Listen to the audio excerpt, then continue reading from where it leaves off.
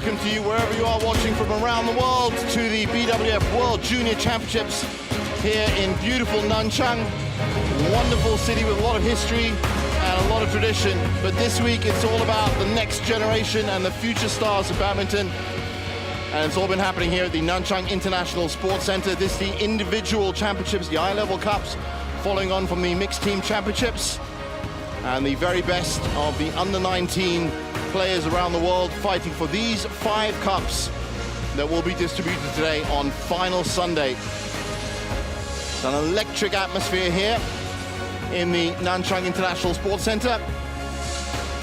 And this is the order of play. We're kicking it off with the mixed doubles. Lai Po Yu and Sun Yang Ching against Lin Jiangyi and Liu Yanwan, the number 6 seeds taking on the number 2 seeds. That'll be followed by the men's singles, Hu Ze'an and Wang Zijun in an all-Chinese men's singles under-19 final. That'll be followed by the all-Chinese women's singles under-19s with Zhu Wenjing taking on Yin Yixing. The women's doubles will follow that. The only final that doesn't have any China players in it, Lo Ziyu and Dania Sofia taking on Ririna Hiramoto and Aya Tamaki. Before the men's doubles wraps it up with Kang Kai-Zing and Aaron Tai, the number 1 seeds, taking on Hu Ke-yuan and Lin Jiangyi.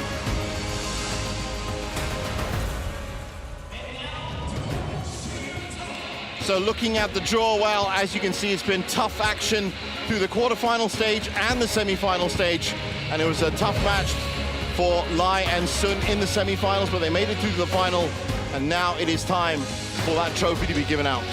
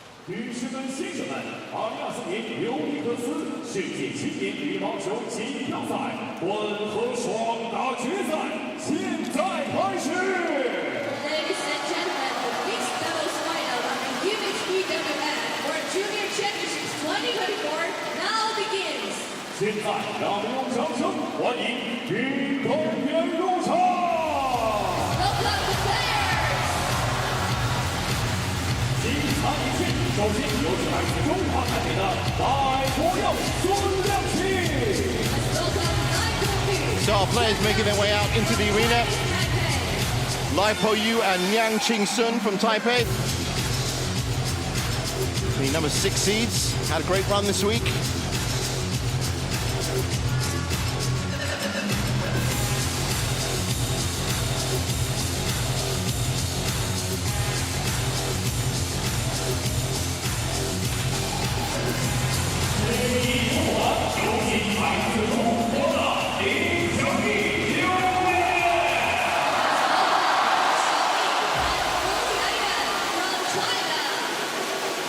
And a big cheer from the home fans for the first home pair on court.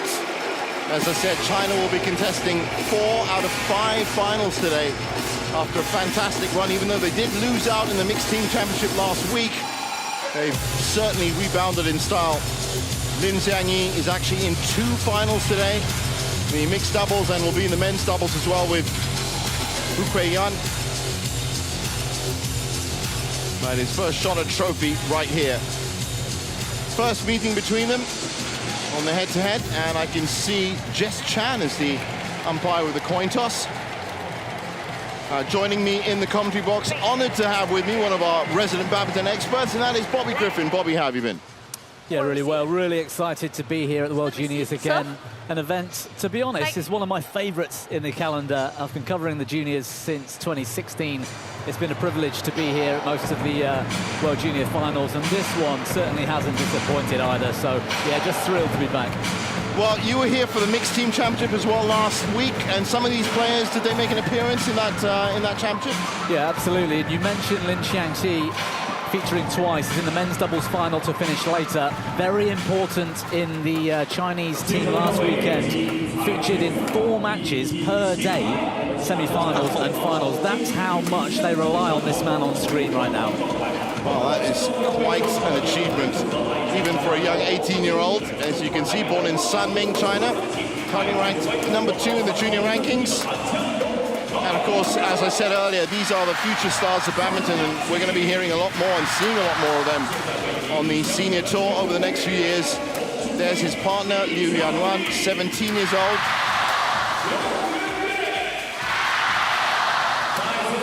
Well, they have a lot of home fans here, Bobby, to play in front of, and, you know, the support has been fantastic. This is their run throughout the week. As you can see, with straight games for 4 rounds between the 4 rounds, then the quarterfinals and the semi-finals. Just dropped a game in the quarterfinals against the Malaysians. Dani and Sophia playing with Datu Anif there. But apart from that, it's been pretty clinical from them. Yeah, it has. I mean, they've got a bit of a point to prove after losing that mixed team final last week to Indonesia. Big day for China today, featuring in so many of the finals, so high expectations on them. So on the other side of the net, Sun Liangcheng, 16 years old, born in Kaohsiung, and currently ranked 58 on the junior circuit. And there is her partner, Lai Po Yu, 18 years old, in Nantou. So what do you know about these Chinese Taipei pair? He is one of the most creative players in the under-19s. He was phenomenal yesterday. He's a very up and down kind of player. When he's on form, he's hard to beat, but he can get a bit erratic. He gets a bit emotional. They also dropped just a game in the quarterfinals. Apart from that, it's been pretty comprehensive. As you can see, all their matches with a bye in round 1 under half an hour. So yeah, it's effective stuff. They did well. They did well to beat the French in the quarterfinal. She's really solid as too. His partner. She, you could, when you watch her play, it looks like she's would be superb on the women's doubles court as well. She's very strong from the back. She can hit winners. She moves really well. So when he's on, yeah, these two will be tough to beat. There's a confirmation of Jess Chan from Singapore in the big chair, in the umpire's chair, and she's joined by Sudirman there in the service judge position. And that means we are about ready to get underway with our first final of the day.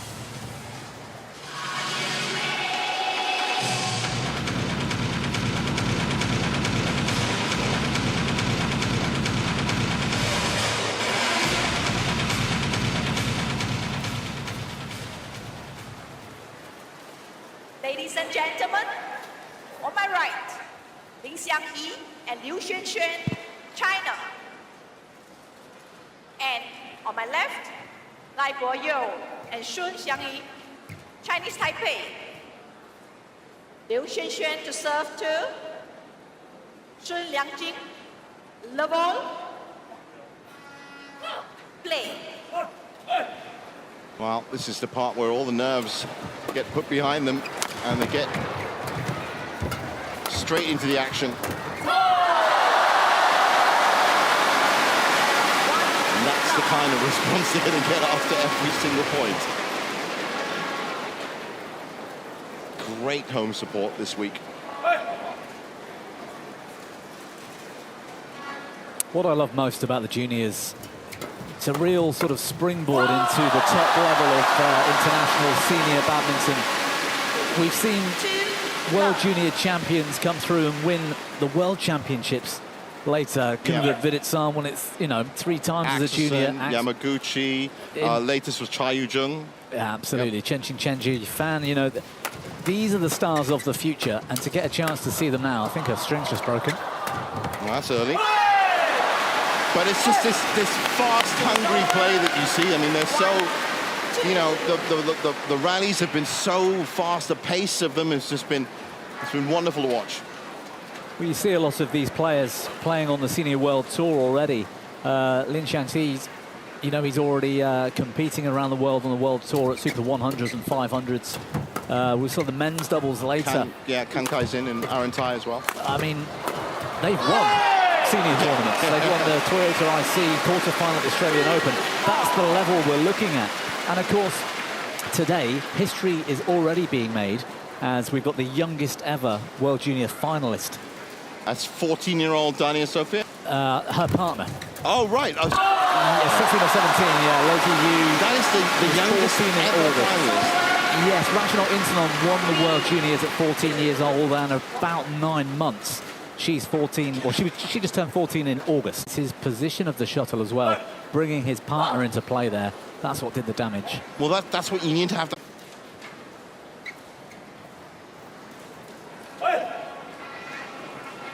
Well, it means so much to these fans and these players. As I said, this is the first time that either way.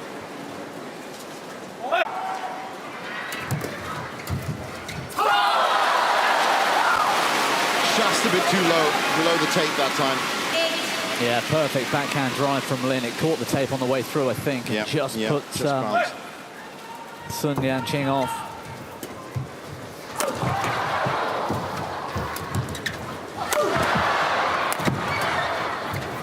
Well, that's great coverage from Lin, who's literally won that point. Literally won that point by himself. Like I said, he's smart, he hits hard, but he's in good position too, and he can get to the next shot, even off a solid defence. If he's not quite in position, he chooses those soft shots wisely, gives himself a bit more time, and that's what I really like about him. At 18 years old, he plays with such experience. Yeah, and athleticism as well. I mean, he's absolutely all over the court.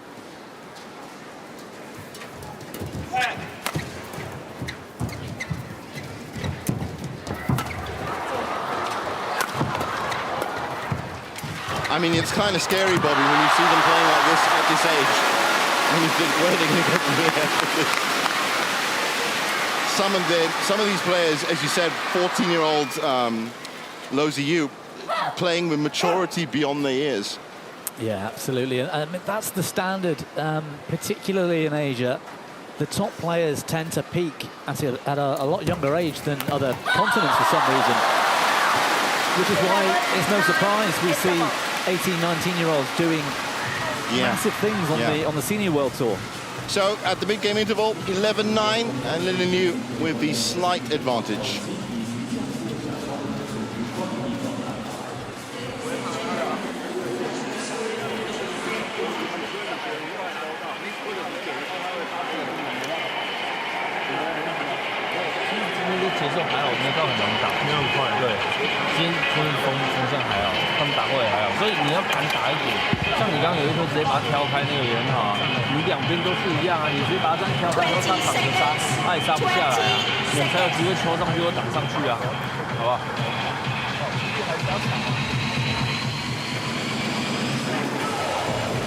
So back on court for the conclusion of game one.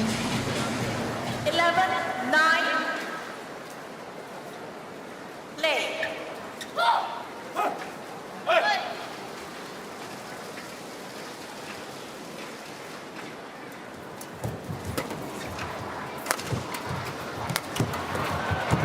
Wonderful movement by Lai. A great shot into the corner. 12-9.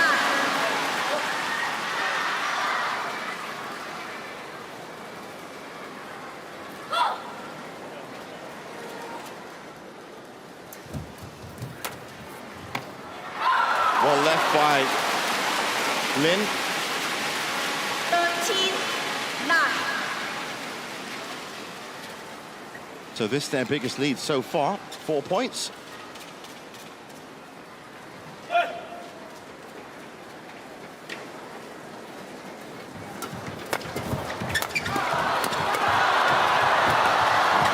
Wonderful coverage by Liu at the front.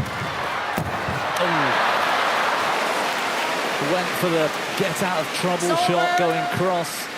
Bit of a last chance saloon kind of moments, but it was the wrong choice. That's what I mean. He's on the full stretch and he goes for something creative. Perhaps just banging that to the back of the court and staying in the rally would have been the wiser choice.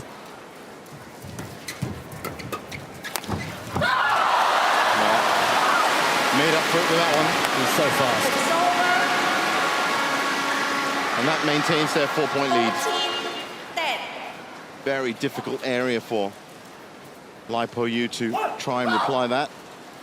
Just off the right hip.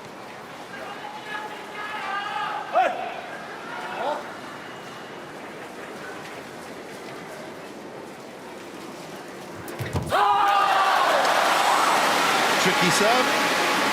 And that leads up to 5.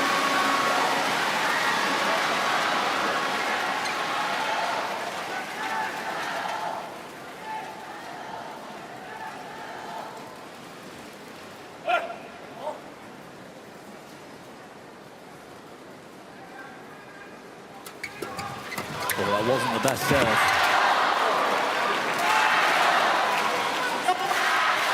Still came back, and it was finished off nicely.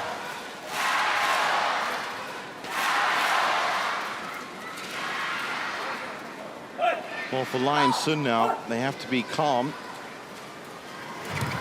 Not try to overcommit themselves, or else they're going to get finished off.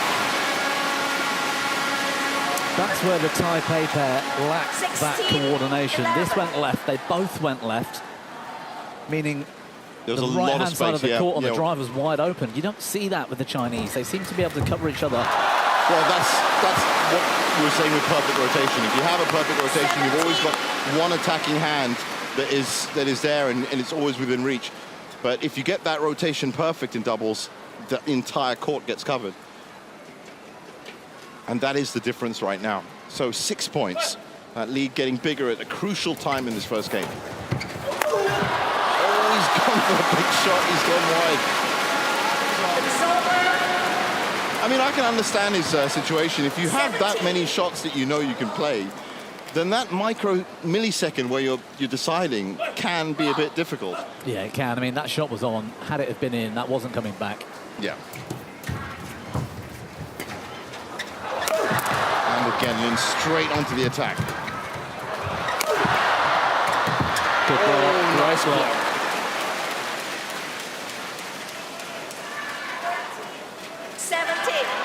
Lipo Yu here does well. Wow, it's a beautiful block. Looking at the replay.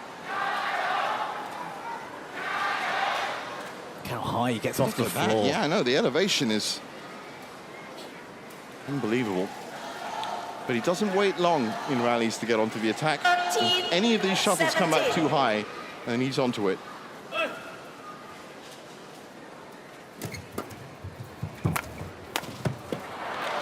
Well, this is a good little burst of points from Lion Sun, but they still have to make up this deficit. And Lin Liu being at 17 means they can't really afford to make any mistakes either. No, they are hard to break down, and credit to the Chinese pair so far in this match. Because when that attack comes at Lipo Yu, he has got the ability to get out of trouble like he's done in the last 2 rallies. It's got to be going wide. That's what I mean about making mistakes. At that business end of the game now.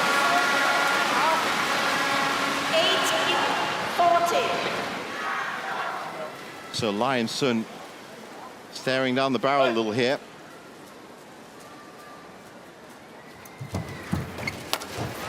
Superb return from Sun. Wonderful. Yes, it was lined up, put the shuttle away, but you'd expect that from that position. That was it, yeah.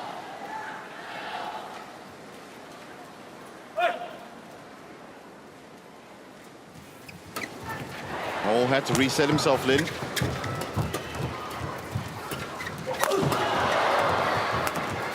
Well, that hook was brilliant. That was brilliant from Lion. One shot making all the difference. The Chinese pair actually got themselves back into a good position. And then that shot from Sun just opens up the attack completely. Well, they've cut that deficit down to 2. 16-18. Oh,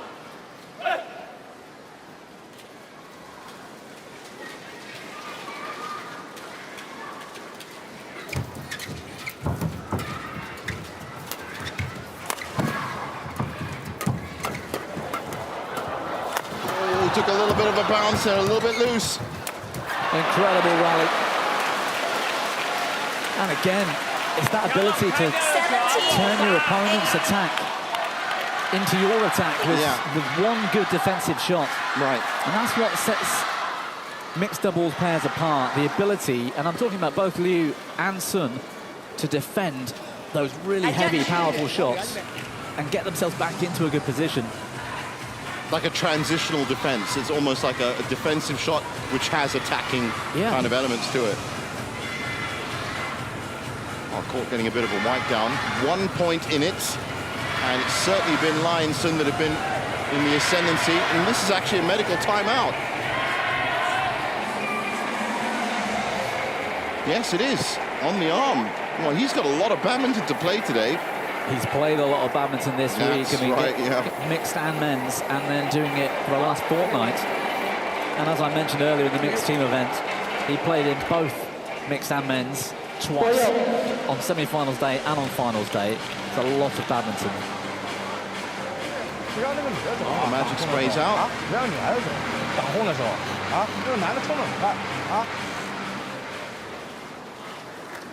And it was, as usual, the right time to get the sprays. It might just break the rhythm of what was happening. Actually, what I think is going on here. I've seen it happen too many times at just the right moment. Exactly. Ryan Sun were really on the comeback. Just break that rhythm, break that momentum. And there you go. How many times do we see that? Yeah.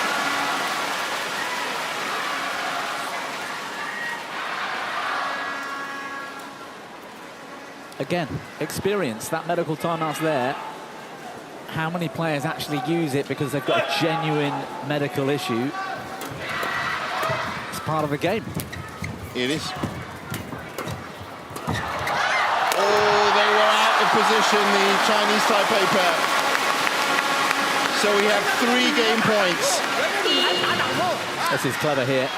The shot before that, he went over the top. Oh, there it is. Over the top, getting the Taipei pair out of position. And comes back so high that he can finish it off. Great play from them.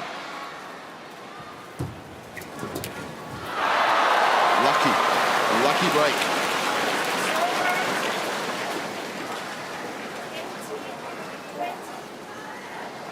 It's good play from Sun.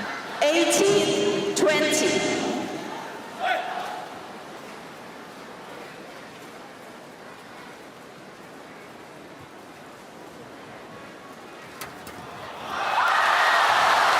That's the first game in the bag.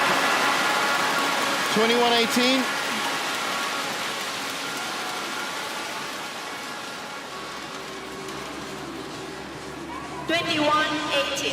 Great performance from the Chinese, and again, experience and cleverness to stifle that attack. Taipei were coming back. Got to admire it.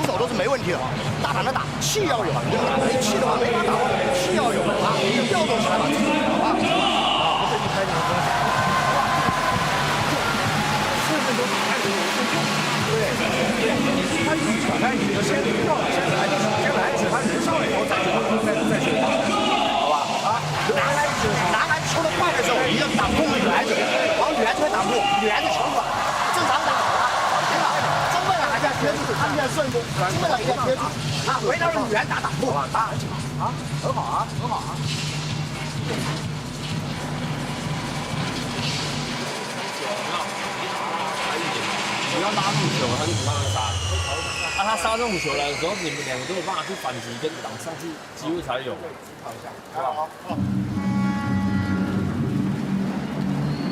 So back on court for game 2, and Lin Liu out very early, eager to get on with it.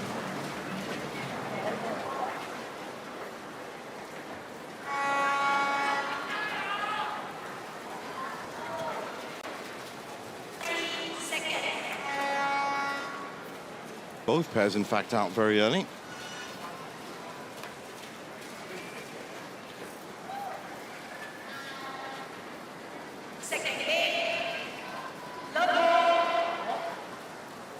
I'd like to see it, really. You at least learn something from the flight of the shuttle. You've just changed ends. You'll get a feel for the drift, how fast things are moving. You take it late, you're just putting yourself into real pressure. In serious trouble. Well, plays. Kept it nice and flat.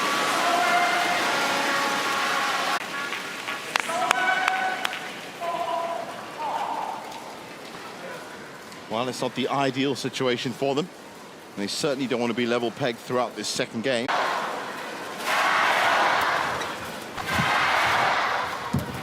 Yeah, that's clever.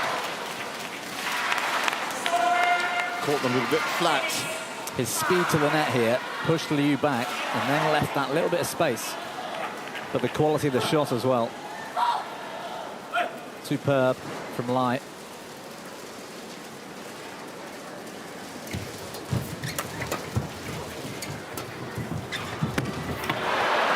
Went for that creative shot again from the back.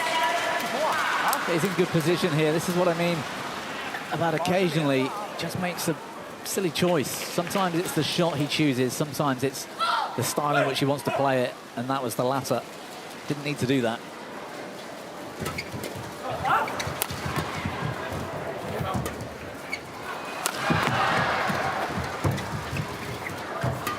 Nice touch in there from Liu. Sets up her partner.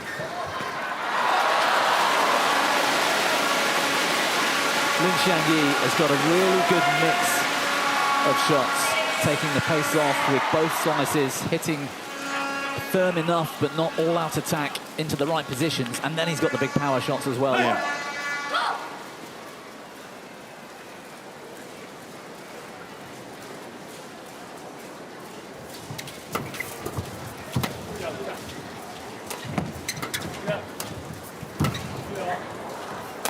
Good pick up there from Lin. Oh, it's great. Live picking it up, intercepting that. And they're finding a lot of ground up at front court, catching the Chinese pair flat at the back. That's the second time that's happened this game.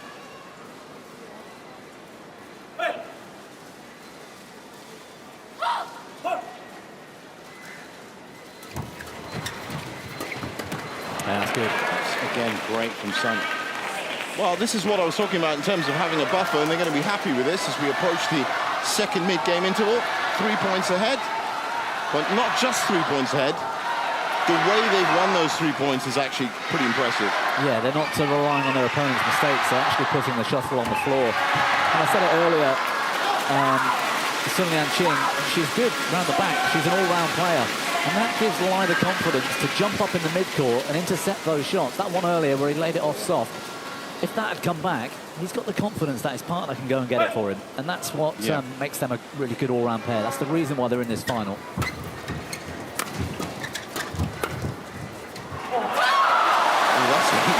That's a fantastic shot from Lin.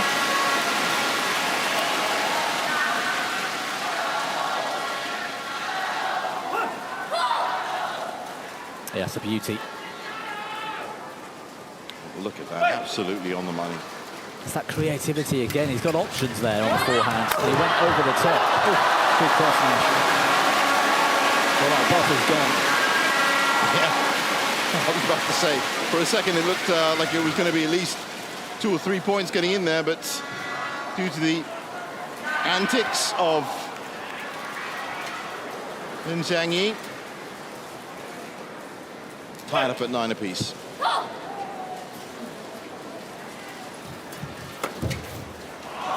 Done it again. Yeah, amazing. Really good, the shot quality. Look at that, that's even closer.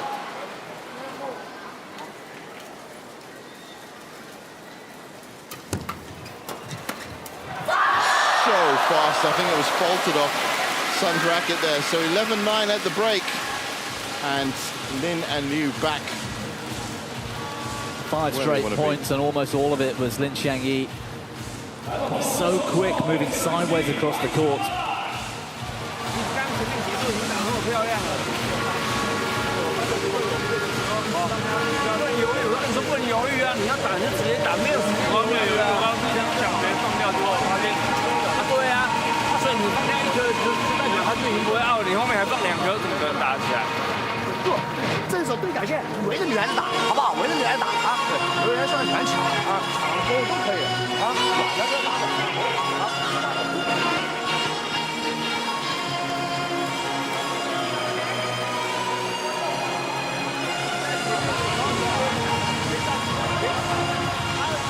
So back on court, and this is the most critical phase of play for Lai Po-yu and Sun Liangqing.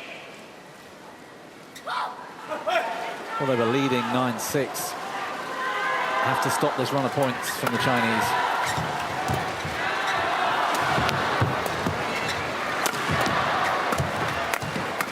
Oh, he knew exactly where he was going to be, Lin. That was a one-man show, that point. I think the last 5 or 6 points have been... Yeah. He was in round the head corner here, And he gets across the court to the other tram line in a millisecond. He's absolutely on fire right now. Feeling it. It's yeah, his court coverage is unbelievable. And then his partner steps in. Coach is obviously happy with this output. And Lionson have been just cemented at 9 points. yeah, 7 on the bounce. And whilst we're praising Lin Xiangyi, the shots are coming to him because of Liu's positioning and what she's covering too. So credit to her. Yeah, it's been great combination. And you don't, sometimes it moves so quickly, you don't really see her contribution so much because Lin's always hitting the big shots. But it's those little touches up at the front that are making all the difference. 14-9, straight run of points from 6 to 14. And that's just getting bigger. Yeah, this, for me, is cementing them as the world's best pair under 19s, whilst the Indonesian Bernardine Wardana is technically world number 1. She's without a partner, so to speak. She's played tournaments with various partners, won enough points to put her at world number 1. Lin Xiangyi's at 2. Well, they've played 5 tournaments together. You compare that to the French who are the top seeds here, wow. Yeah. Who've played 13 tournaments together. Well, that's the first point that Lionson have picked up. And that at least breaks that point run, which was pretty immense. That's a 9-point run. Serious faces because they know that they need these next 5 points especially to work for them, the Chinese Taipei pair. Again, great court coverage from Lin. Absolutely. Good choice of shots too. I didn't see if that was in. I think it's landed in. Yeah. And that means that was actually a brilliant shot. Let's have a look at it again. Look at that. There it is. Both of those shots from Sun. Top draw.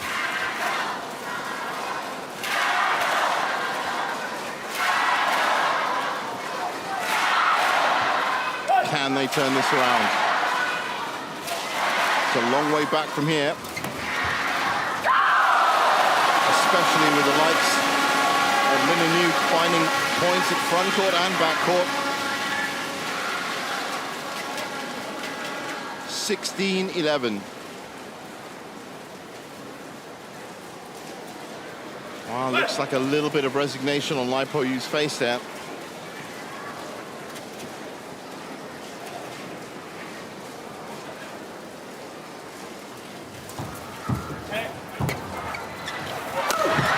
Again, so big, comes back, and his placement into the corner was just inch perfect. He's a level above the rest of the world in doubles right now, Lin Xiangyi, doing it in men's and mixed. The only thing I'm interested in is he's featuring later in the men's doubles against the Malaysians. Aaron Tai, for me, is the most watchable junior player in the world. I watched him yesterday. It was unbelievable. Same thing last year. Oh, that's brilliant. That is phenomenal. He knows where his partner's going to cover, so she returns, and she's looking left here. They have that chat before the serve, so she says, I'm going to serve inside the body, you know, just away from the tee, and I'm going to cover the cross drive. He knows he's looking for that forehand. Yeah. It's just so well worked.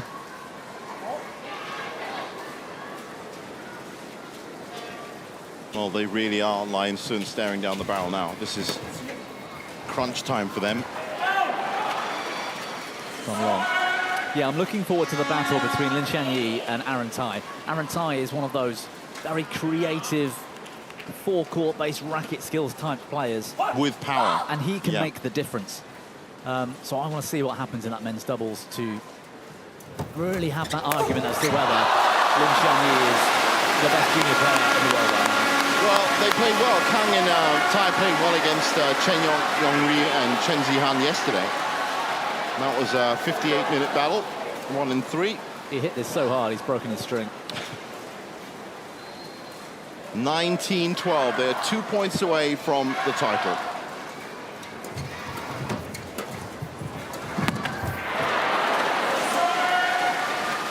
Just clips the net. Last chance saloon. No mistakes allowed. What can Lim Sun do?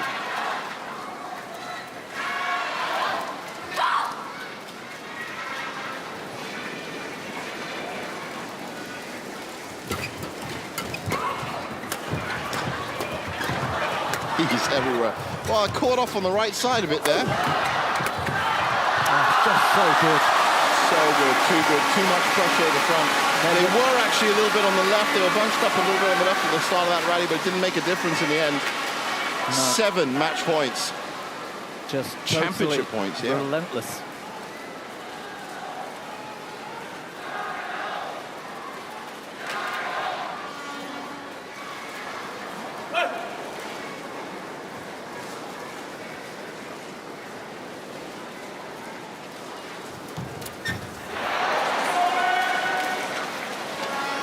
Have a buffer.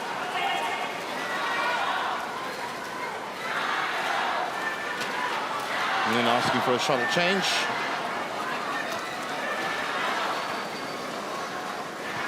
I have to say that arm of his is looking fine now. Yeah, absolutely. I think they knew what was happening there. I'm interested to see whether they make an exhibition of the last few points here or whether they just go. I think they're just going to go for the win. Yeah. Straight on the attack. It looked like it was going out. I've done it! Congratulations to the new World Junior Champions in mixed doubles. Unbelievable stuff, completely deserving of it. What a performance. They destroyed their opponents today, and they've been doing it most of the week, the fortnight, in fact, with the mixed team event too. Just a phenomenal performance. And, I mean, how good is Lin Changyi? Yeah. A superstar for the future, surely. Absolutely. And, I mean, at times during that match when he was just picking it up and literally just picking up the match by himself. There they are. 18-21-14.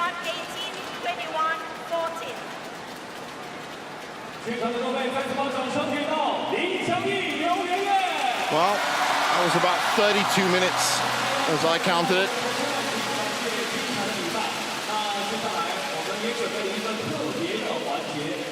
So China bagged their first title. As I said, they are represented in 4 of the 5 finals.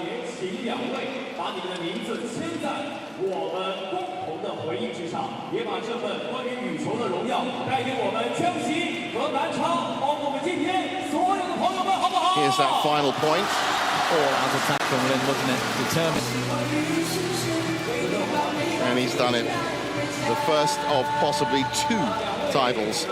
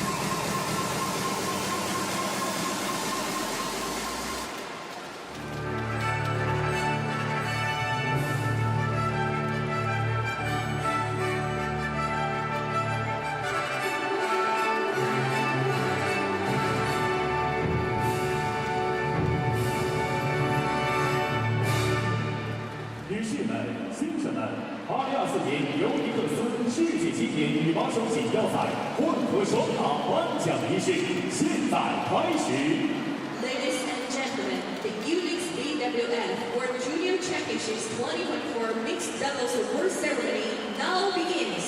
有请获奖运动员和颁奖嘉宾入场。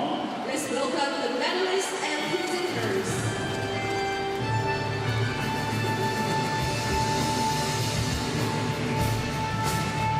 So here they come, the award ceremony.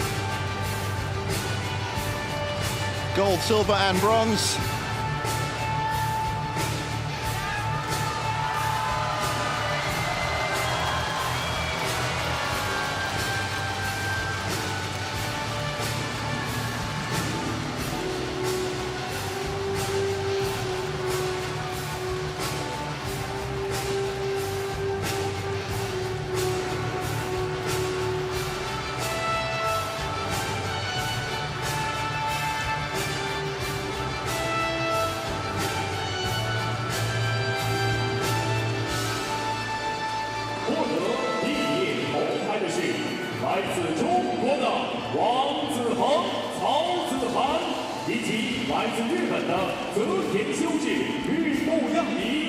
Bronze medalist Wang Ziheng and Cao Zihan from China.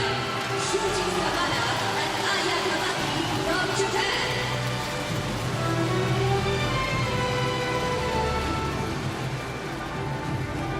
获得第一台的是来自中华台北的赖国佑、孙亮琪。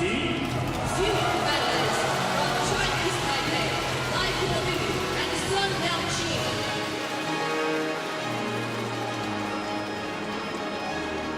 金牌获得者，2024年尤尼克斯世界级 The 8th time in 10 years China have won the mixed doubles here at the World Juniors. 林祥义、刘媛媛。 And they take to the podium.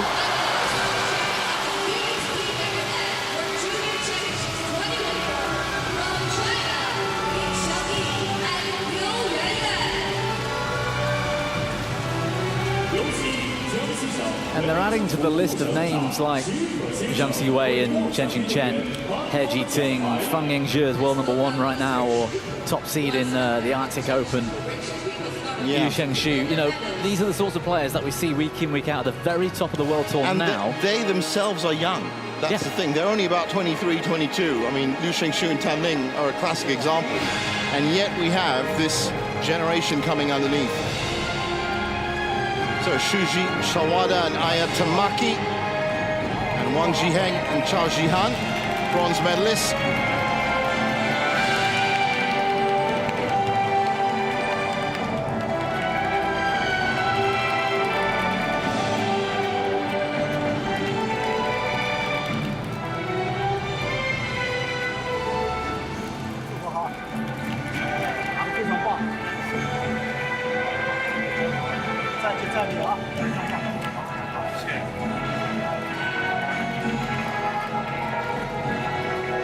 Silver to Lai Po Yu and Sun Liangqing.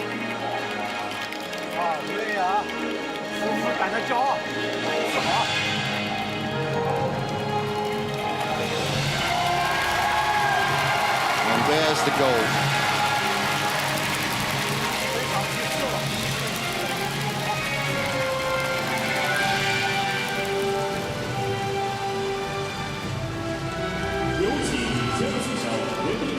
Well, the medal will be followed by check and mascot after that before the trophy itself.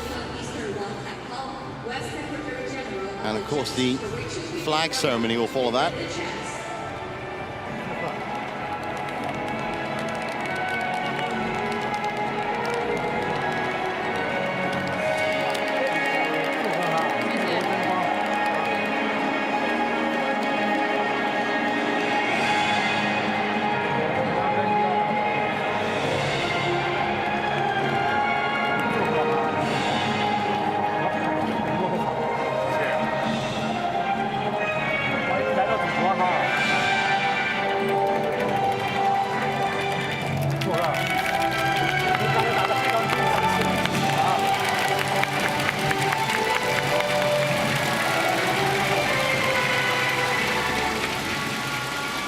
That's Mr. Wang Haitao, the Vice Secretary General of the Jiangxi Provincial People's Government, one of the VIPs on hand.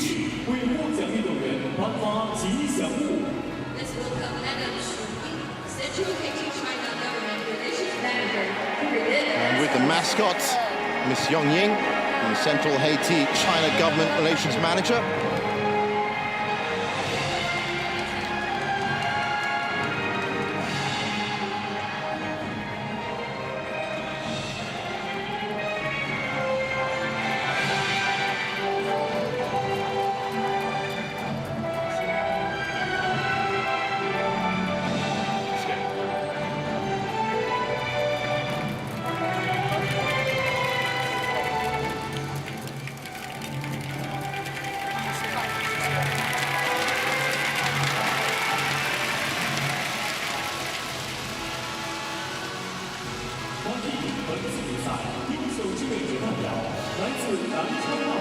宣扬礼为颁奖嘉宾递交奖杯。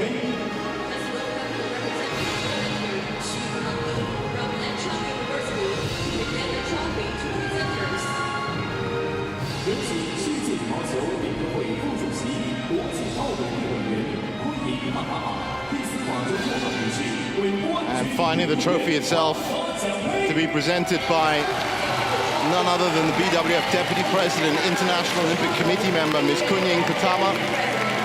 Very honored to have her here.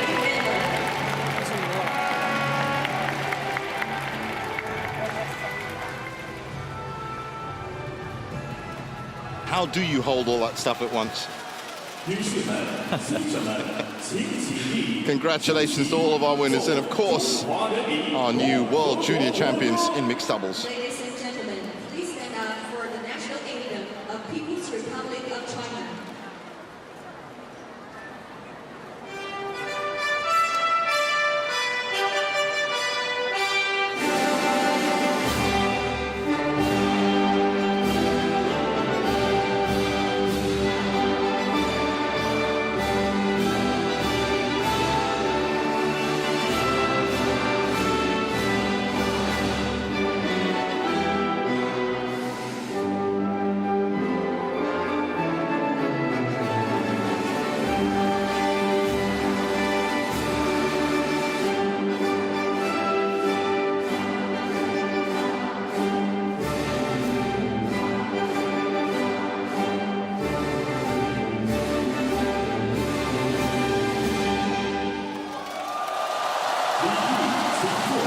A proud moment indeed on home soil as the flag gets raised. Now let's welcome our distinguished guests to take photos with the medalists.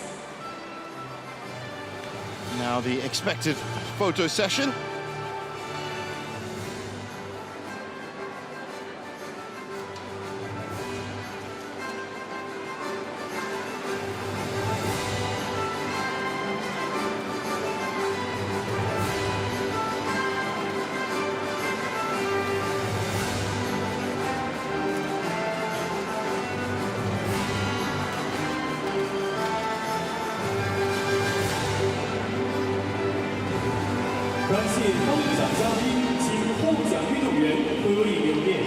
Thank you. Photo time for the medalists.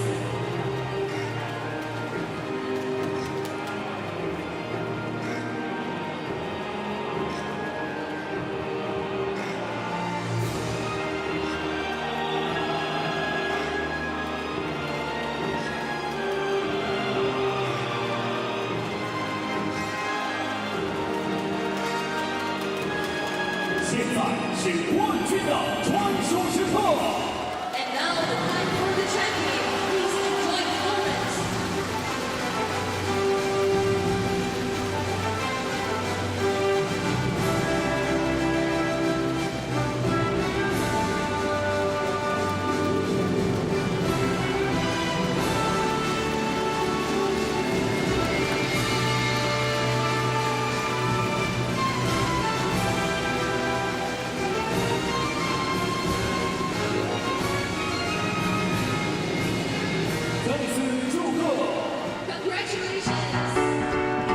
So first champions crowned for the day. And up next is the men's singles. Hu Ziyan versus Wang Zijun. Don't go anywhere.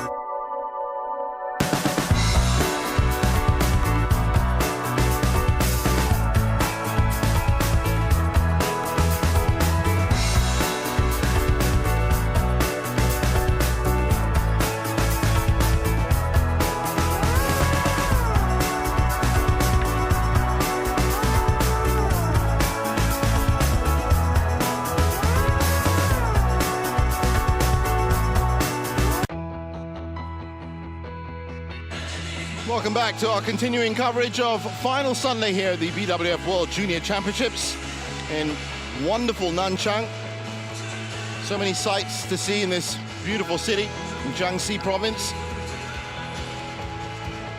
And it's been some wonderful weather over the last week as well for the players, the teams, and of course all the fans that have made it here to the Nanchang International Sports Center. So up next is the men's singles. Hu Xian, the #1 seed, taking on Wang Zijun, the #4 seed.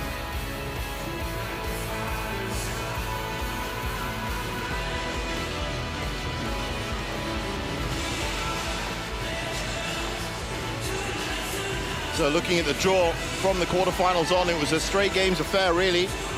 And Wang Zijun and Hu Xian, well, it could have been so different if Mohamed Zaki Ubaidillah, who was a great player, had finished off a little bit better at the nets in the semi-finals, but he didn't, he couldn't. He was ousted by Wang Zijun, and now it is a guaranteed world junior champion in men's singles from China.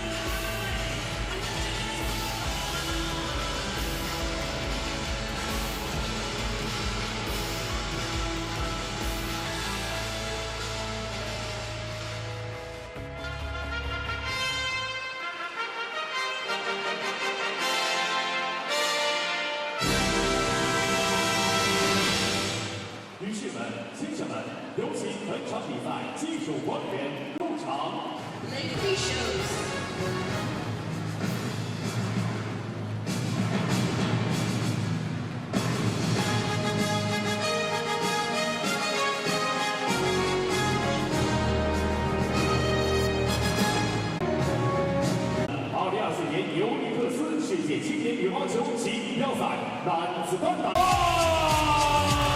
Here he comes, Hu Xian, last year's runner-up, who was, and there is Wang Zijun. Revenge to take on him when they meet on the World Tour. Hu Xian's been world #1 in juniors all year until last week, where Ubaidillah has taken his place. I'm surprised the Indonesian's not in this final, to be honest. That's right, that's true. 18 years old, born in Wuhan, currently ranked 6th on the junior circuits. But he's very fast, very powerful. These were his results running up to this final. It was straight games all the way, but was pushed by Ubaidillah, in the semi-finals. He was brilliant last week in the team event, one of the reasons why Indonesia came through and won that. And actually, he was brilliant last week in the team event, one of the reasons why Indonesia came through and won that. And actually had the better of Hu Xian for quite a few moments. There was a different scoring system in place for the mixed team championships. 110 points. Oh, loads to talk about. I don't think we've got enough time to go through that. I can get into that in a moment, sure. Hu Xian currently ranked 2, born in Hangzhou. Sorry, Wang Zijun. And this was his results. Oh, sorry, this is Hu Xian's results. And dropped a game in round 3, as you can see. The punishing schedule, 4 rounds before the quarterfinals. But apart from that, it was pretty comprehensive.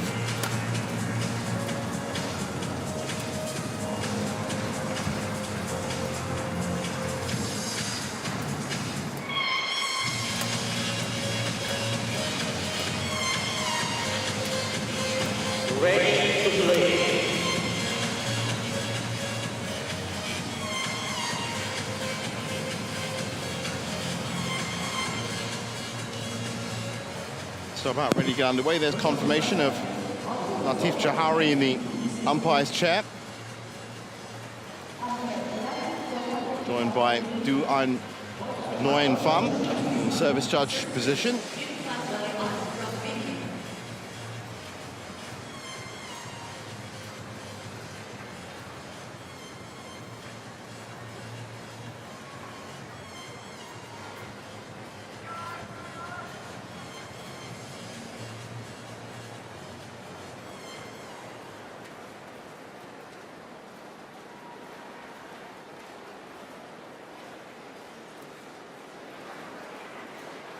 Ready? Ladies and gentlemen, On my right, 1-6 China. And on my left, Sudirman, China. Sudirman to serve, level, play. So no coaches, being an all Chinese affair.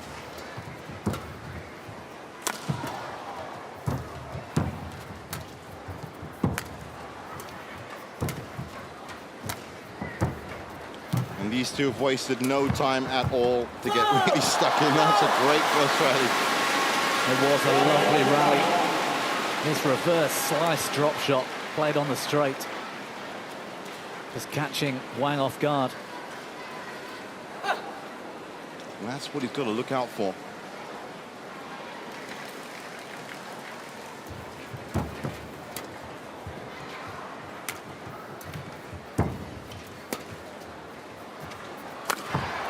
Oh, that's wonderful from Jen. Picked a spot.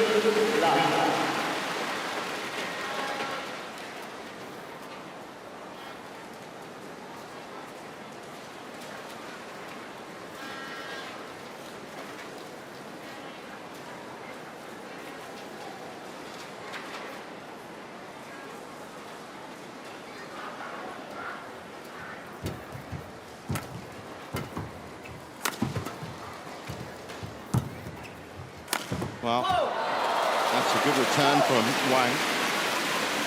But for most of that point, who was dictating the point? Wonderful winner down the line.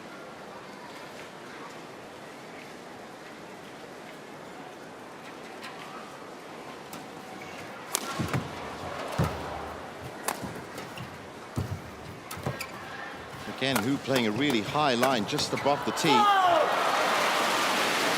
Really cutting down that reaction time. And he's a terrific all-rounder, Hu Jian, and he actually likes to get into that mid-court battle. Turns the rally almost into sort of a doubles match, just hammering those drives. And because he's so good in that area, he can afford to just push his base up to just behind service line and then almost encourage your opponent to take him on there. Nice shot. Nice good from Wang Zijun. On the other side.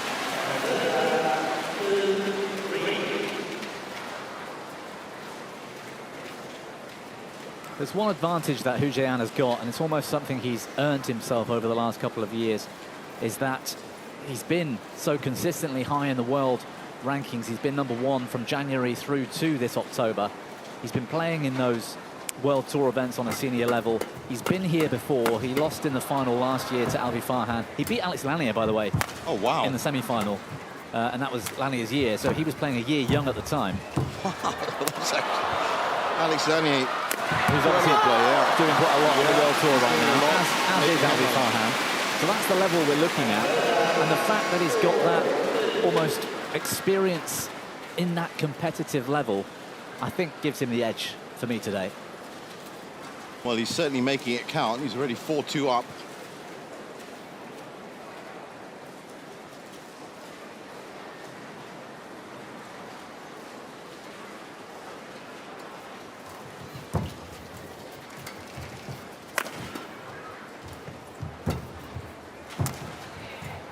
Again, playing that high line. Very cautious, careful approach, but works out for him again. 5-2. 5-2.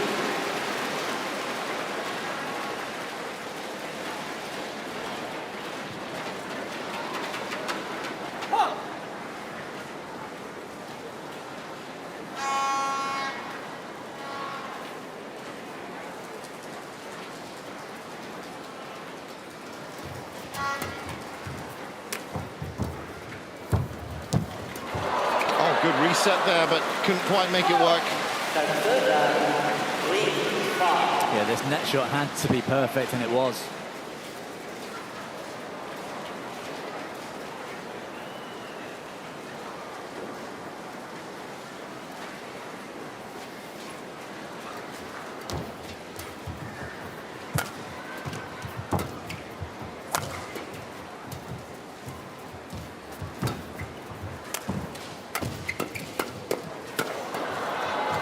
battle I was talking about. He wants to get into that position. Oh, this is much better from Wang.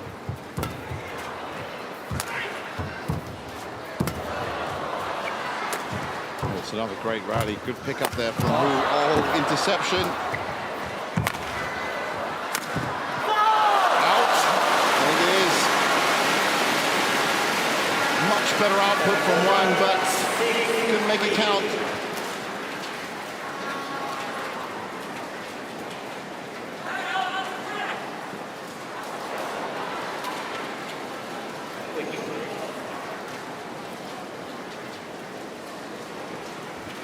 Going to be a lot of long rallies in this match. Yep. The style at which they're playing it right now, just feeling each other out, occasionally taking a slight gamble. That interception you mentioned halfway through that rally, that was Hu switching his feet, looking for that cross lift. He'll be disappointed he didn't win the rally with his own attack there, to be honest. Yeah. And credit to Wang for staying in it.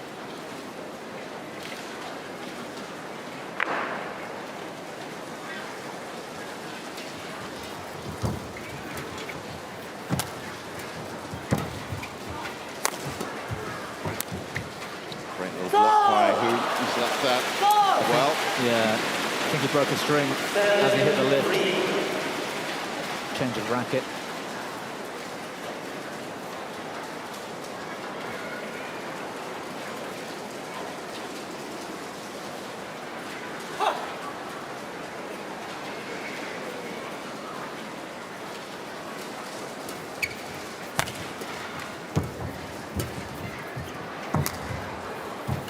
Well, that was a great return by Hu. He was a little bit out of position. It was. It was a clever shot from Wang to put him in that position.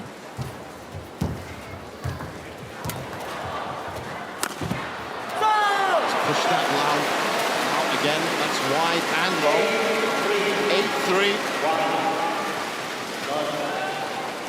Well, that's 2 rallies in the last few where Wang's actually been in a winning position. Yeah, if he'd have hit those 2 smashes, the score would be 6-5, and it would feel like the even match that we are watching. But that's what happened to Zaki as well. It was just, you know, all the rest of his play was fine. It was just those net drop shots at the front that essentially cost him the match. Have to be perfect at this level. And that's another point. So the last 3 points for Hu Zheyan have come from mistakes from Wang. He's so consistent, Hu Zheyan. Oh, that's what you have to be, really, isn't it, these days? You have to have great footwork, be really competent, have a great shot selection. Add that to playing this high line, it means a very formidable opponent. And that time the block didn't work for him. Wang Zijun with a chance at 4-9.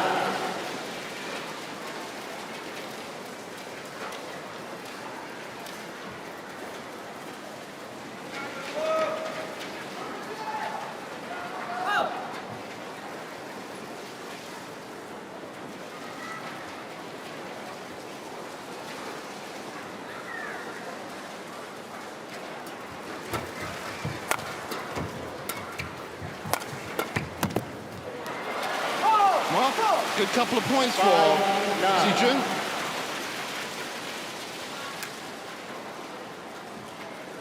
It's certainly given a bit of confidence anyway.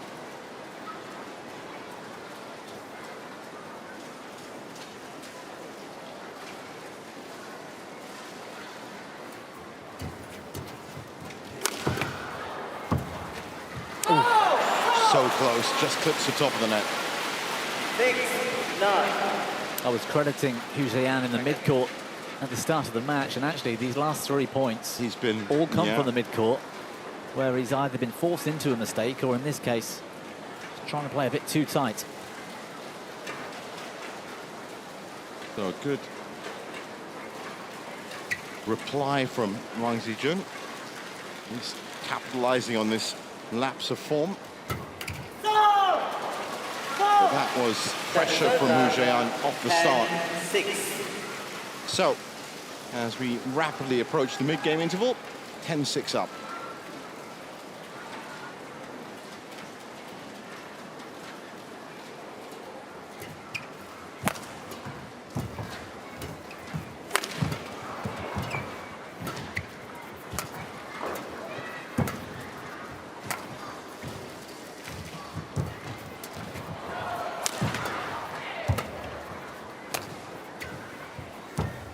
rally. Oh, nice.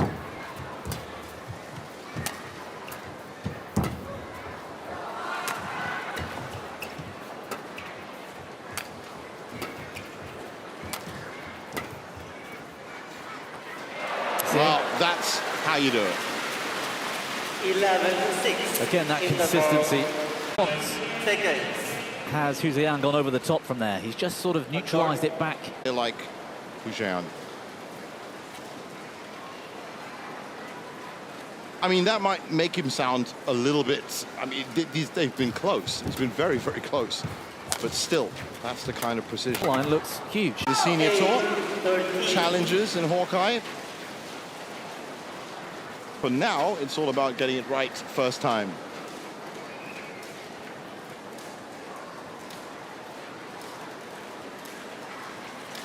On this, those unforced errors again.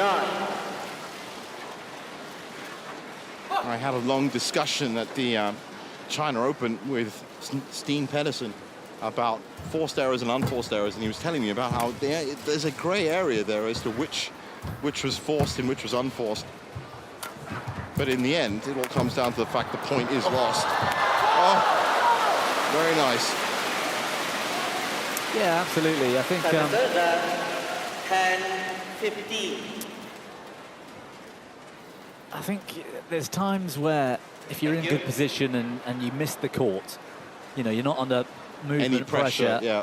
and you just lift it out or you put it in the net, you know, obviously that's an unforced error. That's an unforced error. If you're under some pressure and you try to take a shot on and try and be creative to get out of that pattern, yeah, is it unforced or is it, you know? Yeah, I a get little that. bit more forced, yeah. A badminton rally for me is all about percentages. You play one shot and suddenly you're 60-40 on top of the That's rally. right, yeah. Your opponent's shot therefore either neutralizes it, Yeah, I think the gets same them way, back in charge, exactly. or puts you more in charge, and it kind of moves around. That percentage level just moves around throughout the rally. Well, right now, everything's working for Hu Zheyan. 10. The fist pumps there, 16-10 up. He hasn't had to really play into a different gear because Wang Zijun has made enough mistakes. And there's another one. Yeah, this is it's hard to be cruel, but it's just not good enough. Yeah, exactly. From Wang Zijun. No, I don't think that's against cool his at all. I opponent. think at this level, at the final, against this opponent, as we saw with Zaki in the semi-final, if it comes down to one shot that you're getting wrong, then that's the shot that's going to lose you the final. We saw during the coin toss, I couldn't remember who won it, but there was a definite change of ends. As in the players then had to swap bags and start the match on the opposite side to where they came out onto court. It might be that if Wang had won the toss, he's selected the worst end to start with. He's missed out the back this side quite a few times. That's I don't true. think I've seen one from Hu Zheyan out the back on the other side. So it could be a drift thing, yeah. A drift thing. 11-18. Well, we'll find out when they change heads at the end of this match, at the end of this game. And it certainly looks like Hu Zheyan is cruising to taking this first game. Oh, nice return from Wang. 12-18. And it was something I always did when I played. If I had the choice of ends, either winning the toss, I'd definitely choose ends first. If I lost the toss and they elected to serve or return, I'd then definitely choose ends. But I'd always choose the bad end to start the match. Because if you can get to 3, if you win the second, you'd end you've up on built the right, momentum, yeah. you've worked out your patterns, what's working, what's not, and you finish the match on the stronger side. So I wouldn't mind being 11-6 down at the break in the third, because I know I've got the confidence of, I know what's working, and I've got the better end. Let's put them under some pressure. But you do face that risk in the second game if your opponent comes out and, you know, dominates and controls the shuttle enough that they can come out. But that's the gamble you've got to take, I guess. Well, absolutely, and you can't play a match without backing yourself to some extent. I think the job for me would always be to try and get into the match on the bad end to start with. If I lose it to 18, fair enough, that's pretty close. I've got the confidence in going into the second that I've got the conditions on my side. Nice pick up there from Hu Zheyan. Sends it to the back. He's currently dictating this point, but nice interception by Wang Zijun. Yeah, he read this shot from Hu. He saw what was coming, and he was moving forwards to kill it at the net. Had to time that perfectly, and he did.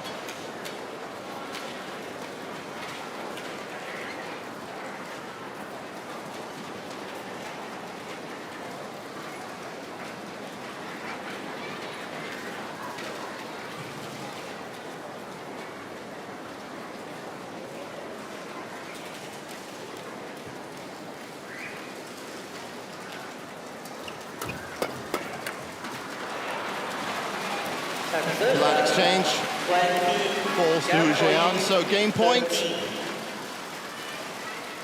7 of them, in fact.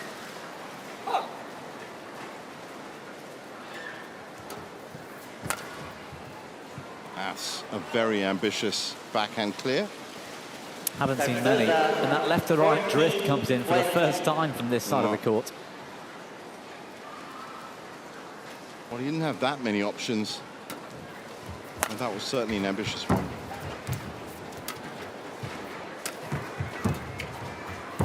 Nice switch of play. And again, that interception working well for Wang Zijun.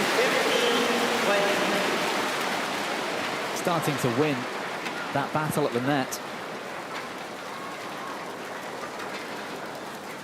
Yep, he certainly rattled Hu Jian in that area of the court.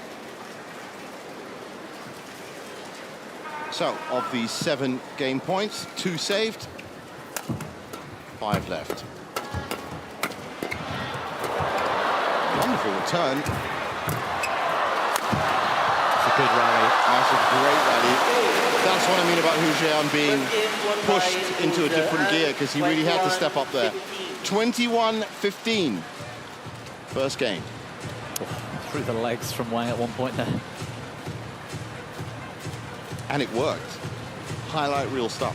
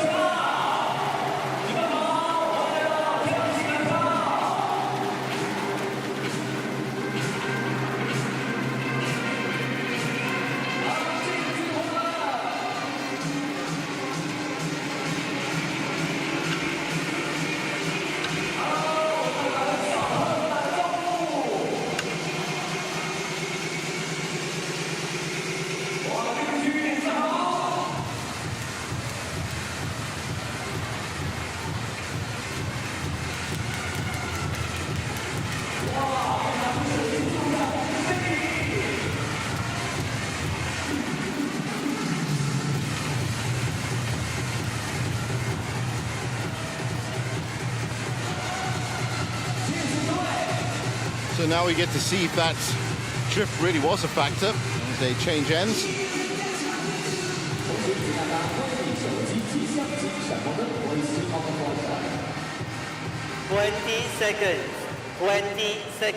I'm hoping it does come into play. I'm hoping that Wang has got that conditions to his advantage now, because without it, this match is only going one way. That's right. Hu Jian playing with so much control right now.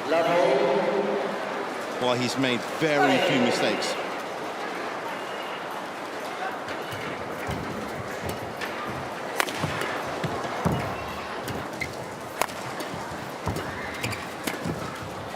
That's high. Well, he's not making it easy for himself, Wang. What an opening rally. No.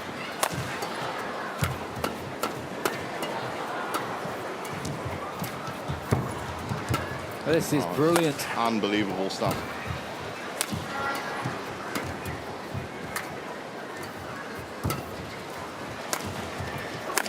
Oh, that's how you finish it off. That's how you put an end to that.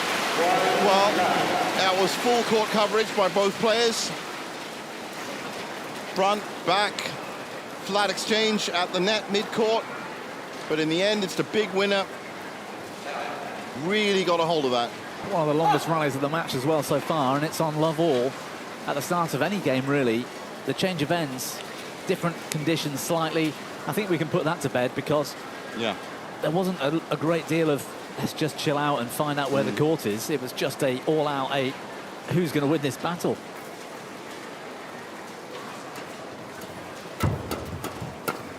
And they're off again. That's got to be long. Can't afford those mistakes, and that just proves that he is going long both sides. Yes. I can't remember Hu Jian missing on the back line. No, yet. he hasn't yet.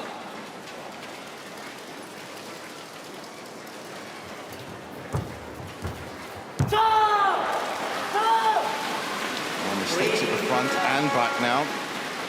3-love.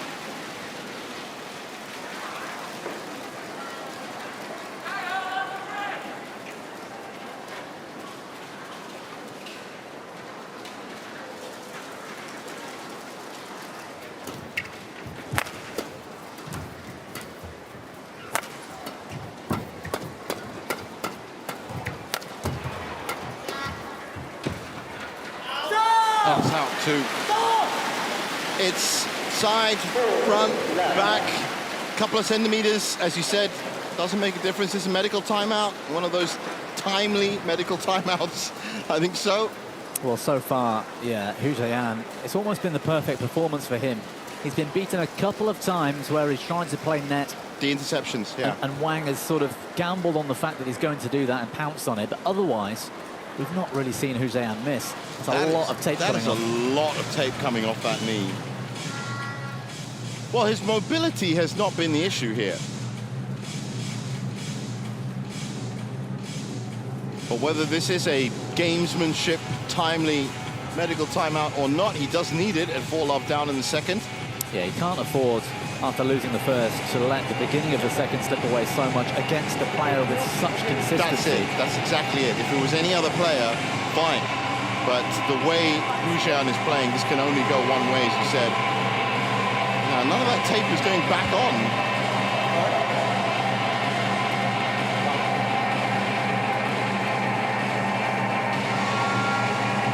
Well, he has a lot of work to do. He's going to go straight on without tape.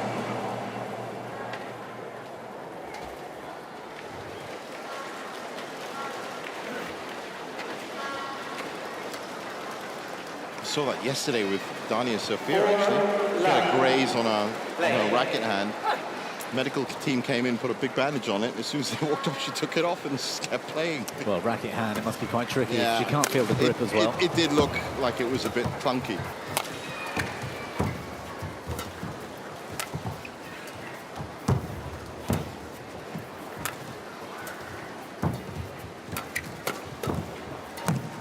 There's very few shots that Hu Jian can't play, by the looks of it. Well, that's the thing. Oh, that reverse slice.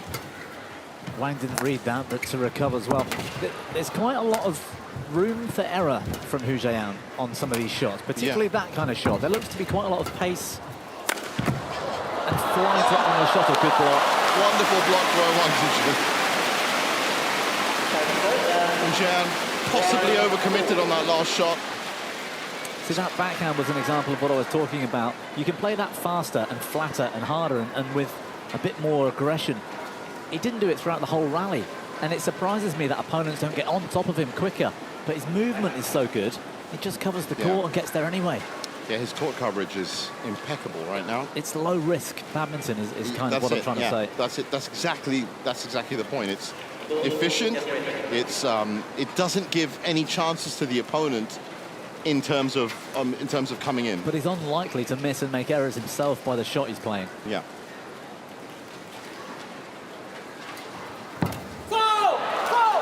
That is one of the first that we've seen. As I say that, he then tries to do something out of character. He doesn't need to at this point. That's the thing. No. If he just keeps playing, and you know, unless that age-old saying, if it's not broke, don't take some kind of chance to break that. Yes, and it can go all wrong. I mean, if Hu Jian's clever and sees what he's doing and plays a different shot, he's actually likely to be back on top of the rally again from a losing. What a point to shots to get here. Forced a couple of errors, as we said. I think Hu Jian took that kill on the forearm. I'd be very surprised if... Yeah. They'll take a beating, I'll tell you.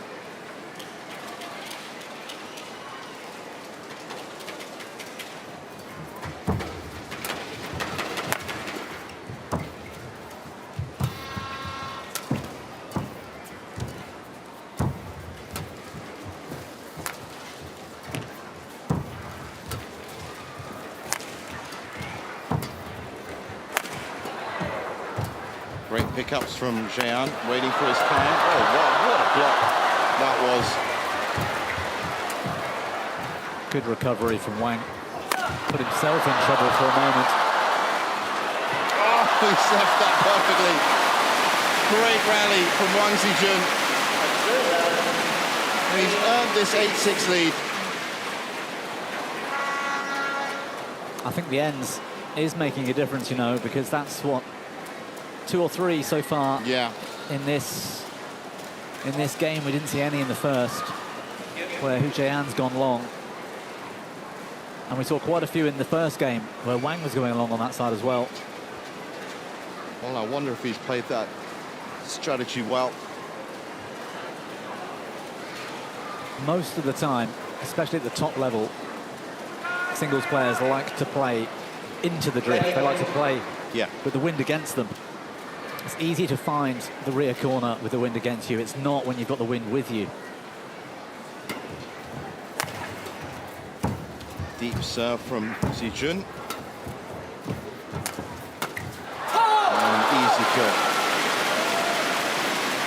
Smart play. 9-6 up.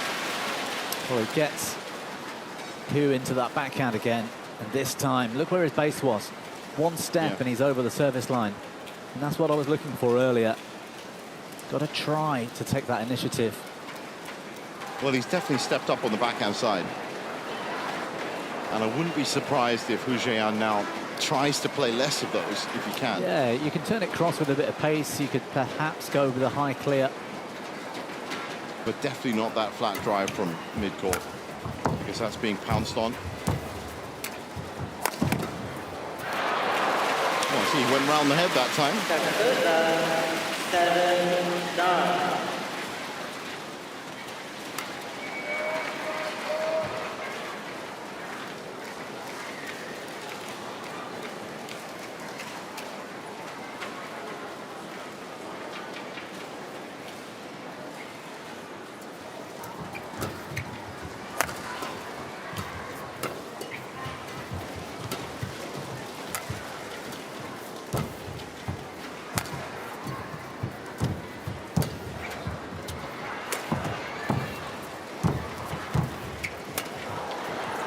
Net play from Jian. Now he's on the attack. I think he's pushed that too long. He has.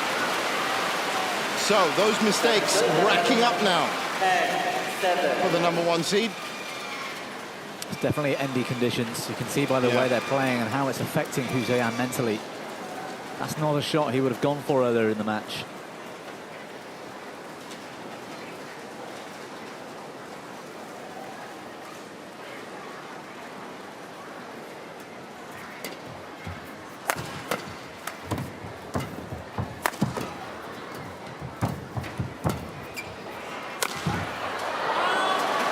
Again, wide.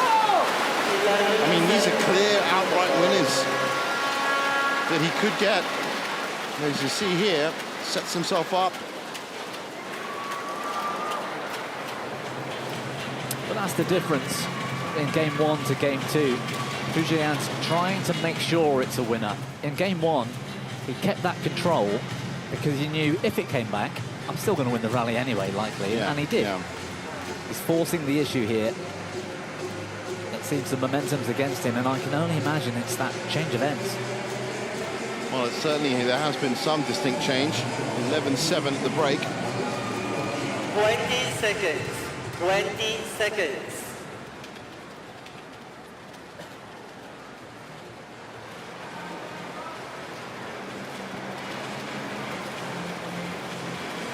Well, they've been on court for 37 minutes so far. 11-7. And Hu Jian not looking like he's in a position to win it in 2 at this point. Certainly struggling with a few shots from that end.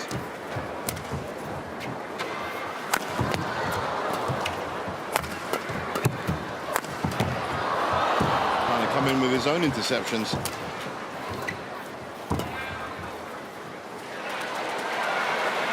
That's landed in. That's a misjudgment from Wang Xijun. 8-11. It's been hard for Hu Jian to find a good length here, and this time it was almost perfect, and I think that's what the surprise was for Wang. Well, if he has recalibrated those lengths, let's see if he can put it into effect now. It's a risky gamble after one shot that's in to start pushing these lengths to the back line, but it is part of his system. That's gone wide. That looked very much left to right. Yeah, the drift. Yeah, it really did look like it was curling. 9-11.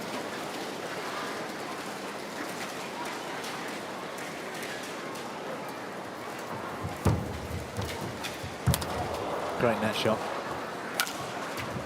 Good length as well from that.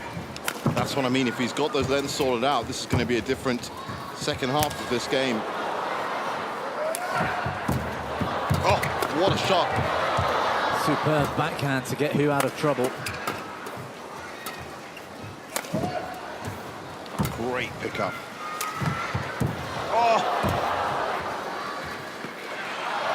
Landed in. Landed in. And there's no challenge. There's no Hawkeye. That's it. It's in. Full stop.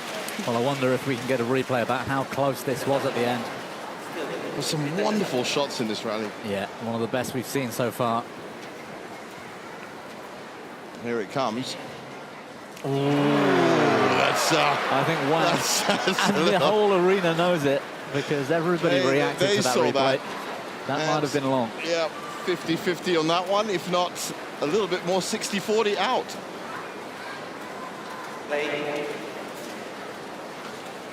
10-11. What a point to win.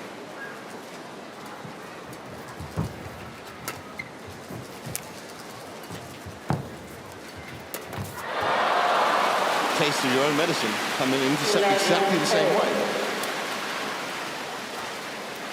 Well, with that buffer gone, it is now up to Hu Jian to see what he can do. He's 10 points away from the championship. Can he do it from this side?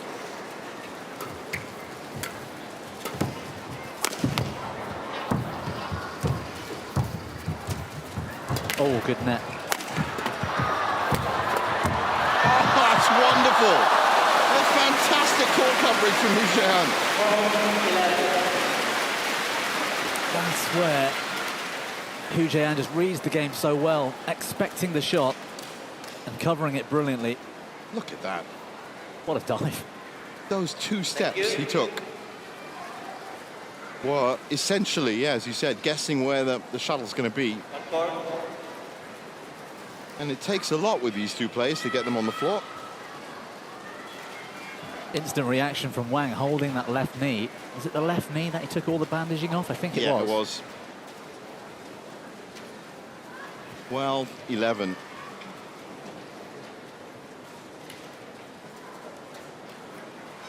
Thank you.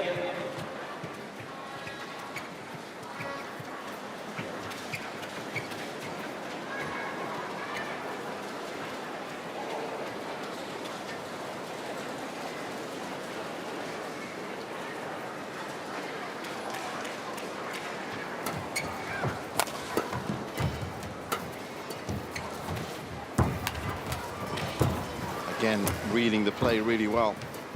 Hu Jian.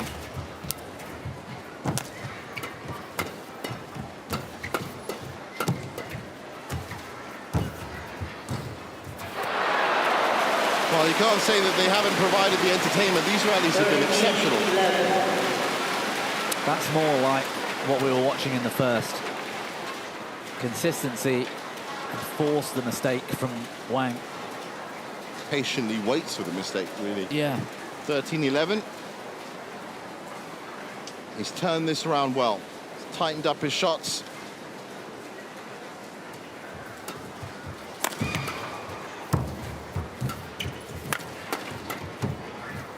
Oh, that's out just, but what an idea. Well, again, this was really close. Ooh, very, very close. For a second, he thought he had it.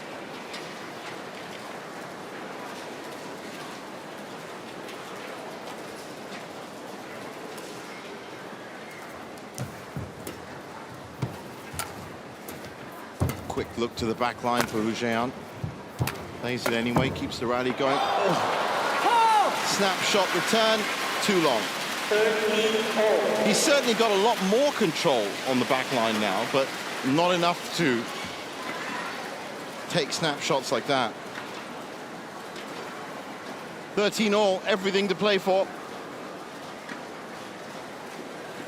For Hu Zheyan, it's the championship itself.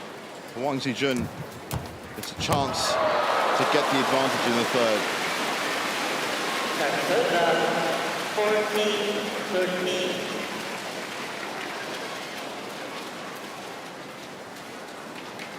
Good anticipation from Hu Zheyan there.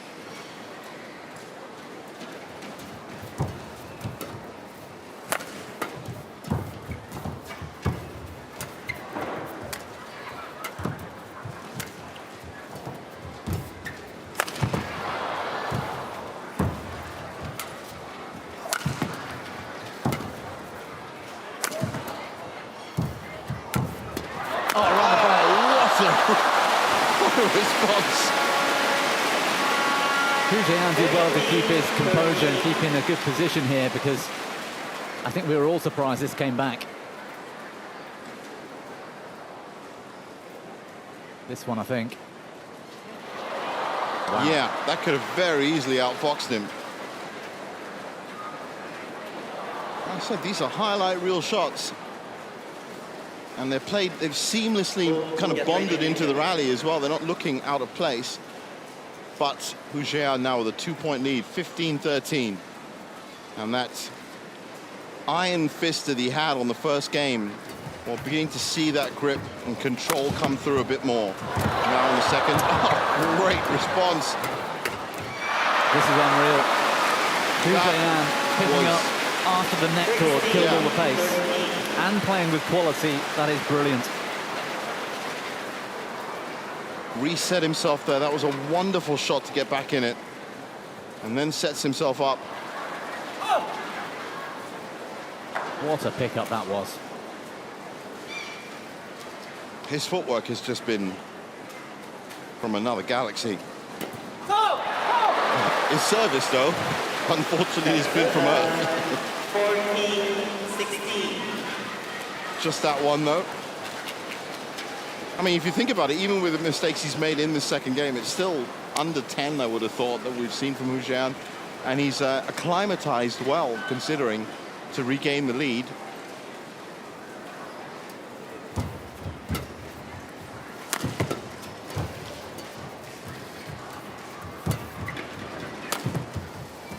That looked like it was going out. That definitely. Little shake of the head from Hu Zheyan.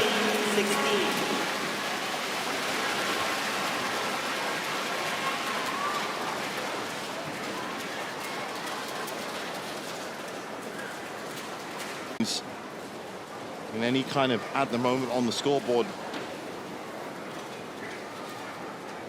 What a net shot. That rolled over the tape. Have a look at this. Almost was a perfect reply.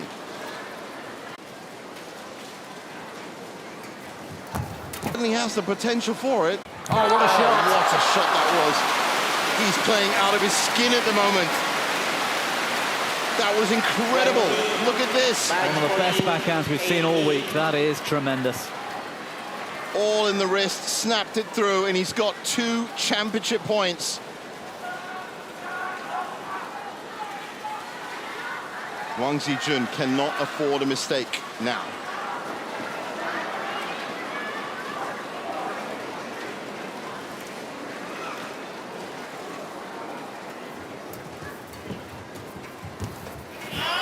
It's gone wide, yeah. One wide. Can you believe it? 21-15, 21-18, 51 minutes. That is a brilliant performance from That's Hu Zheyan. fantastic. Absolutely fantastic. It's a world-beating performance, literally. Deserving of the title. Wang Zijun put up a good fight.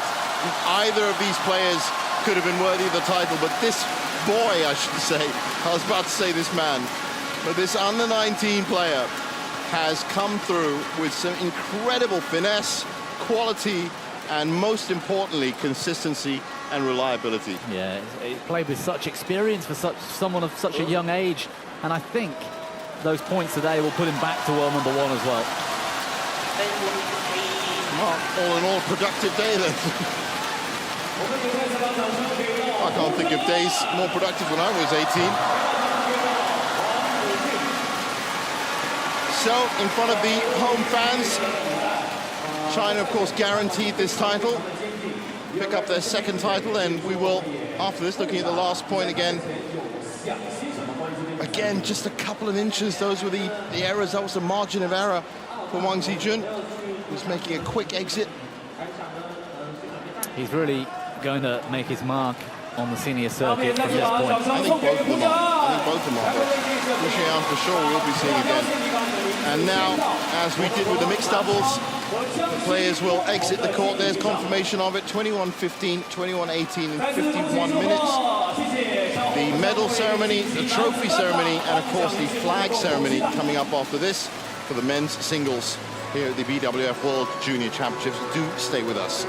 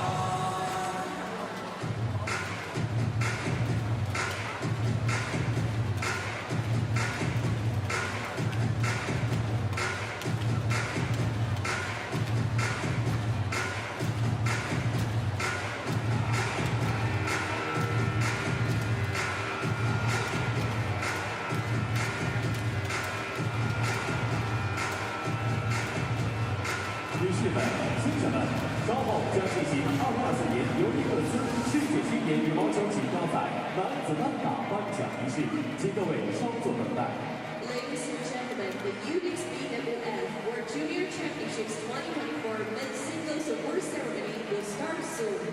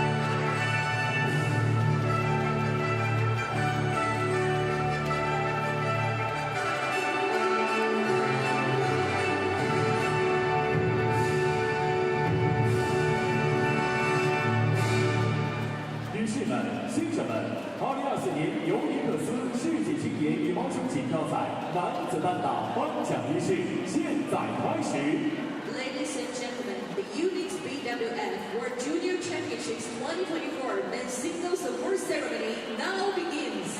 有请获奖运动员和颁奖嘉宾入场。 Now let's welcome the medalists and presenters.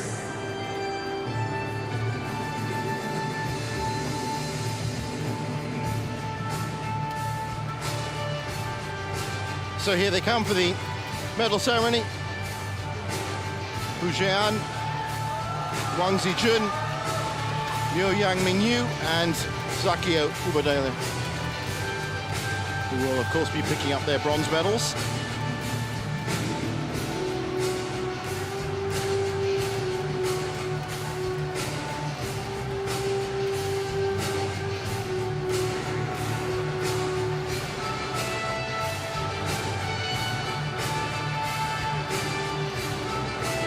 And as was the case with the mixed doubles, it'll be the medals first, then the scholarship check, mascot, and then the trophy. Bronze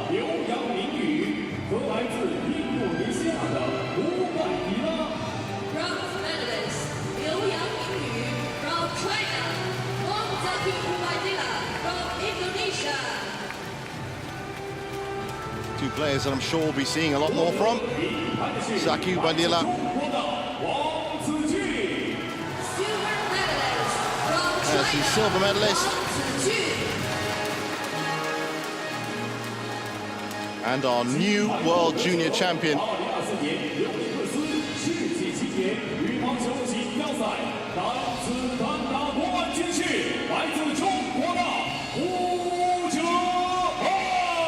Well, he said he was going to go for the top step this time, and he did it.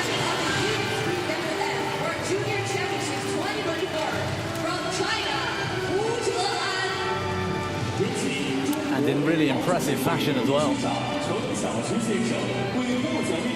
Well, if you're going to do something, you do it well. As was the case before, VIPs on hand to hand out these medals, scholarship checks, mascots, and trophies. First with the medals, that is the Secretary General of the CBA, the Chinese Badminton Association, Mr. Cheng Zhaozhu.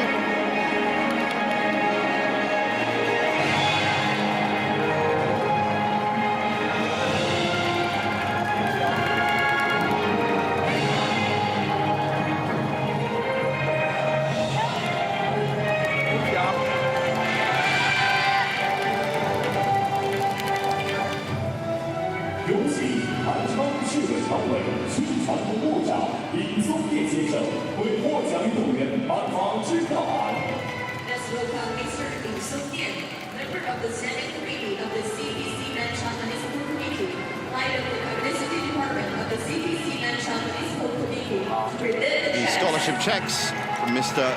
Ni Songtian, member of the Standing Committee of the CPC Nanchang Municipal Committee and head of the Publicity Department of the CPC Nanchang Municipal Committee. 了，来，好。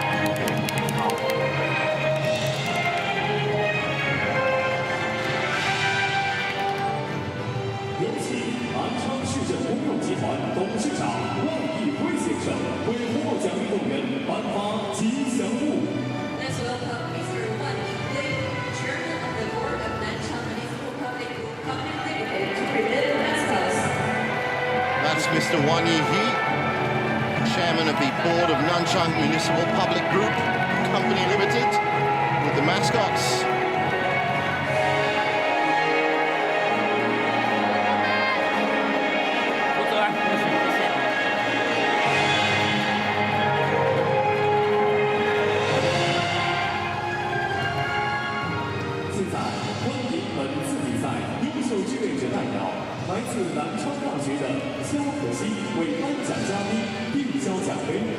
Let's welcome the representative volunteer, Xiang Hexi, from Nanchang University, to present the trophy to the presenters. And the trophy once again presented by BWF Deputy President and International Olympic Committee member, Ms. Kunying Patama. BWF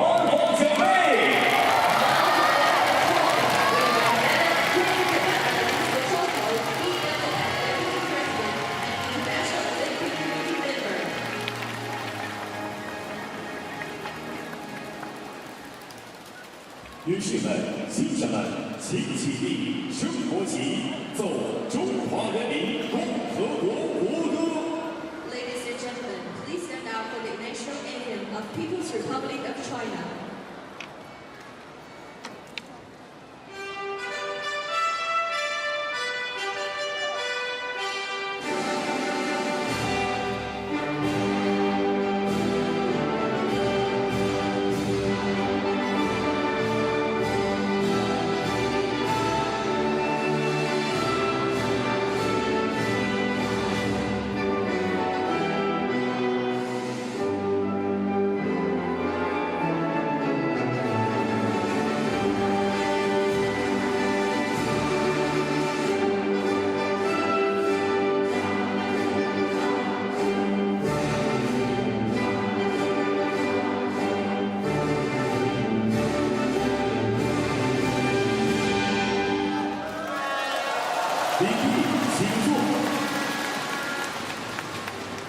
Please be seated.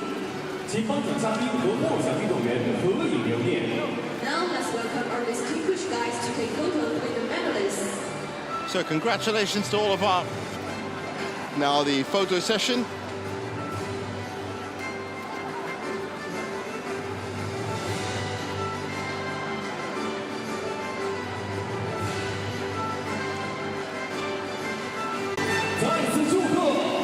Congratulations. 女士们、先生们，2024年尤尼克斯世界青年羽毛球锦标赛 Two finals down.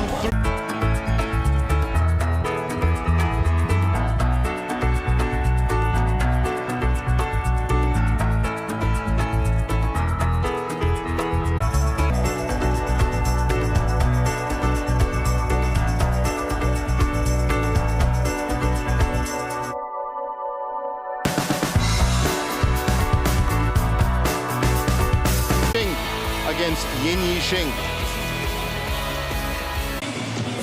即将开始。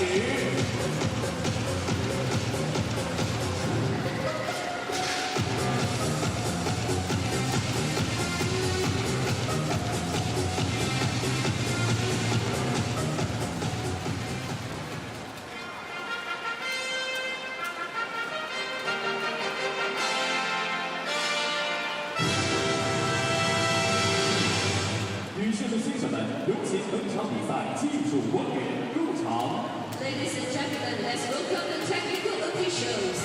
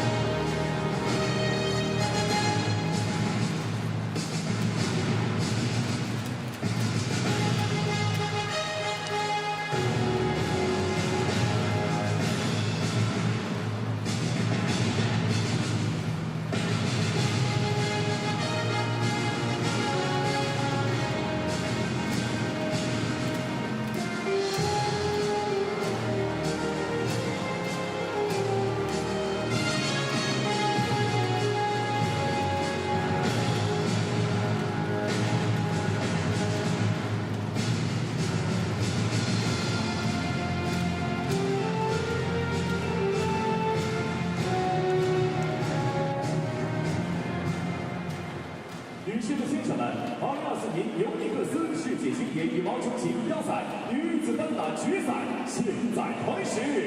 Ladies and gentlemen, the women's singles final of the YONEX BWF World Junior Championships 2024 now begins. 现在让用掌声欢迎运动员入场。 Let's welcome the players. 首先，用欢呼声有请来自中国的徐文静。 And first out of the tunnel, Su Wenjing, From China. the number 3 seed here this week.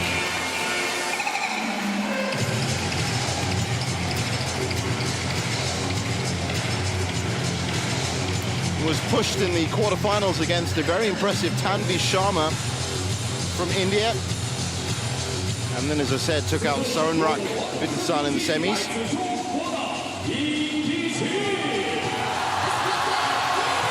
And here's Yin Yixing.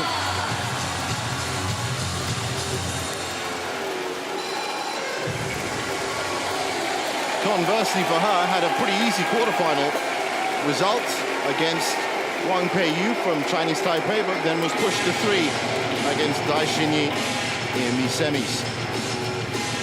But it's another all-Chinese affair and another guaranteed World Junior Champion for China. 2-0 in the head-to-head. Last time they met was at the Junior Championships, Badminton Asia Junior Championships. And that is Chaturanga Vishwanath as the umpire for this one. He's joined by Emi Sakamoto in the service judge position. Bobby Griffin still in the commentary box with me. Bobby, these two ladies, or girls I should say, under 19, what do you make of them?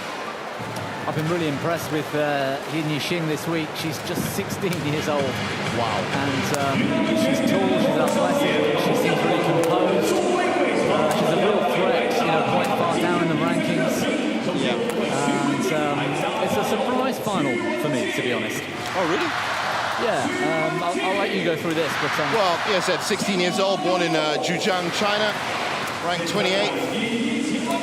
No Tomoka Miyazaki, of course, here this week. She's playing at the Arctic Open, now fully a senior, I would have thought. This was the tournament results for Yin Yixing. Just pushed to 3 games against the Pichiman Opatniput in round 4 and Daichini in the semi-finals. Of course, Pichiman was the number 1 seed here. And last year's World Junior Champion, years old. A lot is expected from her in the senior circuit, so... Well, she lost this week, and it was a surprise to me, to be honest. Su Wenjing, 17 years old, born in Nanjing, and currently ranked 8th on the junior circuit. Now, as you were saying, I've got a surprise final for you. Yeah, I expected a little bit more from Saranrak Vitinsan. I thought Pichimon Opatniput would want to solidify that young performance last year and come through and win it again. You know, we've seen how important that is in Thailand, with Ratchanok Intanon doing it 3 years in a row, with Kunalip Vitinsan doing it 3 years in a row. Opatniput, or Pink, as everyone knows her, I thought she'd be back to do it again. I mean, but we have to like stress that that is not, you know, winning 3 titles in a row is not the way you should do it. It's just the way the Thai players seem to be doing it, right? And she has won it once already. Who knows whether she comes back next year. But for you, her losing and not being in the final was a surprise. It was, and I thought Vitinsan yesterday, she looks like she could do it. I don't know, I don't think she played her best. And to have both of these finalists playing below their age group as well, they can both come back next year and play again. So again, it's a young final, and I didn't expect to see these two here. Well, let's see what they can do. There's confirmation of Chaturanga Vishwanath in the umpire's chair. And that's Emi Sakamoto from Japan in the service judge position, which means we are about ready to get underway with our 3rd final of the day.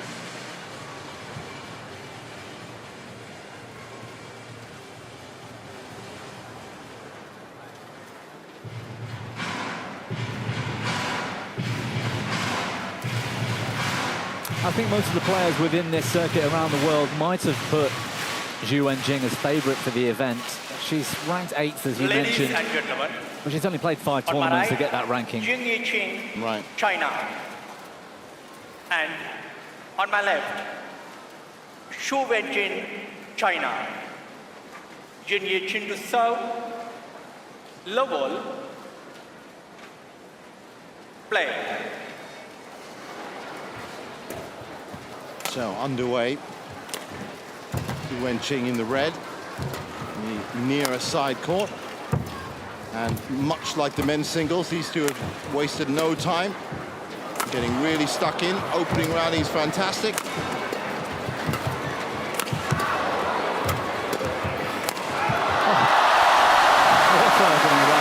absolutely right. Incredible. She doesn't play like a 16-year-old. That's what impressed me, especially yesterday in the semi-final. She did well to cling on and come through. And a repeat, of course, of the Asian Junior Championship final that you mentioned. And Zhu Wenjing coming through, winning the Dutch International as well. Well, the Dutch Junior International, the German Junior International are two big tournaments. And many of the finalists have done well, if not won those two tournaments. Great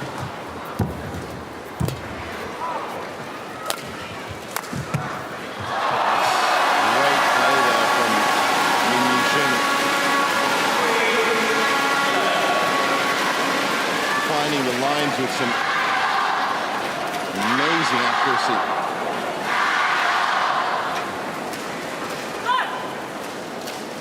16 years old, you see. I'd like to see Zhu Wenjing play with a little bit more aggression. She was quite passive yesterday. Yes, she came through, but it was tight. And I think she could have dominated. She could have controlled that semi-final. Well, Min Yixin off the bat is running away with this 4-love up.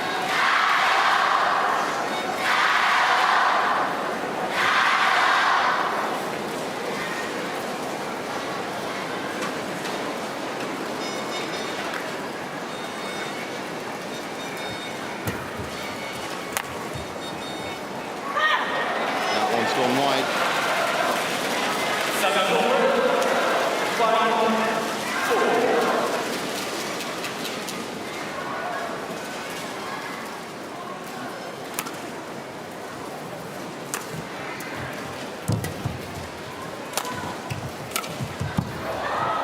Good pickup. Wonderful play by Zhu Wenjing. Switches the attacking play to the other flank.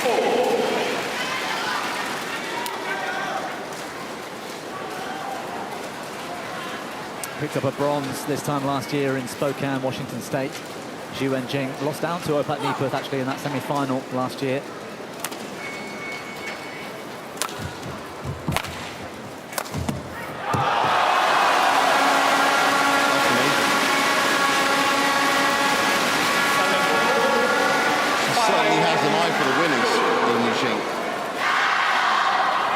Opening game yesterday, she was brilliant.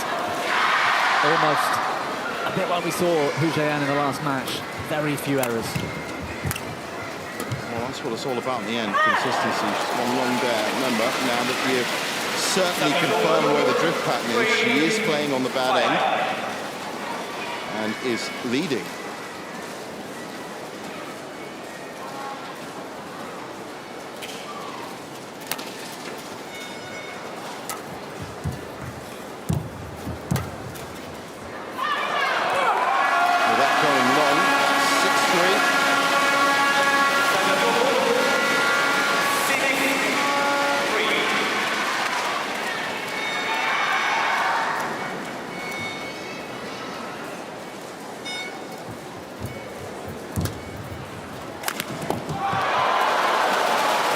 She'll take that, Wenjing. 4-6. Not the best, the cleanest of hits at all.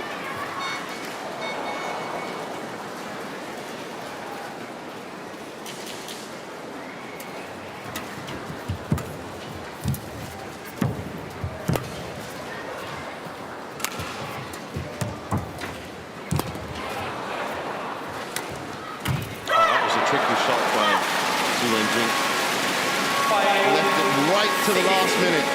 or second, I should say, to turn the face. Yeah, the lift from Yin didn't quite have the length, and that's the hard part for her. She's playing with the drift, so to find the back line with anything aggressive is difficult. Well, there's enough errors coming from the other side of the court now to help her out. Zhu Wenjing certainly not firing on all cylinders just yet.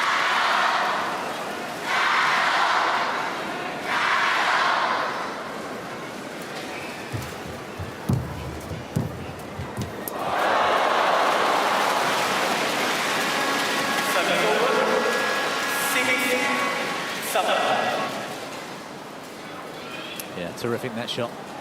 Given the chance, though, again, Yin's quality wasn't quite there. It was a bit high. Makes Zhu look better than perhaps she could have. Well, Yixing is certainly asking the questions in this point. Oh, great reset. Clever rally from Yin. Oh, wonderful reply by Wenjing. Yeah, great recovery. So she seems to have found some rhythm.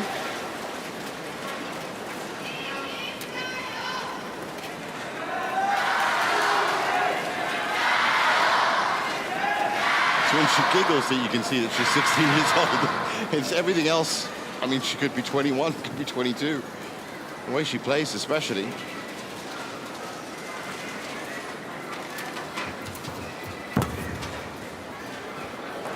Left that perfectly.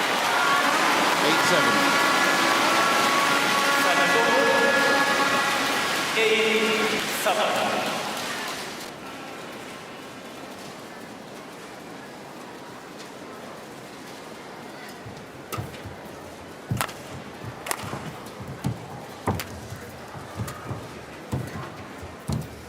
Play the conditions from the slower end.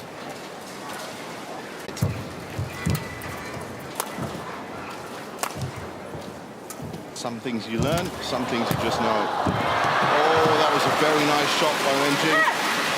Perfectly placed.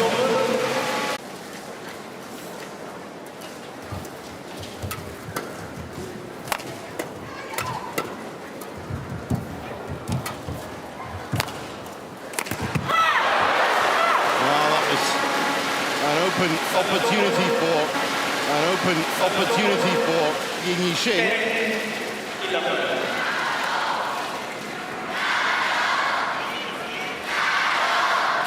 Zhu Wenjing still trailing, even though in the last few points she's been making a lot of progress in terms of winning these points.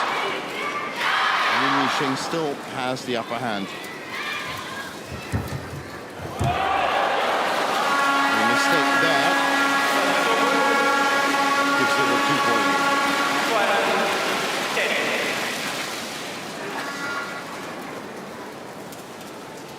Trying to be a bit too creative.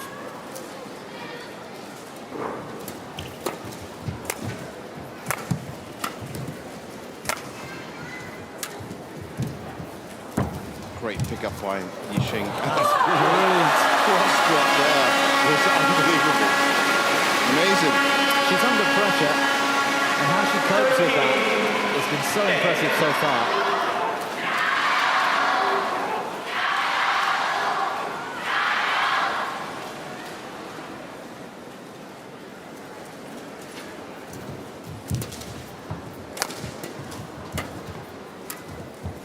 Well, I have to agree with you, Bobby. This is, of course, my first World Junior Championship, but it is incredible to see this generation of player. And the way that they play, and the speed and the hunger of it all, you know? Yeah, the very top players already look like seasoned professionals. Yeah. There is that hunger. What I also like is they're not tempered yet by media or by too much pressure of the World Tour. You get that charisma, you get that personality. Yeah. You see it throughout the week. strangely enough, what's been recalled in my mind is NCAA basketball, college basketball, as opposed to NBA, because that's amazing. That's exactly what we're seeing, is the hunger of it. It's people wanting to succeed before they get into the big leagues, and all the regulations and the rules and the protocols are there. This is the raw sport that it's all about. And for badminton, well, that's just beautiful to watch. 13-12. Yin Yixing has not relinquished this lead for the whole of the first game, even though she has been under intense pressure by Zhu Wenjing.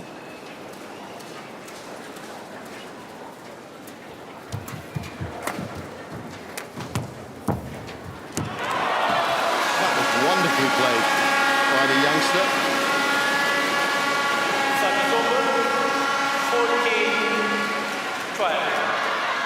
And she's doing it. Model, she's actually doing it. 14-12. Under pressure. Weaker side of the court. Still ahead. There are some players that just refuse to give up leads. And effectively get better and better and better just to keep that lead.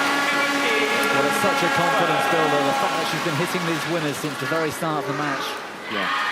And the mental ability to just maintain that level, not let it drop, not then get too eager, too keen to think that you're some sort of superstar, you'll hit everything. She's got that sort of composure. That's the word. It's composure it's all about. That was a wonderful drop by Zhu Wenjing to get back in it. But that's the thing. She's chasing this game. She's chasing the scoreline. She needs to play her best.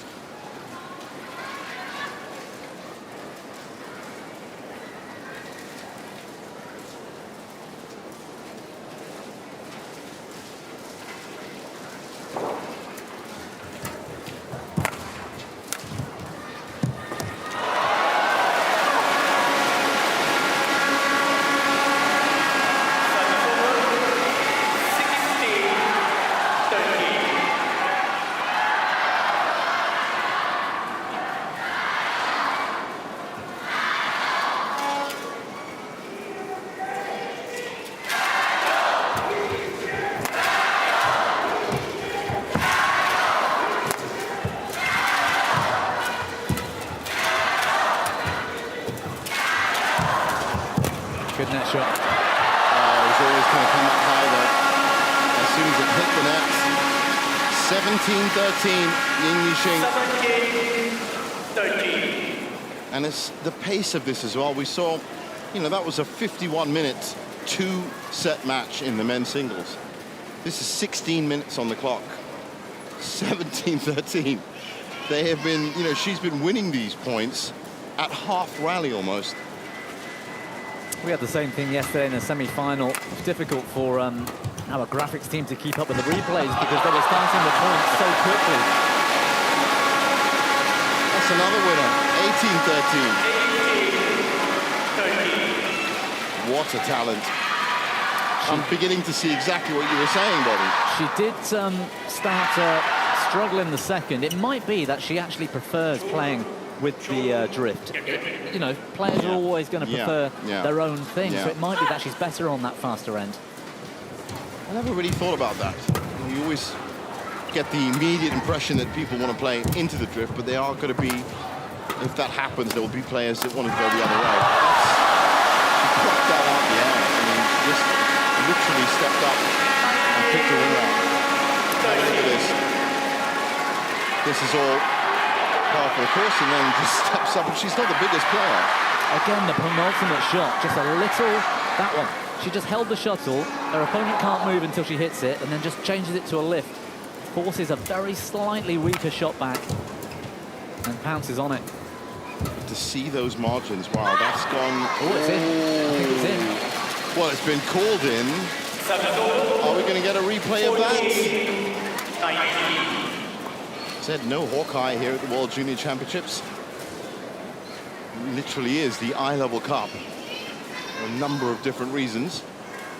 But it has been called, and Zhu Wenjing gets the point and the serve. That's a nice return as well. So once again, Li Yixing is now again under pressure, but she doesn't get rattled, or doesn't look like she gets rattled. Not so far, but again, second game yesterday in the semi-final. She let her opponent back in. Want to see how her mentality over the course of an entire match, whether she can keep that resolve, keep that commitment to the process.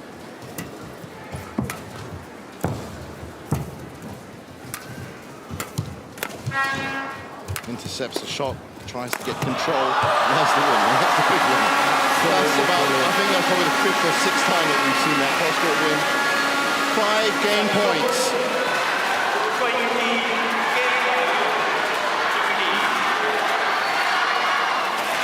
Amazing talent.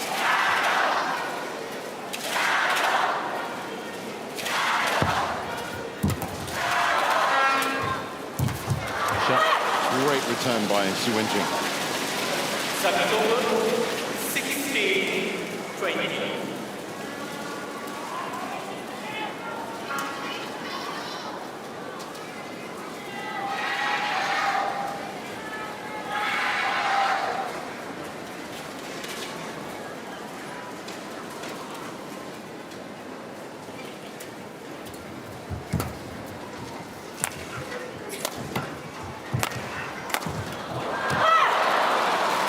Good pressure by Wenjing.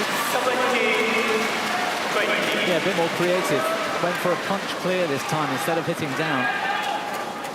I'd have thought we'd see more of that from Zhu from this end. Again, playing into that slight drift, has got the ability to punch hard into the rear corners. Yeah. And force Jin to be late in the rear corners. She hasn't done it all that much.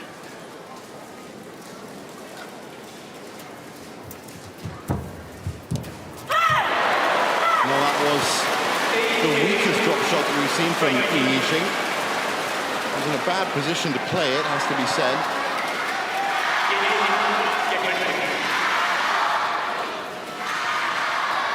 Well, can Su Wenjing turn this round? Well, 20-15 down, 4 straight points. Yeah. That looks like it may have gone too long. Oh, had to reset.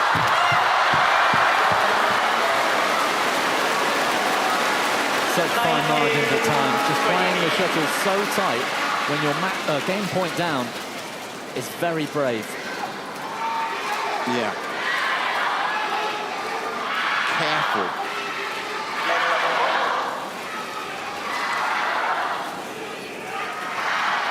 Well, 4 straight points from 20-15 down.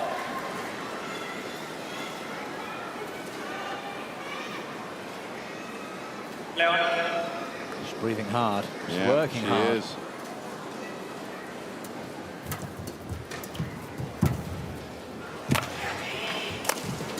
Slightly late take there. Oh, set herself up nicely. Is that in? I think it is. It is game 21-19. What an incredible way to finish that first game. Well, she looked down and out. The recovery here from this smash. She's on her knees almost. Gets straight back up to hit this winner. Oh, look at that. Unreal. And the Su Wenjing's face says it all. First game, Li Yixing.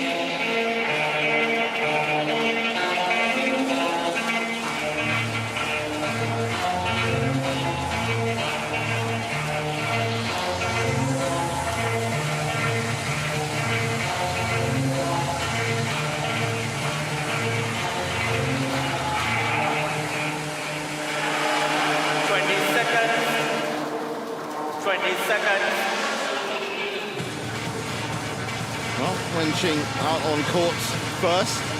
Yin Yixing is now out on the better side. And this is what we've all been waiting for, to see how she performs on this side. As you said, Bobby, she let her opponent in yesterday in the second game. Let's see if she's learned from that.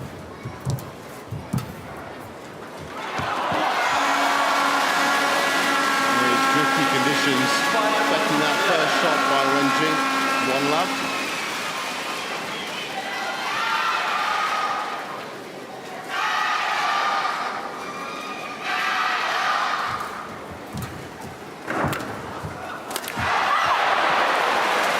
Trying that cross-court again. Yeah, this time from the forehand corner. It was all out, wasn't it, the attack? She was going for the winner.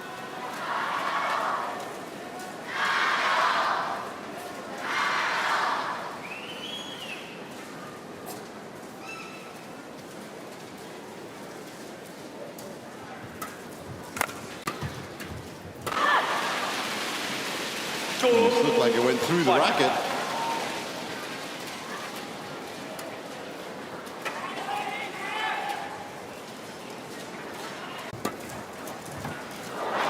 Surprise me. It's a prestigious event.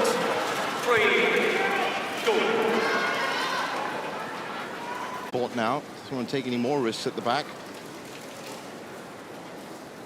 And what's more important is she hasn't let Yixing actually come out. I was about to say, the outright winners yet.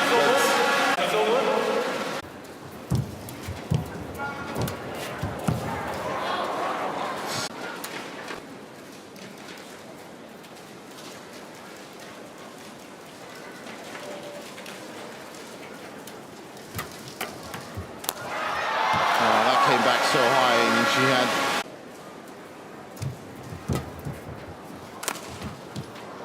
it's been pushed wide. Can't be making mistakes like that.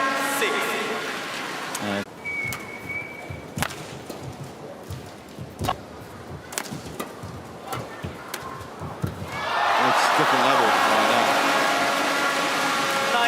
9-6. She's finding her feet on this side.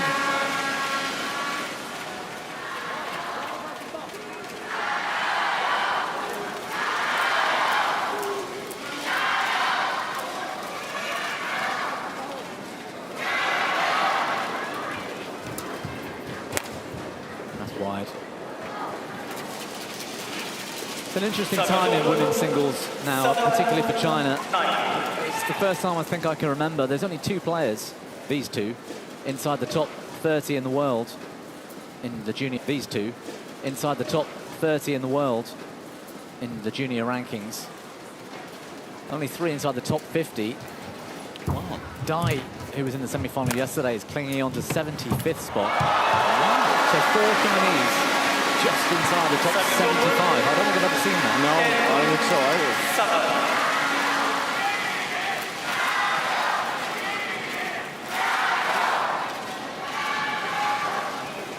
Well, on the brink of the second mid-game interval, and Yin Yixing is quickly finding her feet on this side of the court. 3 points ahead now, but the last 2 points that she's won have been very comprehensive. And with Wenqing going long at the back 5 out of 6 times now. 11-7 at the break. Loads and loads of pressure on Zhu Wenqing. What she'd love to have right now as a coach in the corner. Oh, yeah, absolutely. But what would that coach say? That's the thing when you're playing someone like Yin Yixing. Well, I think it's the style of the court. She's not necessarily getting beaten by her opponent's winning shots in this second game so far. There's been a few, That's yes. true, yeah. But she's made more errors than her opponents made winners. And they're drift-based errors. And that's the thing. It's the style of the shot. It's what to expect. 20 seconds. 20 seconds. And I think that's where coaching comes in quite heavily.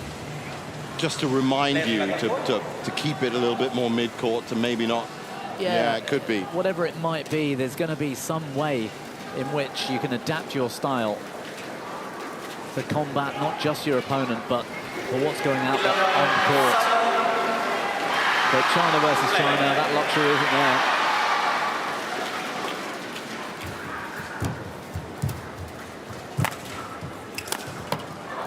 That's a nice return by Wenjing. Incredible shot. 8-11.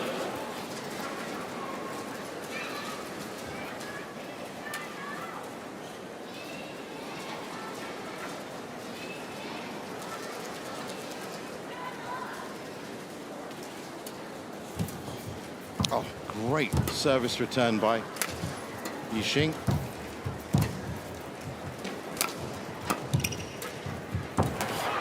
Oh, almost made it.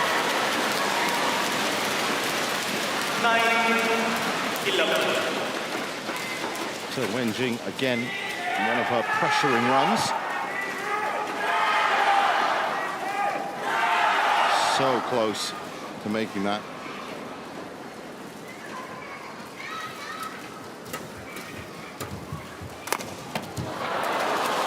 Great power down the line. 10, Oh, great 11. comeback so far from Su Wenjing.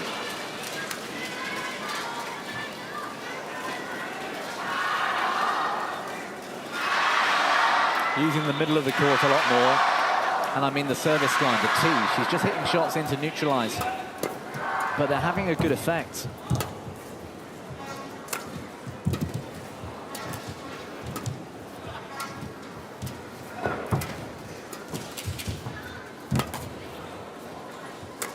Certainly asking all the questions, Wenjing.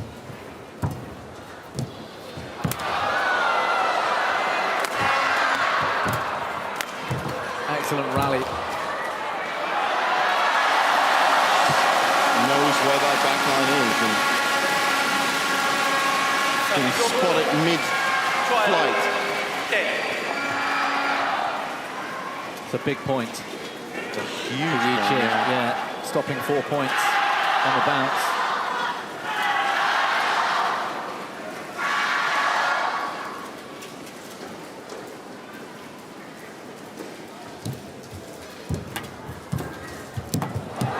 Brilliant. That was really good. In fact, the quality of her cross drops in this second game have been pretty good. Yeah, the deceptive net shot to start with, and the control to turn that one cross so accurately as well.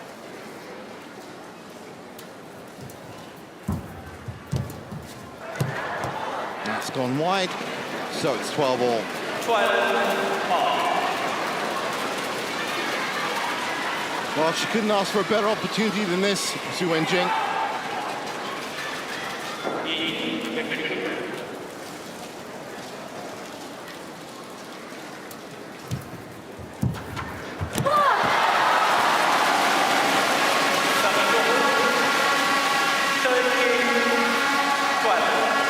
Sense in here, the crowd are on the side of Yu Qing. Yeah. They seem to be celebrating louder when she wins a point. Yeah, I think she's captured the imagination of these fans. There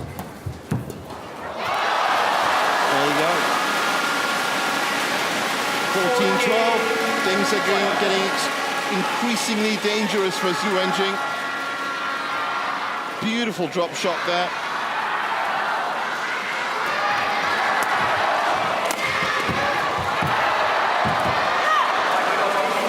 Cross drop again from Su Wenjing of quality. 13-14.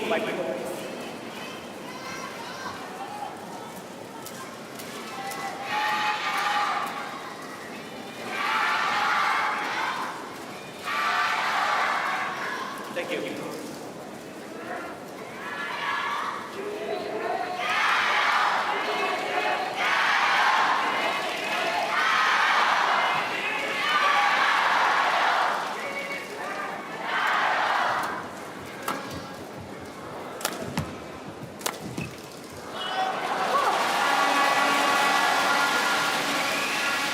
Service over. 15-13. No real momentum being built, is there, in the second game? No, it's tit for tat. It's ebb and flow. There's nothing. There's no one player that's pushing through. But of course, this plays into Yin Yixing's plan. I mean, all she has to do is keep pace with the scoreboard and then hijack it at the end. For Zhu Wenjing, a clean buffer would be, well, something very welcome right now.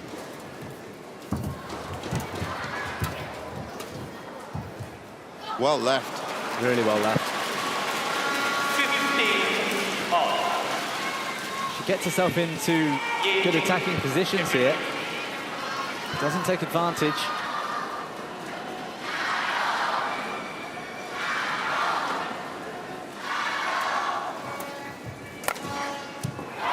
That's gone wrong. It's a very nervy second game. Yes. The first was a lot more free-flowing, longer rallies. It's been a bit scrappy, Yeah, but it has that's been what we very said at the scrappy. start. It could be quite dogged, and it is. Nice pick up by Yixing, who then takes control. 17-15, that could have been the point that broke it. 17-15. 2 points ahead, 4 points needed. Great touch.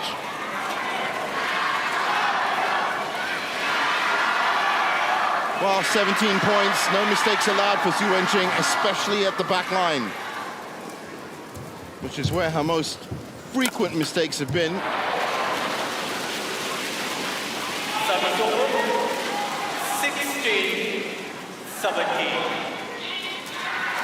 Still a lot of work to be done for Zhu Wenjing. They're both very tense. You can feel it. Yeah, you can see yeah. it in their body language.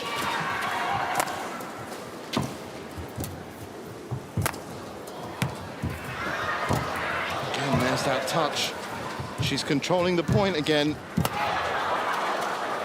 Good length. Oh, there's a mistake that we haven't seen from Yixing before, and it's at a crucial time in the second game. Well, you said it in the semi-final, she let her opponent back in. She's done it in the second game here in the final as well.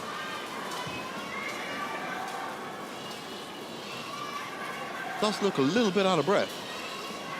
She did at the end of the first, didn't she? Working very hard out there on court. Again, there's that touch at the net. Oh.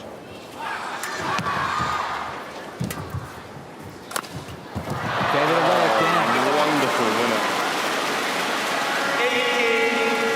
18-17. Well, she's turned it around. There's a mental pressure. There's something going on here where, in the first, where Yin gets herself into a good attacking opportunity, she'd make the most of it. How many of those cross smashes from around the head have we seen in the second game, for example? I can't think of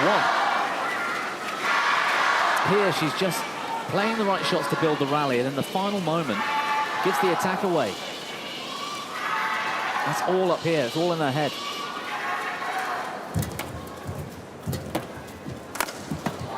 Yeah, she's getting taken apart now. 19-17.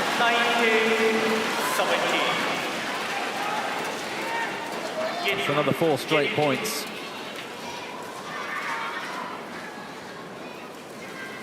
Except this time you just get the feeling that she might just do it.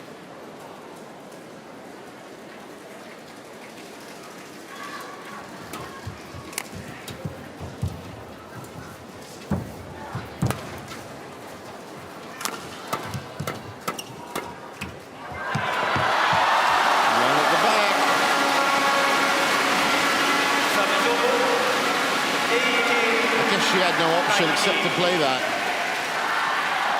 but she just has not been able to control that back line in the second game. Wenjing.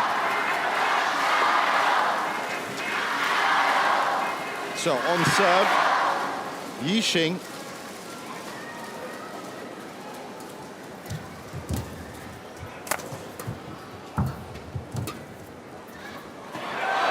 Yeah, really good shot. Amazing shot. And again, I said it in the first, when they're on the other end, you can afford to play flat and aggressive into those rear corners from this side. Yes, that was perfect. But I think initially it comes off the racket, and I think both players thought that might have gone along, but the drift's holding it up.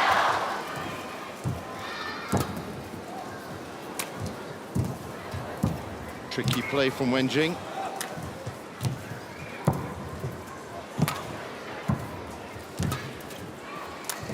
Passive from Zhu Wenjing. Yeah.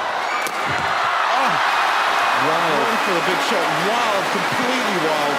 And that is one slim game point for Su Wenjing. Yin Yu-Jing did the same thing against the reigning world champion Opat Niputh in the round of 16. Did the same thing yesterday when I talked about giving away the second game. And it's up here, it's in her head. But she is 16 years old.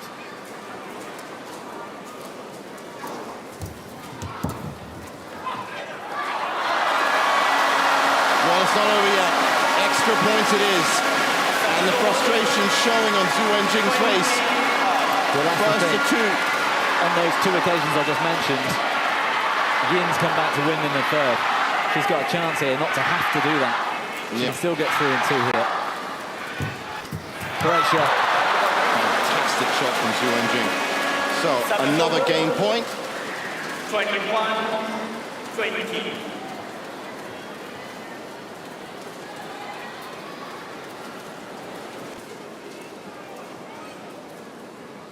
Fantastic. Third game point for her.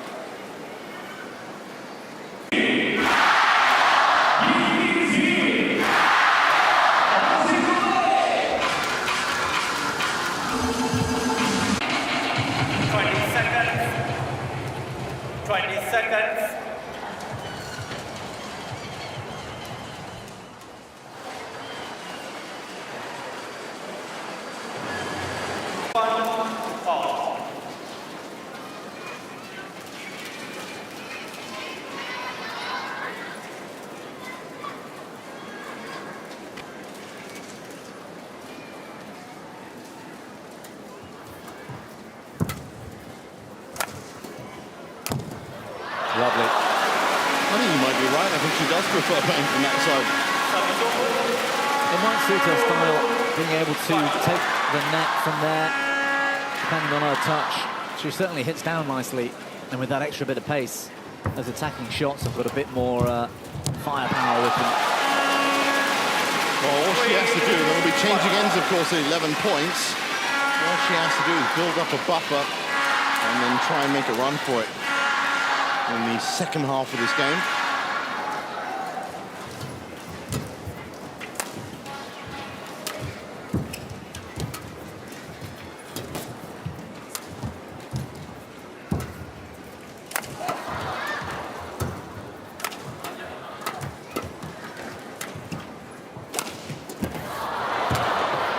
Brilliant. Fantastic rally.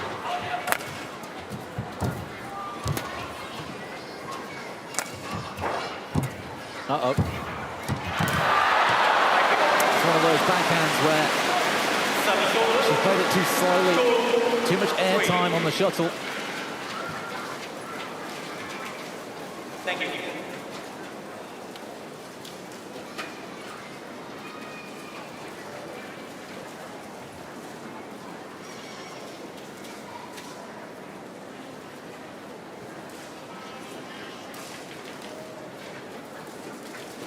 Well, that's worked out nicely for Wenjing. So, 2-3.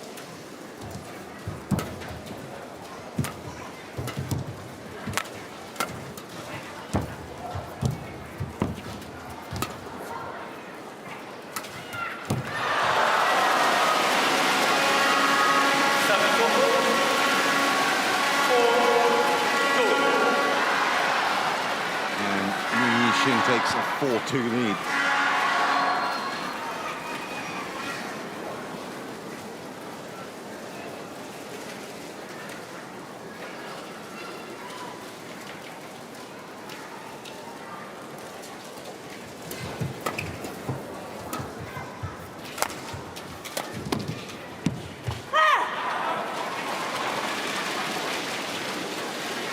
Service over.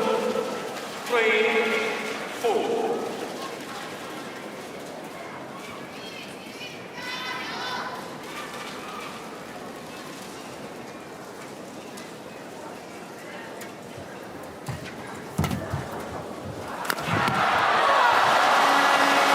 Well, she's back to her usual self from that side. 5-3. But a commanding winner.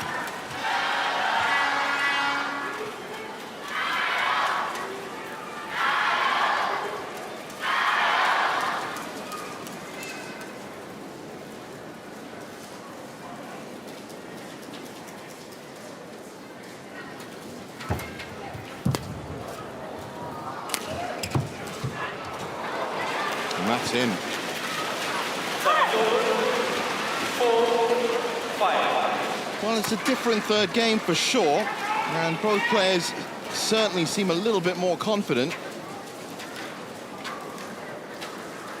Yin Yixing, again, just very slightly ahead. Got quite scrappy, didn't it? Particularly the end of the second half of the second. That's right. Now they're playing more build-up, set-up, and finish play, as opposed to just reactive stuff. Great drop shot from Wenjing. Tied up at 5.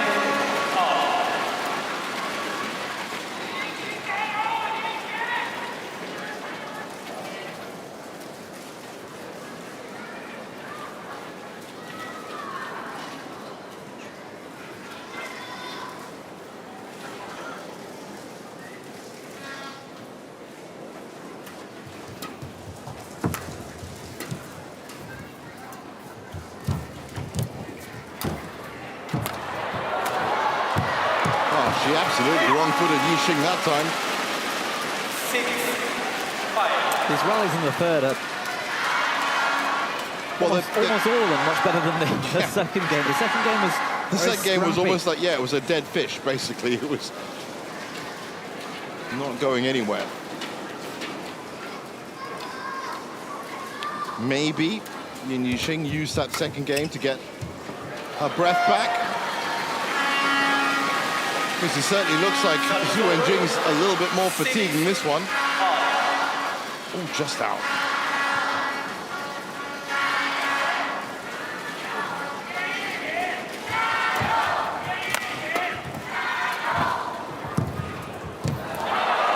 Got away with that. That was very lucky. Very lucky. That would have been open court to land that shuttle.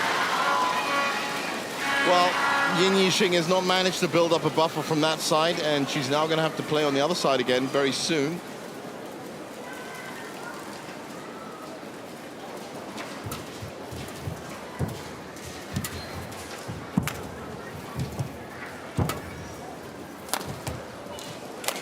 There's around the head, but it's a clear. The 16-year-old isn't going for those big winners. No, we saw in the first. Not anymore.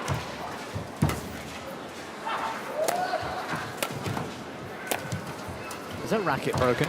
I don't know. The strings sound very strange. Well, that's just not the rally that we're used to from her at all. Looks like the strings went. Yeah. Quite early on in the rally. Did well, actually, to hang in it as long as she did. Absolutely no control with the shuttle. So 7-all, new racket.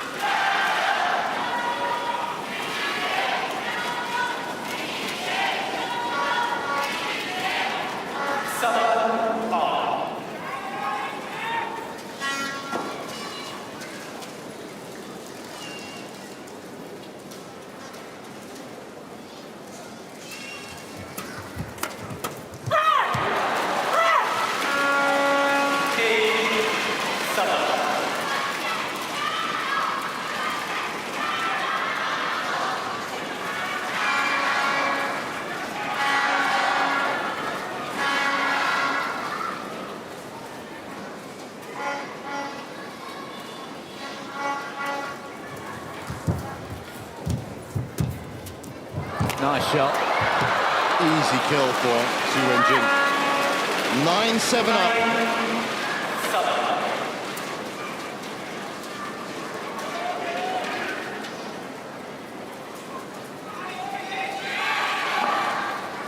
Well, she seems to be just a foot off the pace now, Yin Yixing. She does. A little bit later to the shuttle. Court coverage, a little bit limited. And now being picked off quite easily by Zhu Wenjing. Fatigue has set in, I think. I think she put everything into that. Yesterday, yeah. I think she put everything into that first game as well.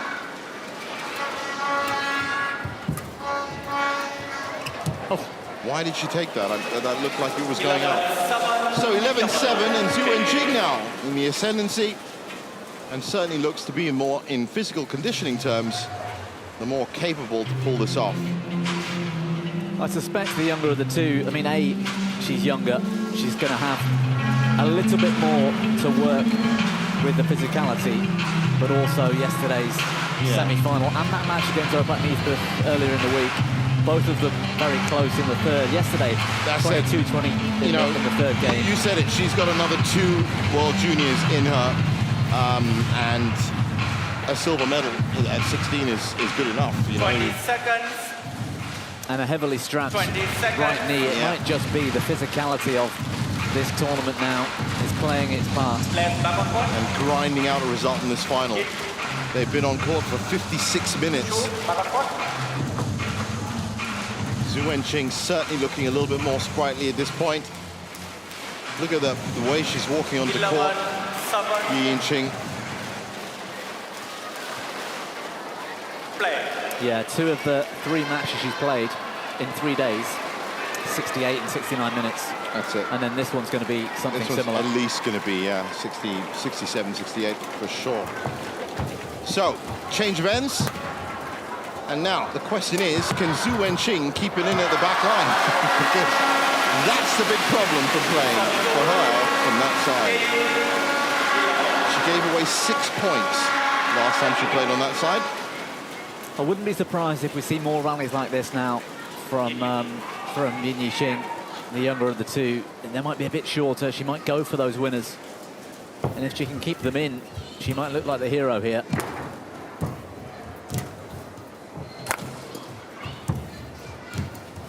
Well, Wenqing is certainly going to try and get her into longer rallies. He's got her moving around. Good length from that tight net shot. That's perfect length. What a rally. What a great rally. Zhu Wenqing in exactly the right place to finish that off. 12-8. And she is looking in better shape. Well, that's the task, I think, for the older players, Zhu Wenqing. Rally it out, play the long game, use the corners, Yeah. and tire out this this player who's looking fatigued. Yeah, she certainly is.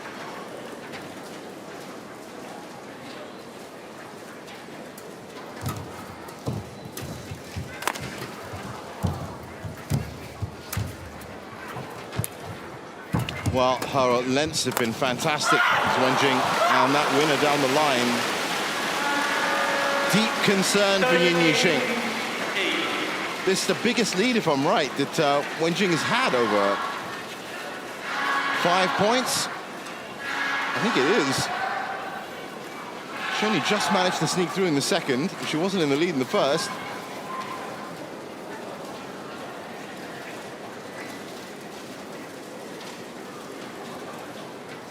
I think Yin Yixing is really going to pay the price, regret the end of that second game.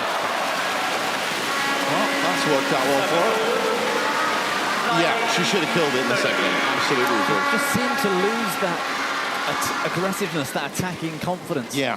And sort of let her opponent back in. And as I said, she's done it twice this week already. 3rd time today, and this time, oh, what a save. Well, Wenqing's lengths to the back are much, much better.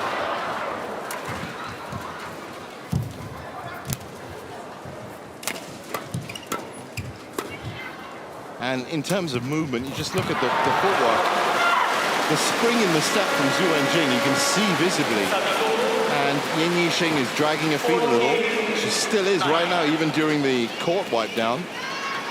She's just not looking up to scratch.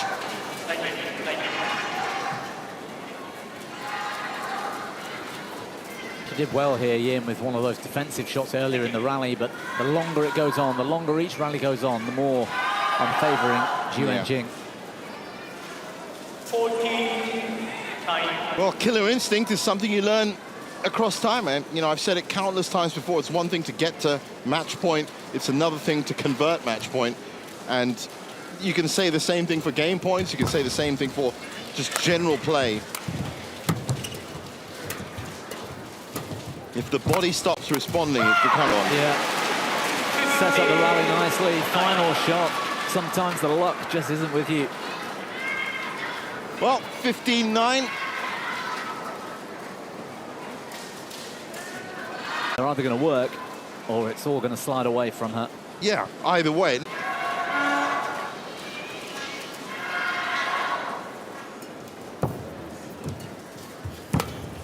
I guess you have 10 points. I mean, you know, she could do that another couple of times before she plays a long rally and waits for the mistake, because that's how it's going to go. She wants to end it. Well, as you said, there's some bad decision-making when you get that tired. So, as was the case with the mixed doubles and the men's singles, the players will retire now and will be on with the award ceremony and, of course, the flag-raising ceremony as well. So do stick around. There's confirmation of it. In the end, was 19-21, 23-21, 21-11. Zhu Wenqing is the new champion. So do stick with us for the award ceremony and the flag-raising.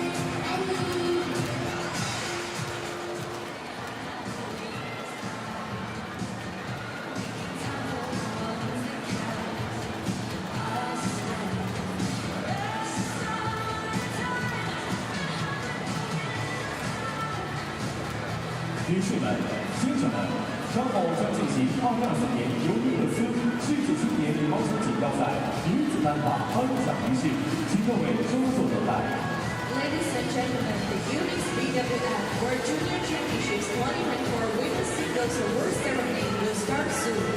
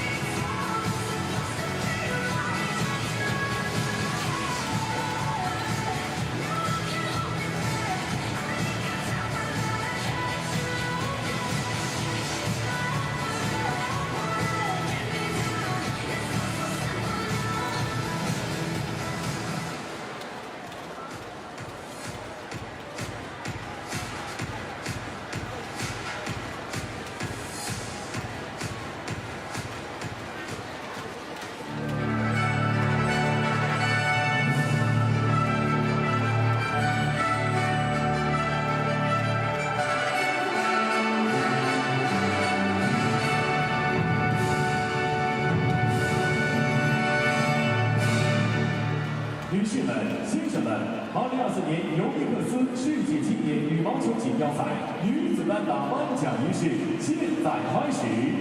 Ladies and gentlemen, the YONEX BWF World Junior Championships 2024 Women's Singles Award Ceremony now begins. 有请获奖运动员和颁奖嘉宾入场。 Now let's welcome the medalists and presenters.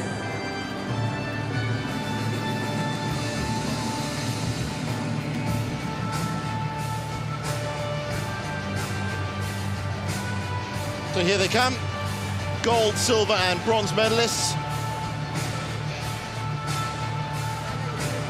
And that means we will once again be seeing Sudirman Vitisan and Dai Xinyi. And there they are.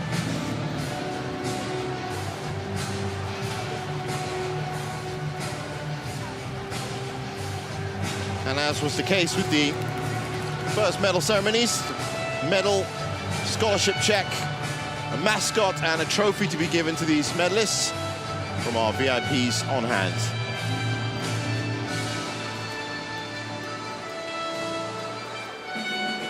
获得一面铜牌的是来自中国的戴奇艺和来自泰国的萨文巴克。 Bronze medalist Dai Qingyi from China, Sudirman Vitisan from Thailand.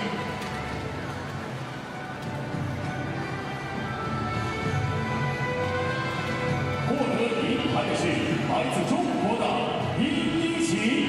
Silver medalist from China. Silver medalist, wonderful talent that she is, Yin Yixing. 金牌获得者，2024年尤尼克斯世界青年羽毛球锦标赛女子单打冠军是来自中国的徐文静。 And our new world junior champion, BWF World Junior Championships 2024. Xu Wenqing. From China, Xu Wenqing.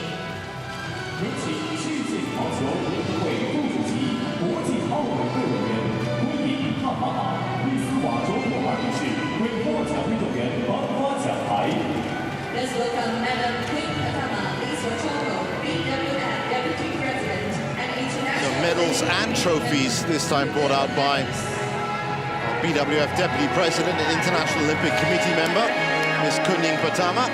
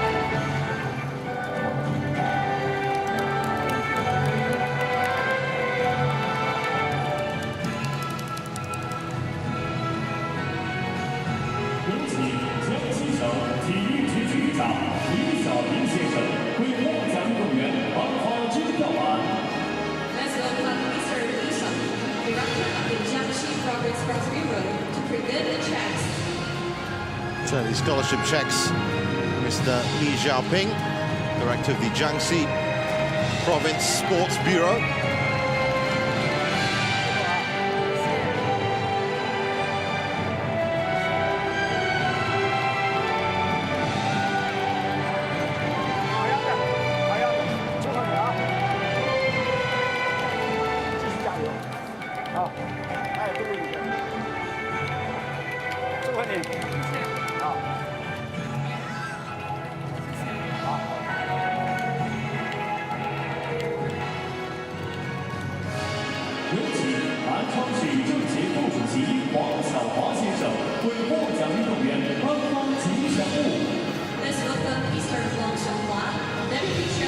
Mr. Huang Xiaohua, Deputy Chairman of the CPPCC Nanchang Municipal Committee, with the mascots.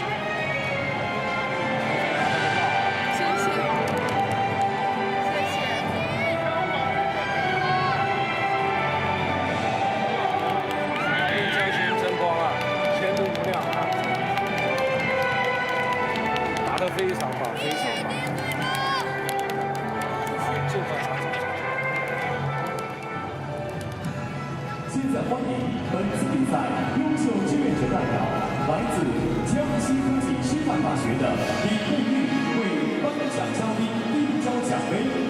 Let's welcome the representative volunteer, Li Pei from Jiangxi Science and Technology Normal University, to present the trophy to presenters.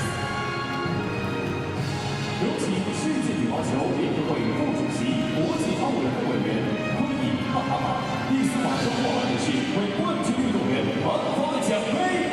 And now presenting the trophy is welcome And there's the trophy itself. and International Olympic Committee member.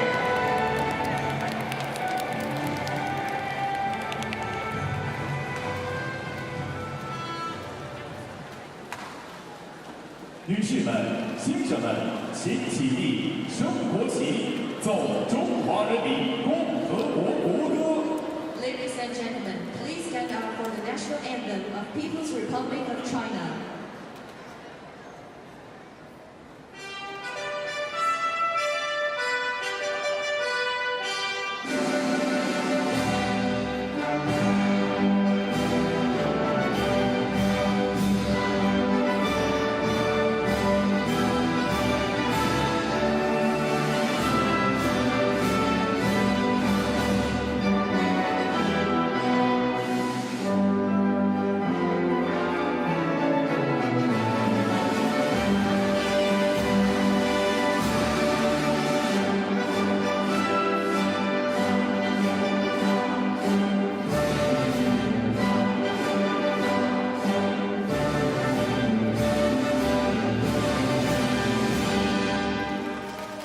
礼毕，请坐。 Please be seated.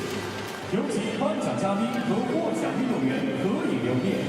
Now let's welcome our distinguished guests to take photos with the medalists.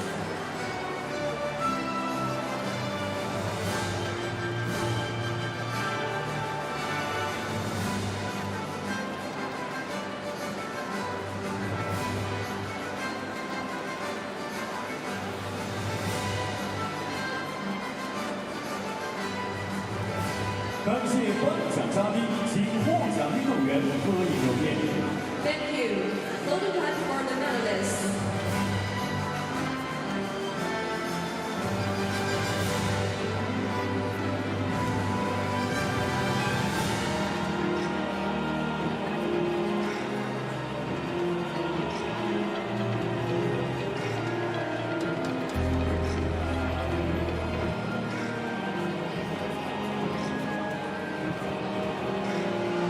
现在是冠军的抓手时刻。 And now the time for the champion. Please enjoy the moment.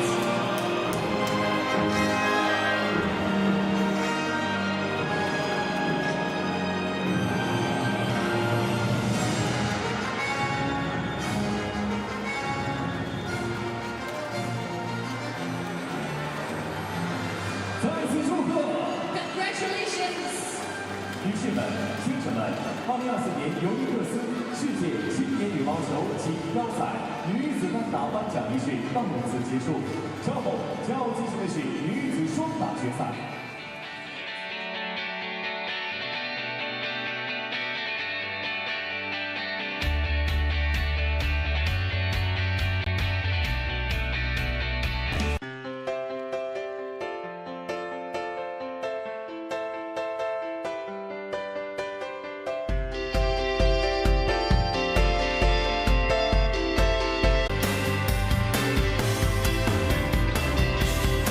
Rina Hiramoto and Aya Tamaki here in the semi-finals against Chen and Louis.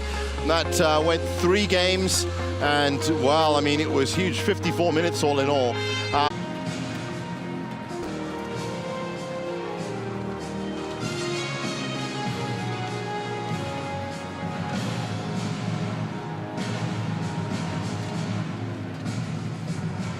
Let's welcome Sudirman and Sophia from Malaysia. I guess recognized a lot more for his doubles players than his singles players, and that's of course exempting Li Zijia. But this is the pair that impressed me yesterday. Rina Hiramoto and Aya Tamaki. Aya Tamaki defending, is the only defending champion from last year. She won the title with Maya Taguchi last year. and of course picked up her bronze medal earlier at the mixed doubles. But Hiromoto yesterday took that match by the scruff of its neck and won it. That was against Isyana Maeda and Rinjani Nastine from Indonesia. Okay. First meeting between these pairs. Sophia and Lo, red or black, what do you choose? Black, it's red That's for you. Yasan Saraili, the umpire for this one. Black, your choice. Who will receive? Sophia receives, and who serves? Aya serves, which hand? My left hand. Thank you. Well, Bobby Griffin's still in the commentary box with me. Bobby, these two pairs, what have you seen from them this week? Well, first of all, we have to talk about Lo Zizhu on screen in the foreground now. 14 years old, and not yet 2 months past that. Making history here today, the youngest World Junior finalist ever.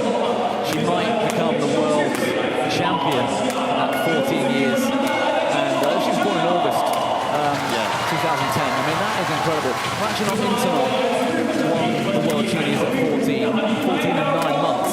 So she is already the youngest finalist here. She doesn't look 14, she's about 5. She doesn't look 14 at all. There's her 16-year-old compatriot, Dania Sofia. She has a great eye for the corners and can find those long cross winners. In fact, that's how they won their match yesterday. It was a winner from her, a very smart winner from her. This is how they got to the final. It was that semi-final against Chen Fan, Xu Tian, and Liu Jiayu yesterday. 71 minutes that took, and they really had to push all the way. But apart from that, it was pretty comprehensive throughout the week, and they got a bye in round one. And how amazing is it to say that it's been comprehensive, because world #1 pair yesterday, yes, it went the distance, it was thrilling, brilliant, what an upset. But they've beaten 4 seeds to get here. Although you say they've been playing, they haven't really played in any real competition. They're unranked. They haven't got a World Tour event. I said they got together in January, but this is essentially the first time they're out on court. As for their opponents, there is Rowena Hiromoto, 18 years old. As I said, she really, really did win that match against some tough Indonesian opposition yesterday.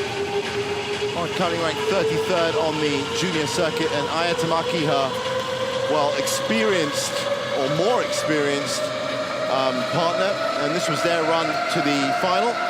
There was that big semi-final, 55 minutes against Maeda and Nastine. Everything else under half an hour, and of course started off with the 19-minute win against the Australians. Yeah, and that really has been comprehensive until they met one of the favourites for the event, Maeda and Nastine, in that semi-final. That was a thrilling match too, to be honest. Aya Tamaki's been on the World Junior circuit at the top level in mixed and in women's doubles. She's been playing with various partners, and she's always there or thereabouts. So she's so solid and wants to be, and like you said, her partner was fantastic yesterday. Absolutely fantastic, Hiromoto. There is Yasan Saraili, and that's Sun Gang in the service judge position.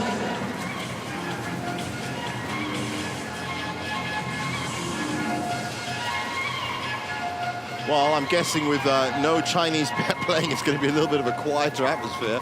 But the fans are still here in the Nanchang International Sports Centre.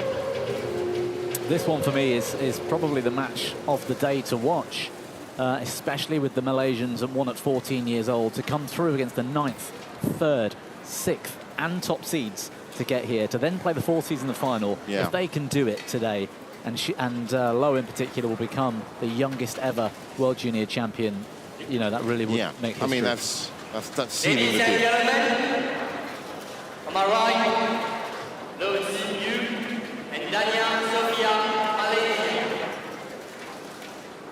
And to my left, Rowena Hiromoto and Aya Tamaki, Japan.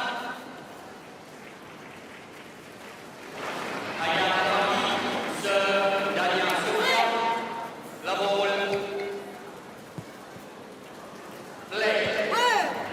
There we are, underway.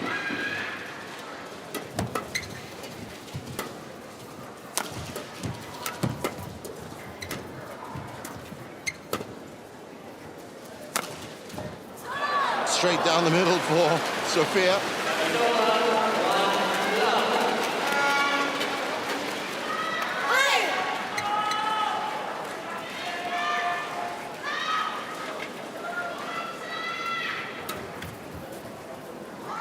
Mistake there by Hiromoto.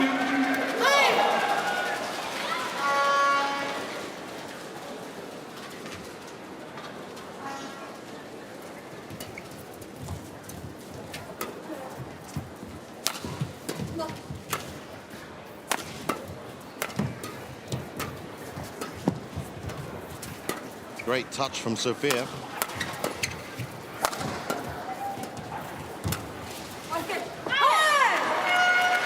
Gone long by Low.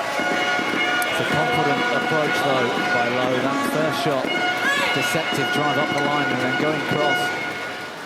There's a confidence. She's 14. She's on the highest level there could possibly be for her right now. 5 years below her age group, or 4 if it's depending on her birthday. Oof. So she has another 4 World Junior Championships just to play out. That's amazing. That's incredible. Well, she has 4, I think, in total. Again, it depends on her birthday, but she'll be 19. You can play up to 19, so. Well,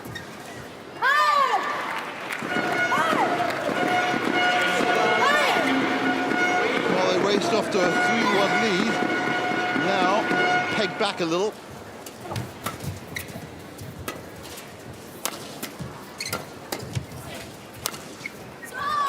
And Sophia down the middle again.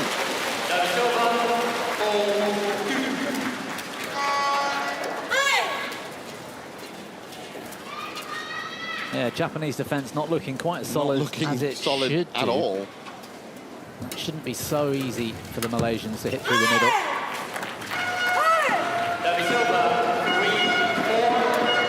They've done that twice now.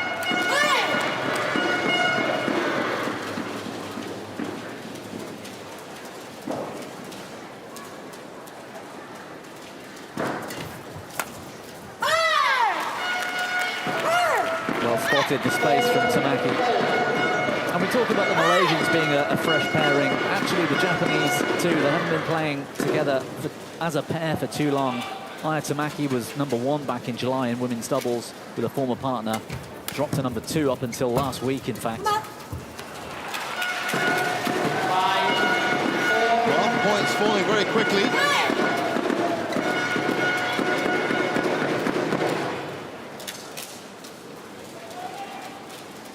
Two Malaysian pairs in 2 finals.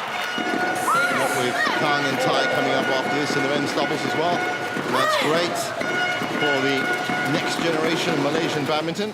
I'm so excited about that match, by the way. As I said, I don't know, you said earlier, that's going to be great watching Lin Xiangyi back in action again.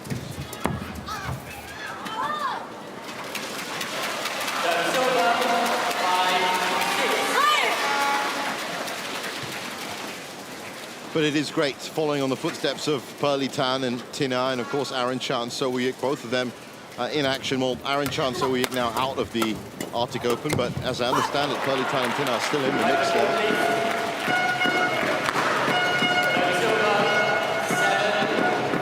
Yeah, they've got Liu and Tan in the final later today, but Go and Izzadin as well. Oh yes, Go Zifei and Nurizuddin, yep. They're having a tremendous run of form. Well, that's what I mean. I do think, and with no disrespect to Lee Zijia, but I think that the focus has changed in Malaysian badminton to doubles in a big, big way. There's been some great results in mixed doubles from them as well, from the likes of Ho Sun Hot, Siobhan Wang.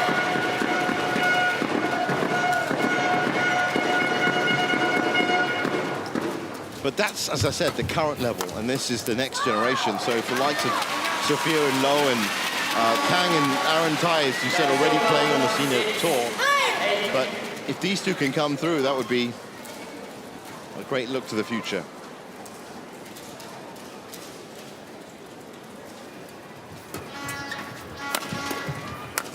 Well, they're trailing here so far. That was going out. Good touch. They've let the Japanese back in here, though. Yeah, it's a little bit loose at the moment on both sides of the net.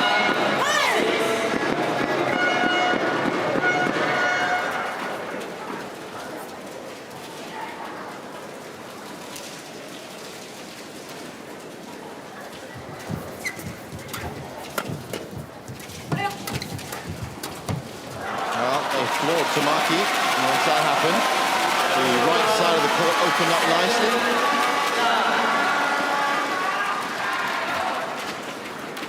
And it was Sophia that spotted it.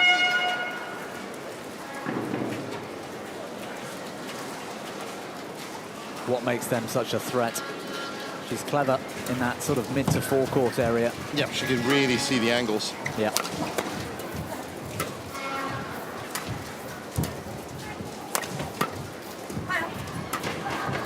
Good rotation actually there. Perfect. Really well worked from the Malaysians.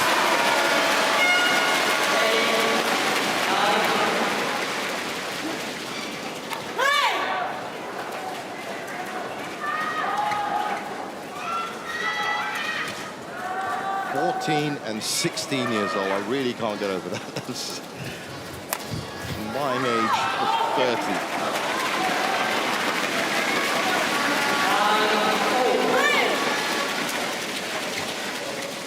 And they've clawed back the deficit here, 9-all. Deep serve from Sophia. That's gone wide. They take the lead as we approach the first mid-game interval.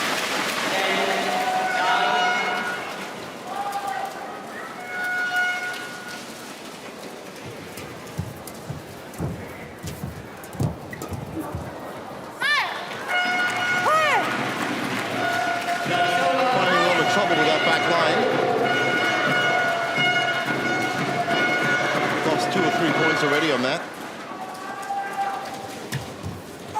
Well left. But 11-10 at the break. And coaches back on the scene.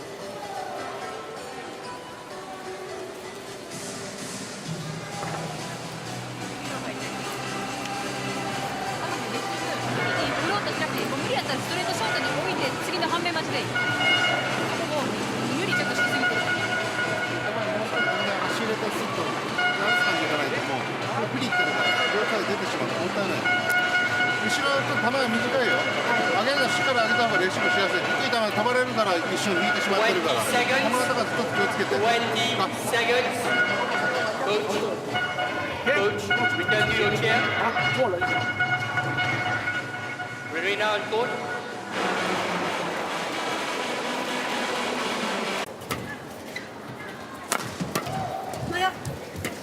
Clever defense from the Malaysians. Ousted Tamaki there, who was tracking that rally all the way. But still, when the shot came in, she wasn't up to it. So 2 points up. Grinding affair in the end.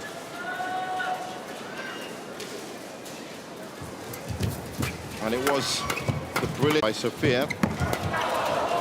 Going wide. And it's left well. 15-all. I don't think Hiramoto's playing at her best. I suspect if the Malaysians have got any hopes of taking this title, they'll need this first game.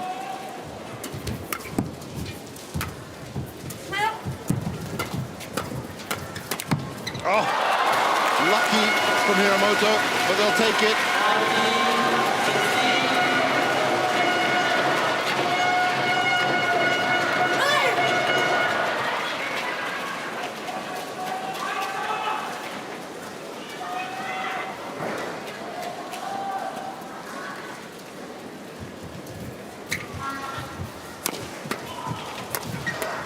Oh, it's almost going to be fantastic from Tamaki.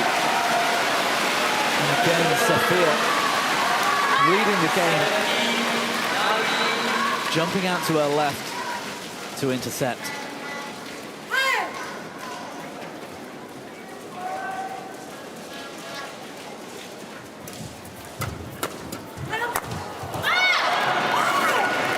Pressure. That's what we saw a lot of yesterday. Yeah. So, 2017, 3 game points.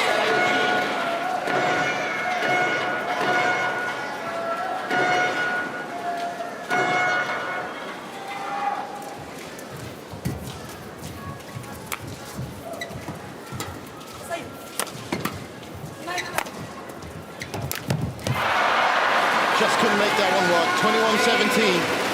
after just 17 minutes.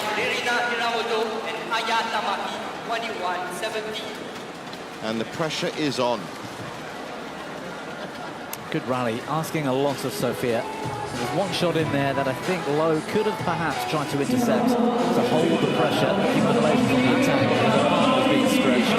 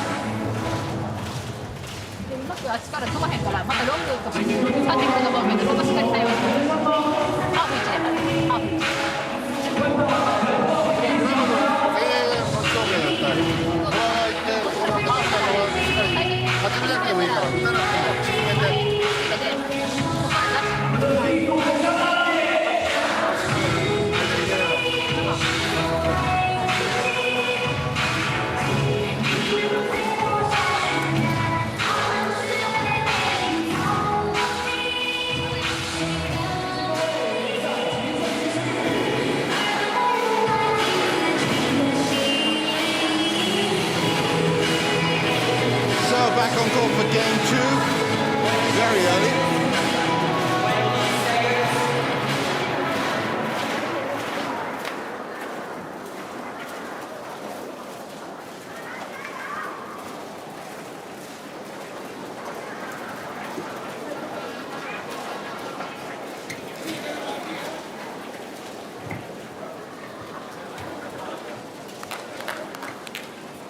Second game. Level play.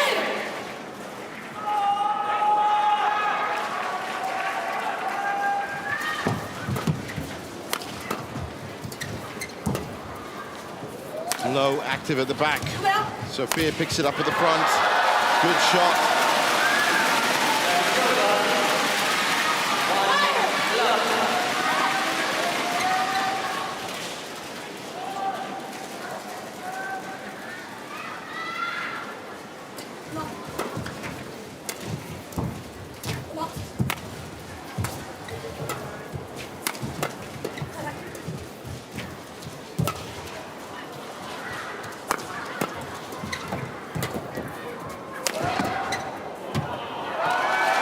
An ambitious attempt by Ayatamaki.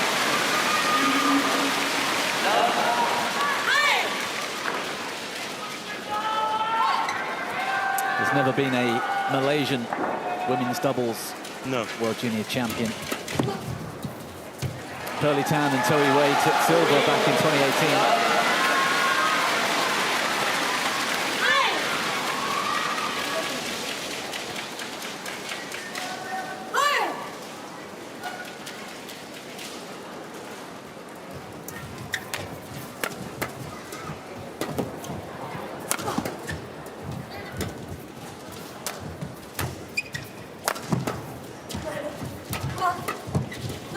That's a great pattern of play. Low with the big hit. Straight to Tamaki. Yeah, powerful, but also placement. Smashing it down, Tamaki's racket hand. Forcing that difficult defense. Smiles. Smiles. Just love being out they here. just love being out here. They It's love what we want to see.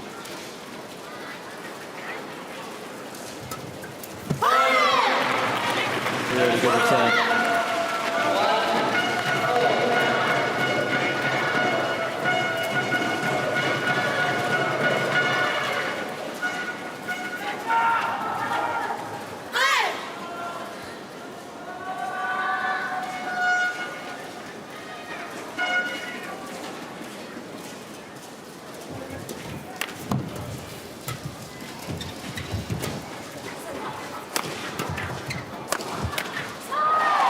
Great from low.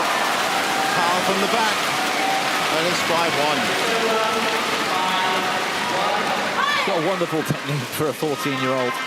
It's a natural understanding of how to play. I mean, as I said, there's things you learn and there's things you just know. And she's got, well, there's a lot she already knows.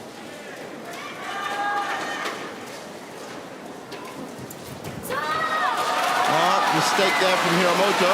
6-1. A little bit weak from the Japanese pair in the start of the second game. Oh, that could have been shot of the day if they've got that.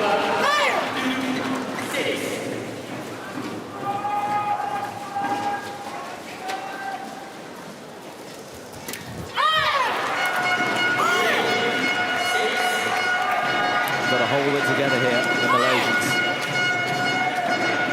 They built up, they've earned themselves that lead.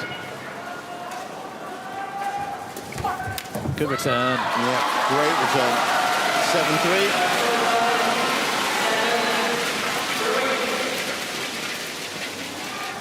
Just proof that she's playing with a sharpness that you don't often see at 14 years of age.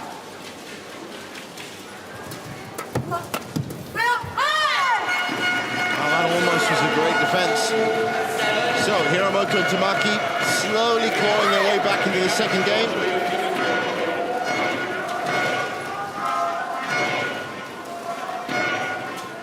I think the fist pump got a bit of a telling off. Oh, right. Wondering what that reprimand was from the umpire. Good shot. Great shot.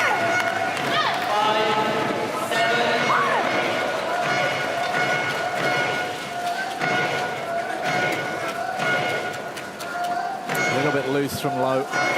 That's where major improvements will come. Yeah, that's what you can expect over the next couple of years for sure. But the raw energy of it, I said right now, the center, the engine that's pumping it all, they've definitely got that.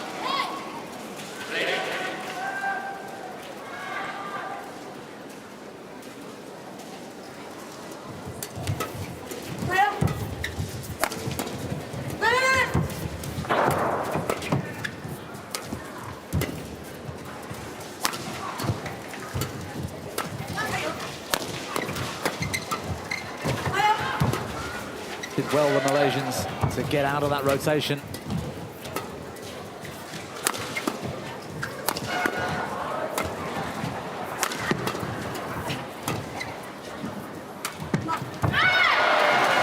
Mistake there by Sophia at the back.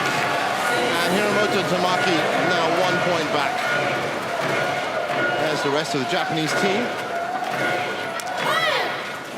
Slightly tired-looking shot from Sophia. Maybe yesterday's efforts could be starting to take its toll. Or throughout the week, as you said. Yeah, it's really been heroic. Big matches. 7-all. And Hiramoto and Tamaki with a point run that has taken them to 7-all. Now, pressure is going to start building on Lo and Sophia from this point after losing the first game. Yeah. She knew she played a good shot, backs herself by pushing to net. Anticipation, she was there so early.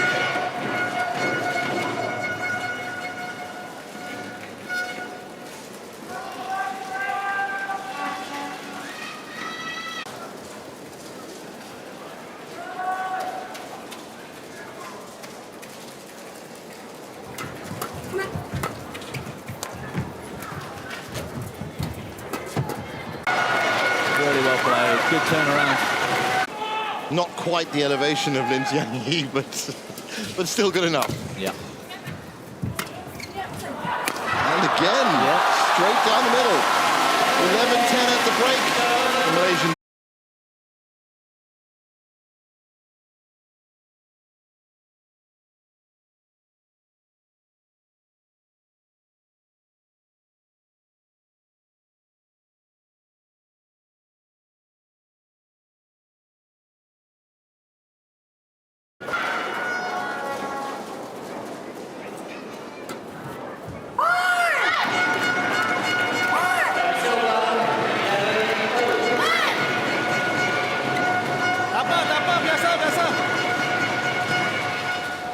Japanese pair getting fired up. Tamaki.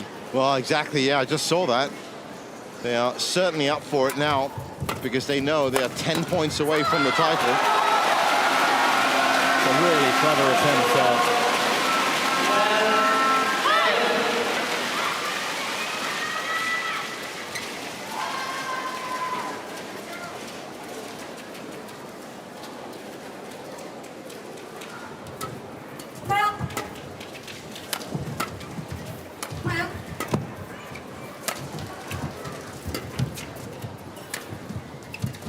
Oh, that might have gone wide. Oh, it's a nice play by Sophia.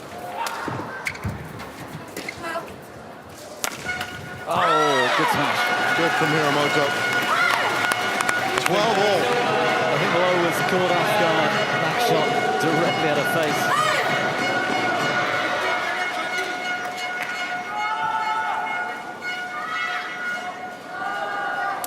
Occasionally plays a shot with a little less pace than is required. Needs to hit that harder.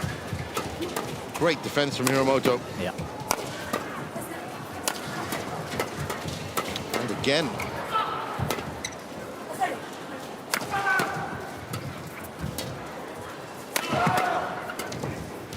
Superb. That's absolutely incredible.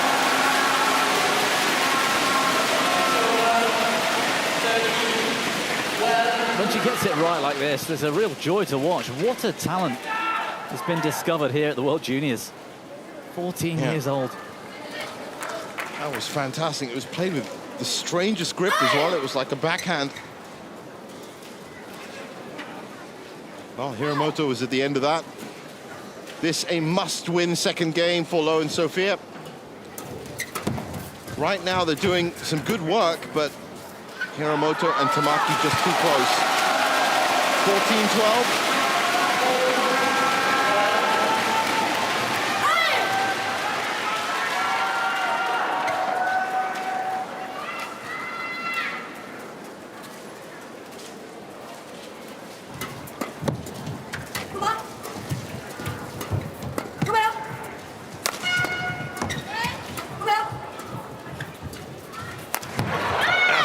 Tamaki marauding across court, comes in with the kill. Such an important point at 14-12. She starts her run there. Yeah, it's a weak shot really from Lowe, and the smile says it all. But yeah, terrific from Tamaki, well read.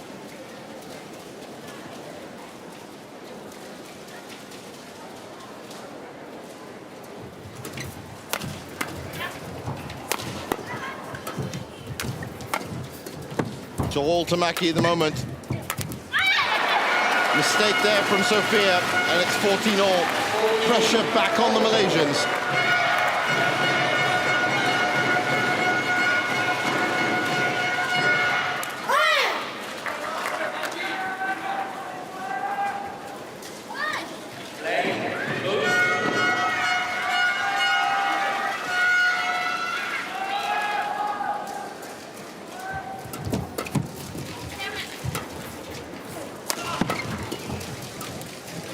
Good touch.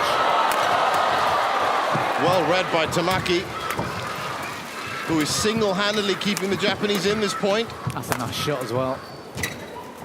Oh, what a shame. Really good rally. So they take the lead. They're now 6 points away from the championship.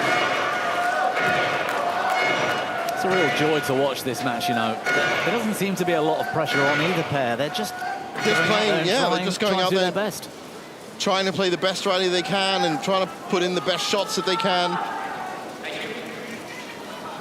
But to be honest with you, Bobby, that's what I've seen this, you know, this week in the World Juniors. I've seen a lot more of players that are coming up and just playing to play as opposed to playing for a specific reason, or there's some kind of other motive, or a coach maybe behind them telling them they should play this way. There's a lot more freedom going on from the semi-finals and the finals that I've watched. It's a real joy to watch, year in, year out.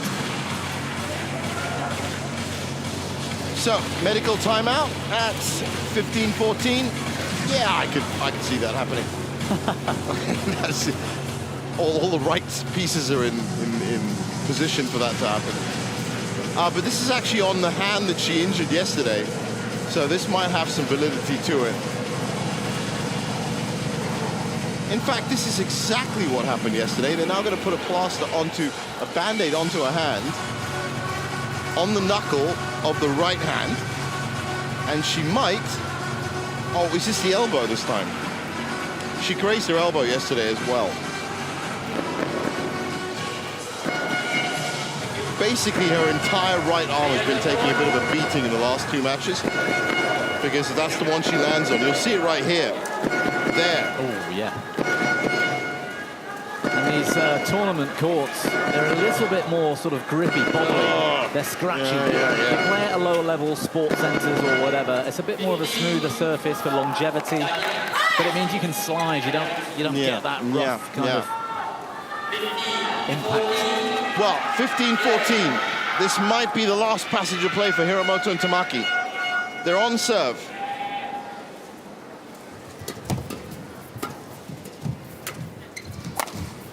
Tamaki again doing well from the back. Hiromoto steps in. Yeah, nice shot. Undecided. Late take from low. And it's wonderful from Hiromoto. I think it's gone long. Yeah, I think so. Oh, it has. 15-all.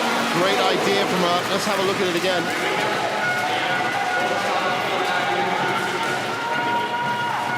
Yeah.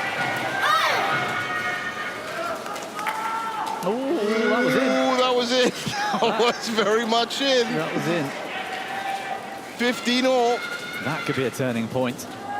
It would have been 16-14. Yeah.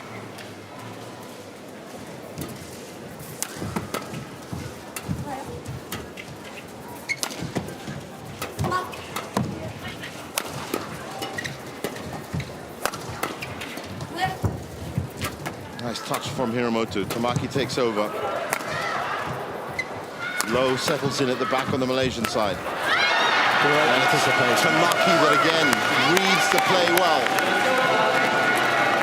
5 points away. One shot from low that lacks pace, and then the Japanese are in on it like a shot. And that's where that youth comes in. It's hard. Yeah. At a 14-year-old level, if everyone was 14, you can get away with that a lot more. When some of these players are 17, 18 years old. Well, especially with Tamaki's experience. Yeah. She's the one that's really been turning the screw, I should say. Good pickup from Hiromoto. Great from Hiromoto. 4 points away.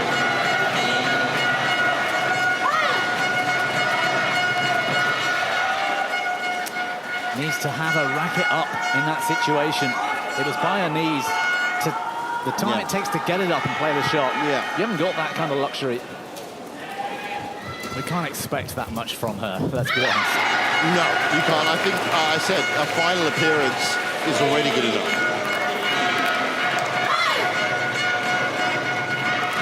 There are headlines, and there are serious headlines. I mean, but she's here. Let's go and win this thing, you know, why not? I think against other opponents, perhaps, but Hiromoto and Tamaki have now had the advantage of knowing what's coming because they are the fourth pair. Yeah, I mean, semi-finalists at the Asian Juniors, the Japanese pair. So pretty tough standard. Oh, they're a bit loose there. Tamaki rescues. Now they're finishing, well, 19-15.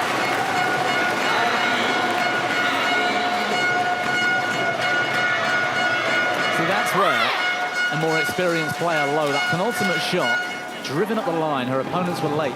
If she'd have pushed the net then, her partner would have gone around the back, and they would have held the attack, they would have covered everything. But she just doesn't have that experience yet. Bit of confusion. Well, they've got a chance now at 16-19.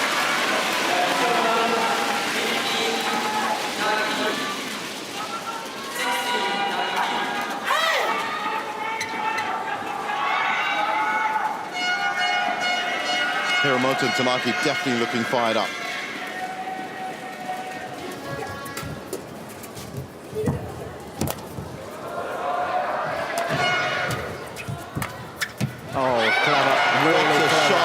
Tamaki. And that is 4 championship points after 41 minutes.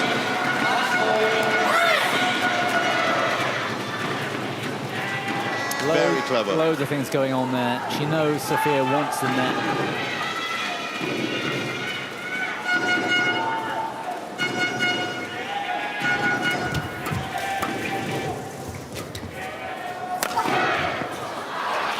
Well, they've left that long.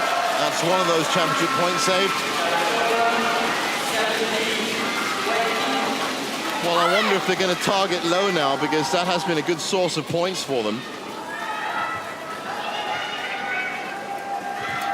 A body shot to low might just work. Good defense. Brilliant to keep this alive. Oh. They're out of position. Brilliant. They've done it. 21-17, 21-17. And Aya Tamaki has defended her girls' doubles title with a different partner. That's really something special. And it's hard going in as they were the strong favourites, really, because a 14 and a 16-year-old unknown pair from Malaysia. Yes, they've had a good week, but all the pressure was on the Japanese today to deliver, and they delivered. Big smiles. Aya Tamaki, of course, had to endure the trials of losing the mixed doubles semi-final. Now she's made it through the women's doubles. There are her teammates, very happy indeed. And for Lo and Sophia, well, there's a bright, bright future for that pair. And it won't be easily forgotten that they made the finals of the World Junior Championships in 2024. Aya Tamaki again emotional. She was emotional yesterday after the semi-final. In fact, both of them are pretty emotional. Well, Tamaki makes a bit of history too. She's made her way onto that medal table of players that have medalled 3 times or more at the World Juniors, and that is something quite special. So Lo and Sophia are off. They'll be joined soon by Tamaki and Hiromoto. This was the last point. Wonderful passage of play once again. Hiromoto with the final shot.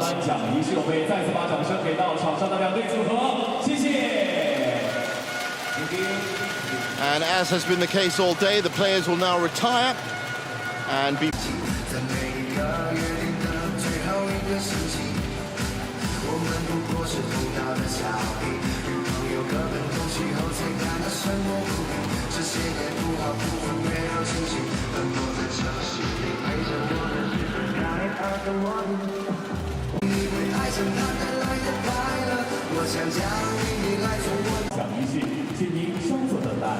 Ladies and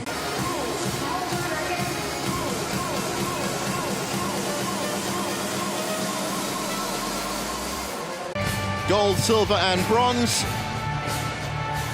which means we will be seeing Chen Fan Shutian and Lu Jiayu. 获得1面铜牌的是来自中国的陈凡书田、刘江月，以及来自印度尼西亚的伊斯亚纳李江怡。 There's Chen and Liu. And Ishiana and Rinjani. And Ishiana and Rinjani.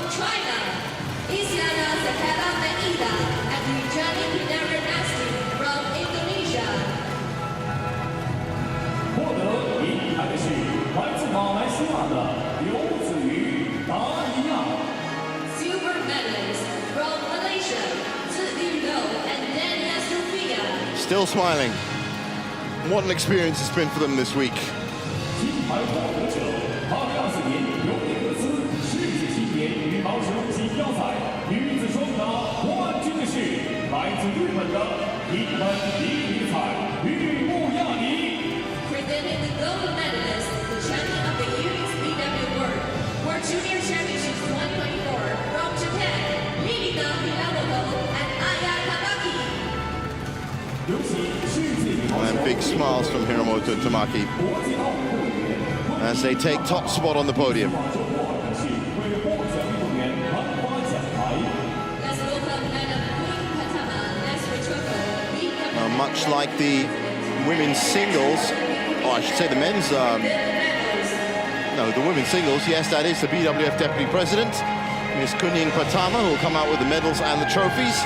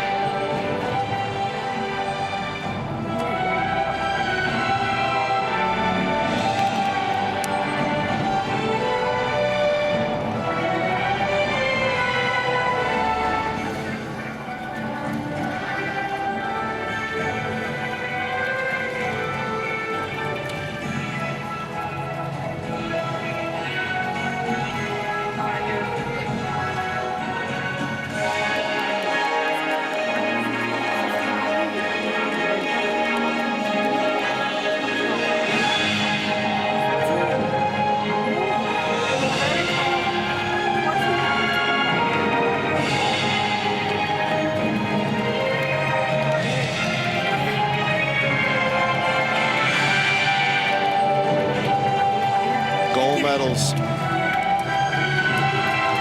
for Hiramoto and Tamaki.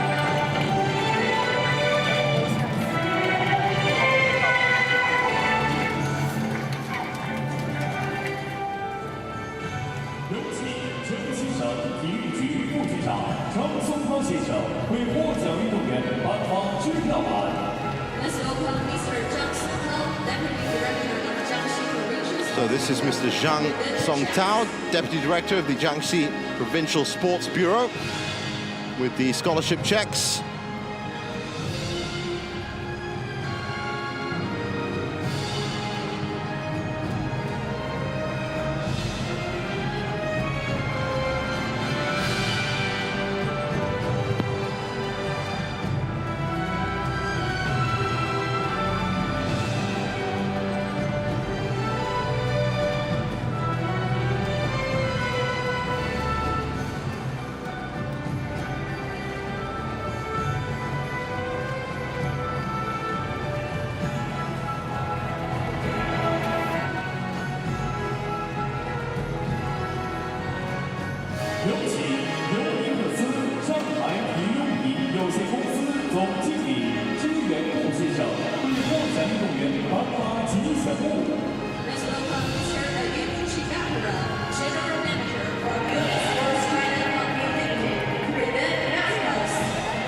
And that is Mr. Ayumu Shibahara, General Manager from YONEX Sports, China.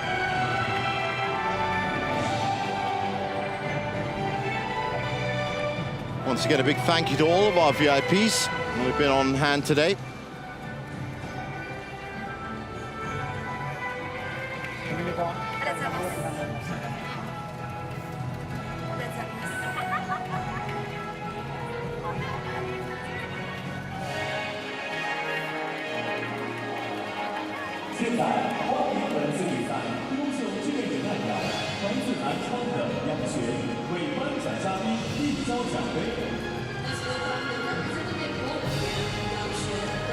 And the trophy itself, of course, only goes to one of those pairs. And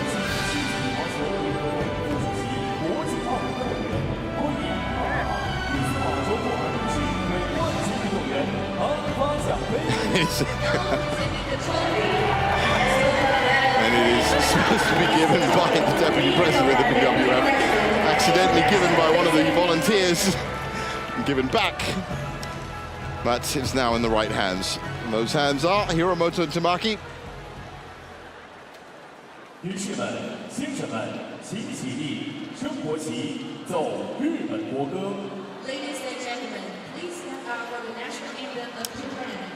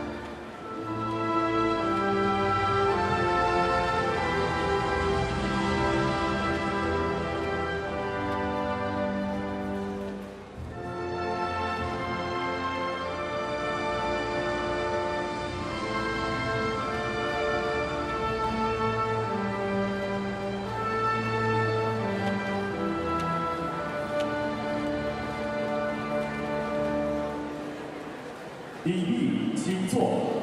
Please be seated. 请颁奖嘉宾和获奖运动员合影留念。 Now let's welcome our distinguished guests to take photos with the Wow, medalists. great to see 4 different flags up for the women's doubles.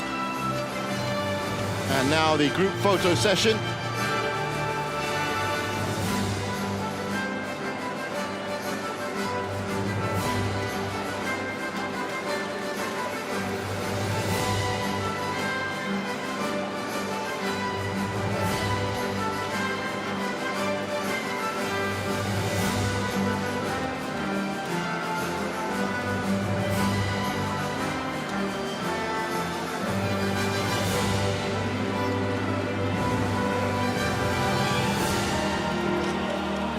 感谢颁奖嘉宾，请获奖运动员合影留念。 Thank you. Photo time for the medalists.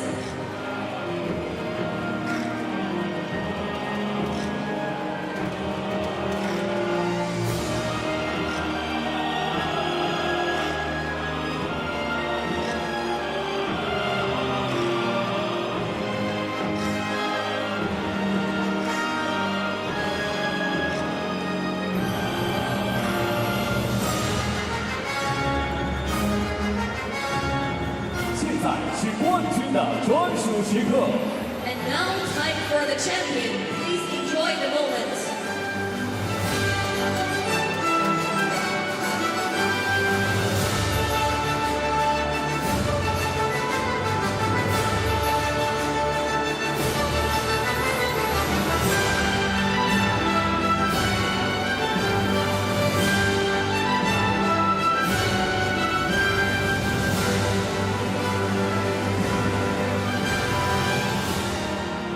女士们、先生们，再次祝贺他们！ Congratulations. Congratulations to the women's doubles. That means there's just one final up next, and it's the men's doubles, and it's going to be an absolute cracker. Kang Kai-sing and Aaron Tai against Hu Ke-yuan and Lin Jiangyi is coming up next. Don't go anywhere.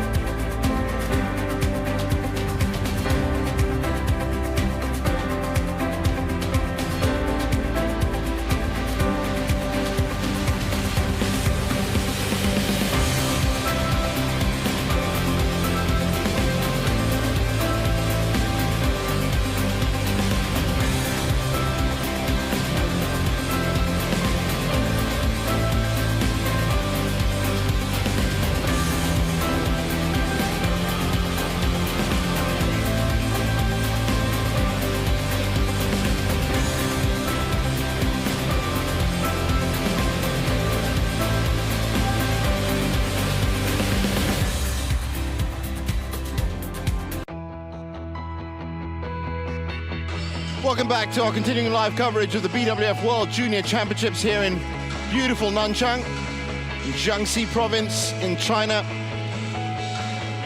Wonderful architecture, history, tradition, and culture in this huge city. And this week it's been the venue of the World Junior Championships, showcasing the best under-19 players in the world. That's where we are in terms of the order of play. 4 finals, 4 champions, and now 1 more to go. Men's doubles, Kang Kai-sing and Aaron Tai against Hu Ke-yuan and Lin Jiangyi.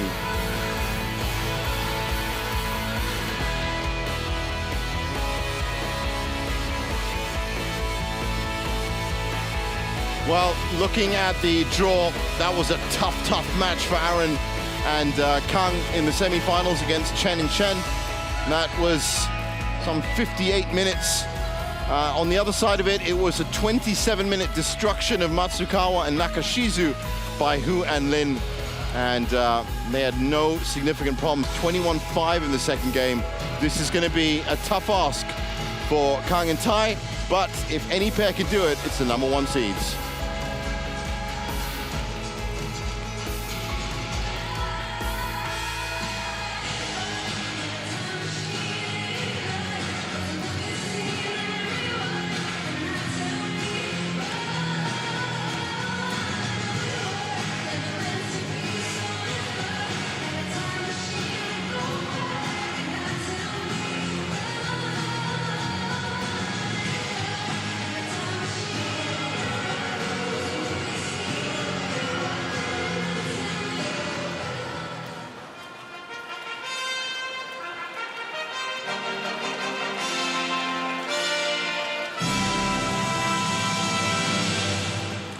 们、先生们，有请本场比赛技术官员入场。 Ladies and gentlemen, let's welcome the technical officials.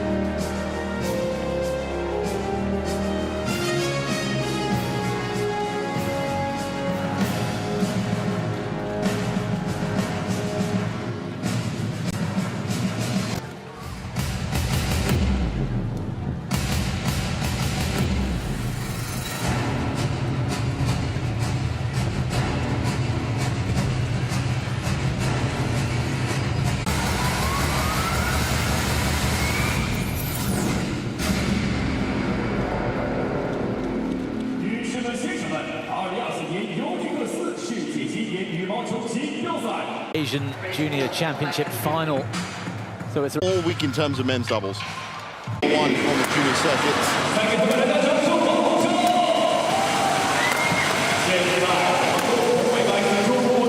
There's Kang Kai-sing, 18 years old, born up north in Malaysia in Kelantan. I mean, they won the Toyota International Challenge this year, beating Sudirman and Tiraratsaku, who are ranked 27th in the world at the time, senior, right. Yeah. 27th in the world. That's how good these juniors are. Well, we saw him in action earlier, 18-year-old Lin Xiangyi, and he took that mixed doubles final by the scruff of its neck and won it on a number of occasions. The world ranked number 5 in doubles, and he shouldn't be taken lightly in the men's doubles either. His partner, Hu Kei-yuan here, the 18-year-old from Shanghai, is just as powerful when it gets on the attack. The question here for this big match is which of these pairs is going to get on the attack first, because they both love attacking. There's their tournament results, and it was, well, a bit of a scare in round 3 against Lai and Lin from Chinese Taipei. Apart from that, there were 26-minute matches, 19-minute matches, 33 minutes and 29 minutes in the semi-finals. Yeah, they're a good pair, the Taipei. Lai we saw in the mixed doubles final earlier, and in men's doubles quality as well. So there's no surprise there, really, that they were going to find that tough.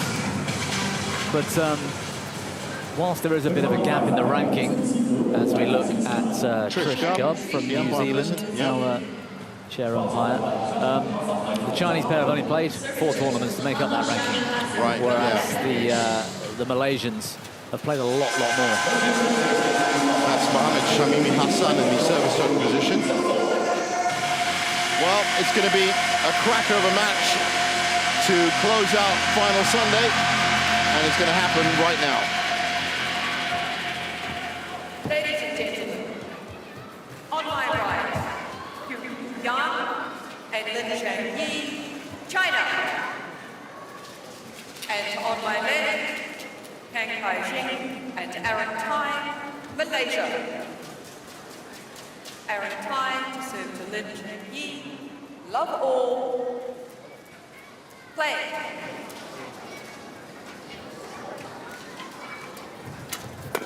Well, China have already picked up 3 titles today. Will this be a 4th? Straight on the attack for Hu and Lin.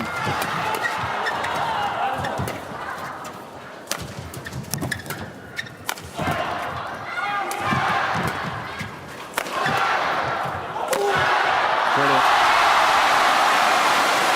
Straight down the middle. What a rally to start the match. Yeah. It's a little statement of what's in store.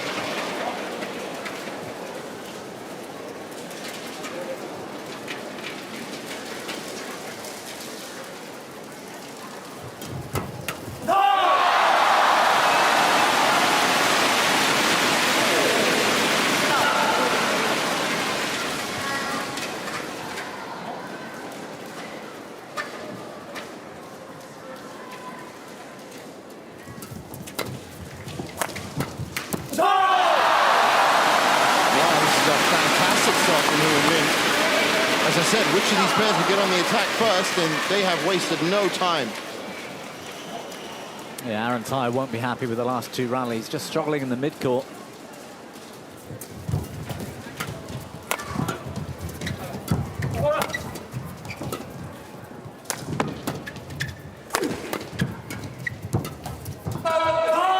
And again, Not being able to get that connection. All up.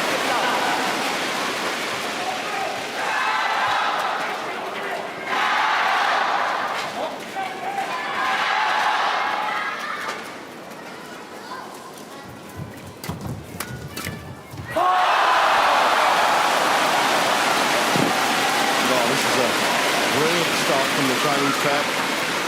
yeah, it couldn't have gone better.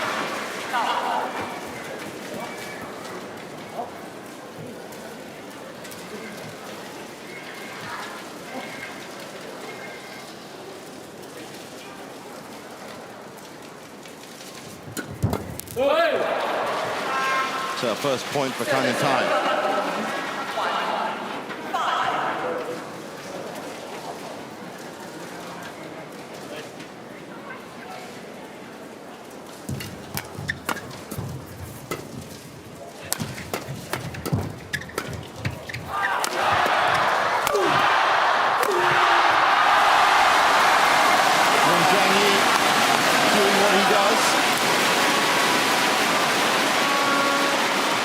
Going to be delighted the fact that his attack's getting through the way it is.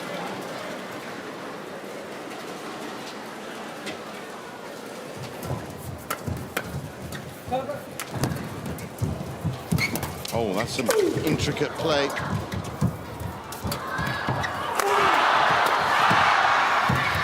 Great court coverage. Just couldn't keep it in. I watched the, well, we commentated on the mixed team event semi-final last week, China versus Malaysia, and both pairs, both times, were these two, and they were really trying to pick on Kang Kai-shi in defence. They didn't want to hit to Aaron Tai. He was just too creative off the body. Well, that's kind of what they've been doing now. Yeah, that's what I mean. They've been leaving him out, yeah. But when they hit down, they're trying to either go to middle or only on Kang. Aaron Tai has been shoved out of the play almost. Need to get on the attack, the Malaysians. Well, they've got like a very small window off the start to get onto it. There they go again.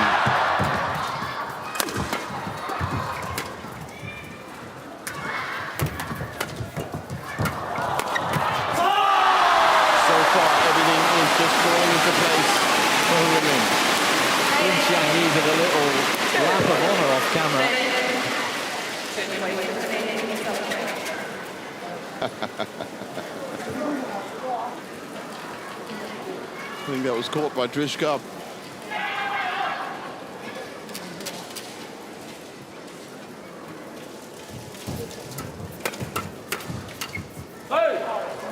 That's better, much better.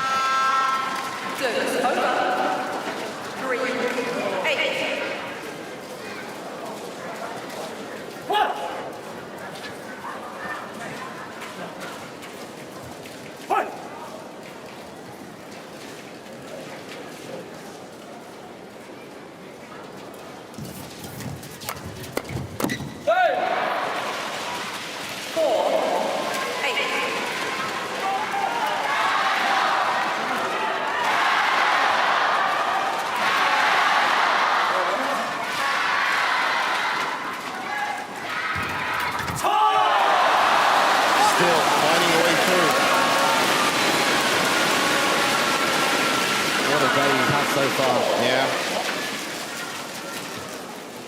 Aaron Tai still very much a spectator in this match. Now he gets a little bit stuck in, that's in. Nope. Well, judging from the reaction of the crowd, I thought that was in, but line judge says otherwise.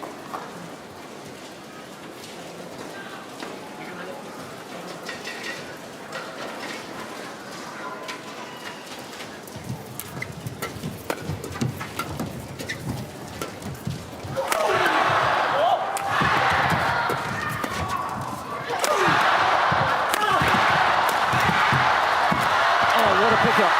That was a great pickup. And that was a wonderful shot to the corner as well. Well, they're keeping pace with the scoreline, but still haven't been able to get on full attack just yet, the Malaysians.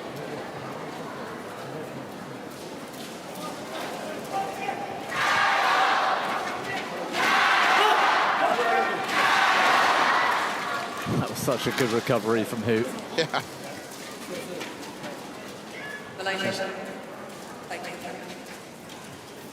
A bit of a reprimand from Bishkap there. The Malaysians delaying. That's gone long. 没问题啊，打是对的啊。 7, 9.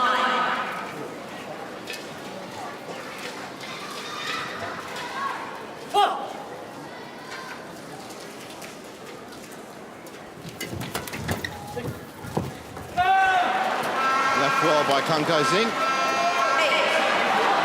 And they have found a way back on the scoreboard. But they still haven't been able to go up on their full attack. These have been mistakes from the Chinese pair. They've capitalized on.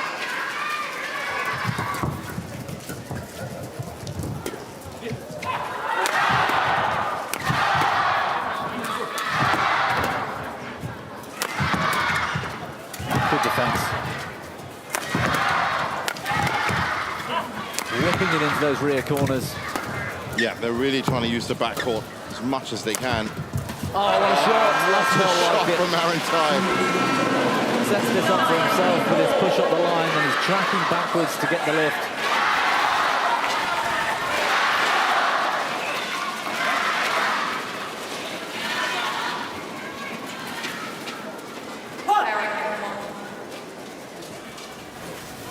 But they are taking quite a while on the serves, it would seem.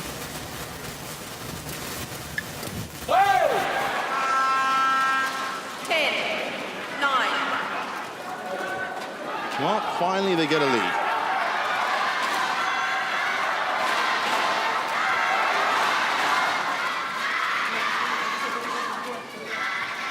Well, Trishkub is not happy with this.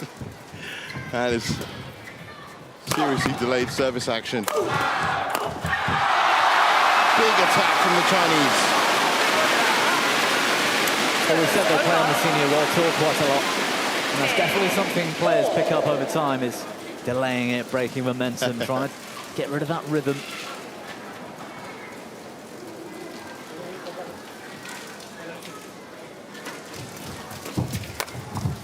Yeah, well done. Great. Good Fantastic backup. stuff. So, 11-10 at the break. And Kang and Tai have finally fired into life after being 8-1 down.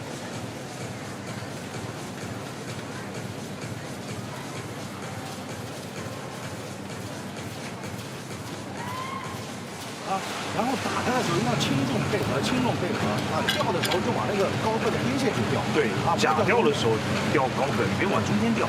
对，然后明显记住啊，肯定会很困难，明白吧？啊，所以我们做好这个准备，你们挑100块，我这边就能撒100块。对，啊，自己没乱，好吧？啊，呼吸调顺了啊，这时候就跟他拼，不要想着开局这么简单，明白吧？现在就是差不多啊，就是这么一分拼，好吧？啊，可以打啊，轻重配合，一定不要说全是轻的。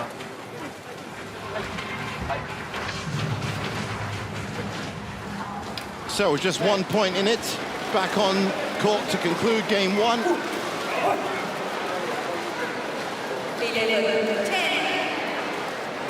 Play.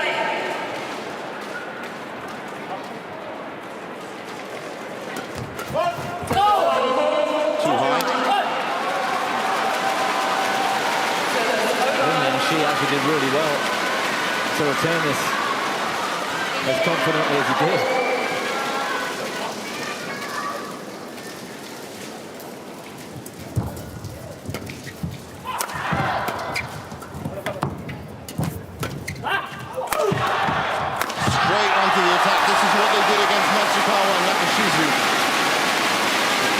Third shot, fourth shot, jump smash.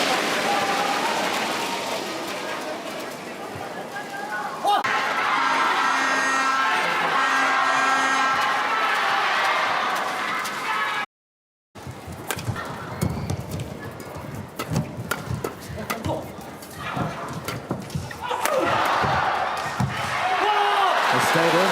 Yeah. Well, 14 all. Volley box.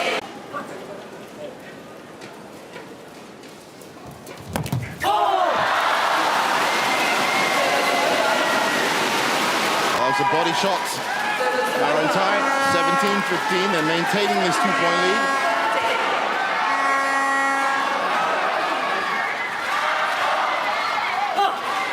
Perfect placement from Aaron Type.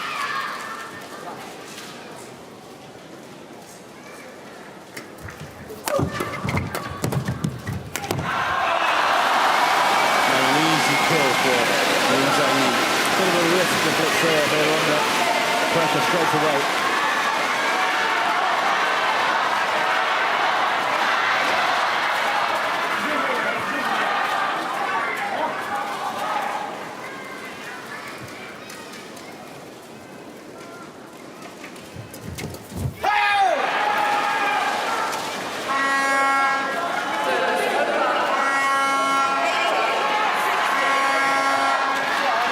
Well, after a good early salvo from Hu and Lin, they're now staring down the barrel in this first game. Mistake from Kang Kai-sing.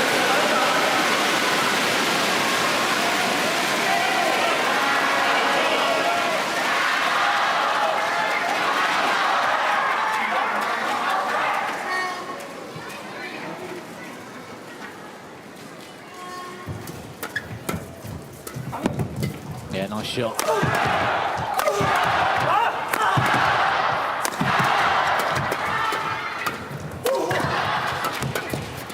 What a rally. Oh, the Chinese players are just looking for any opportunity to smash it down. Malaysians are happy in defence, though. It's in. What a rally to win. What a shot. That was unbelievable from Aaron Type. Here it is again, soaking up the defence. I thought he did well leaving this. Yeah, well in.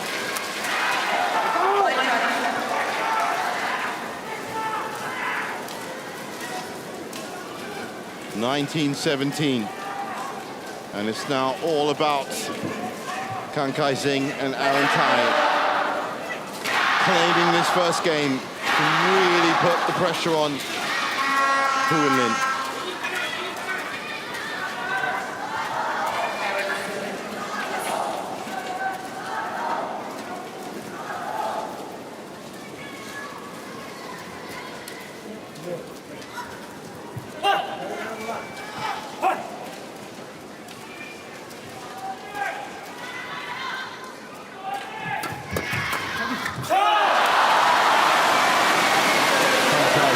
Struggling on that third shot. Needs to do more with it.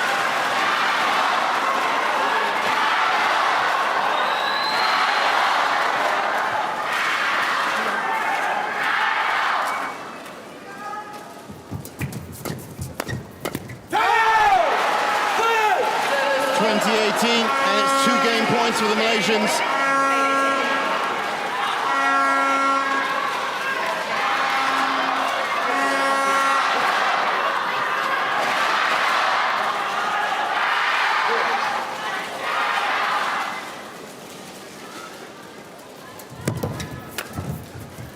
That's gone long. 21-18.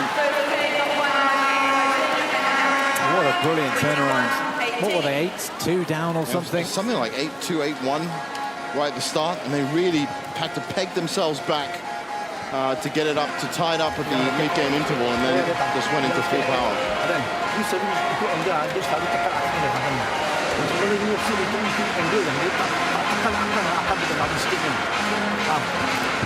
Sekarang cuma semua pegang itu advantage, jangan kasih dia skill. Dari kiri kanan mesti tangkap betul-betul. Ya? Okay, Aaron. Jangan mau masuk cepat, dia pasti cari attack dulu. Apa you steady, you defense. Jangan mau bagi. Tung. Bila kalau dia naik, berani tekan, tekan lagi tambah. Dapat sampai sini, tekan. rotation. Yeah, focus on this one. Do you speak a little Malaysian, Jeevan? A little, but I couldn't hear over the crowd just then. I'll try and get it next time. But even then, as I said, I wouldn't trust it, man. I wouldn't trust it. Yeah, let's go.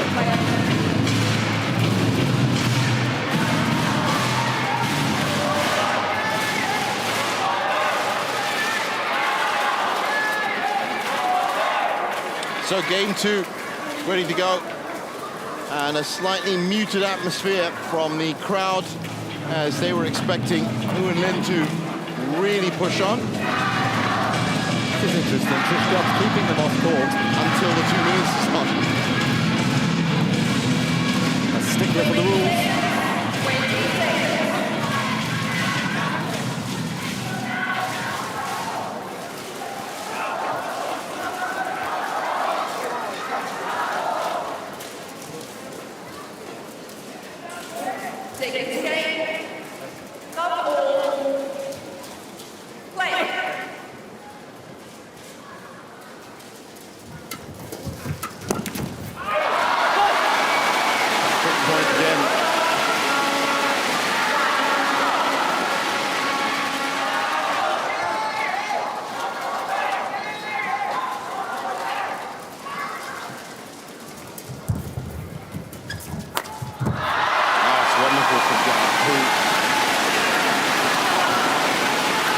Overconfidence from Aaron Tai.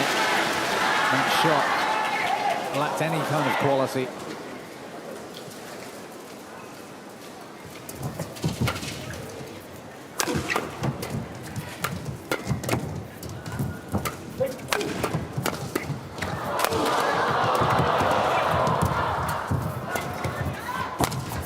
Wow, well, these rallies are amazing. Aaron Tai was on fire there. Yeah, that's the reason why he's so good to watch.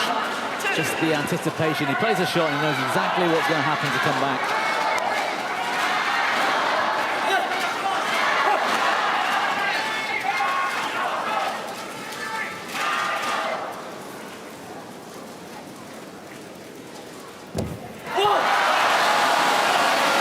That's a costly service error.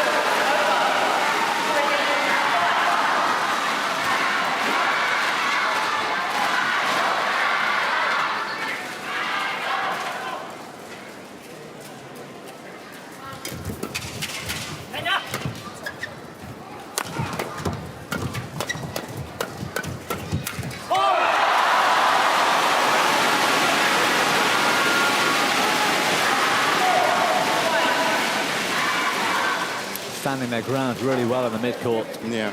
Tough to keep up with this because the Malaysians are so natural in that area.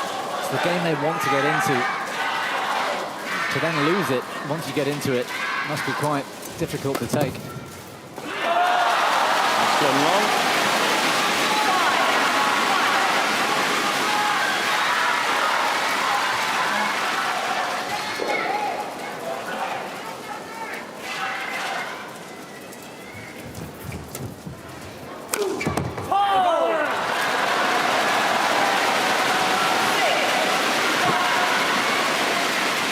For the outright winner.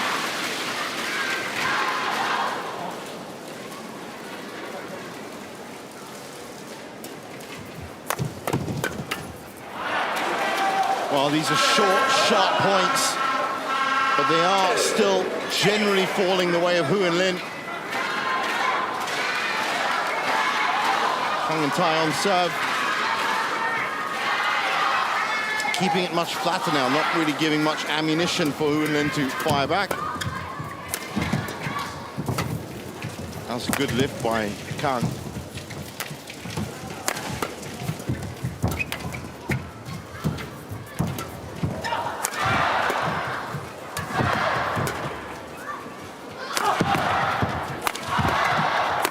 Great defense from the Malaysians. What a rally this is.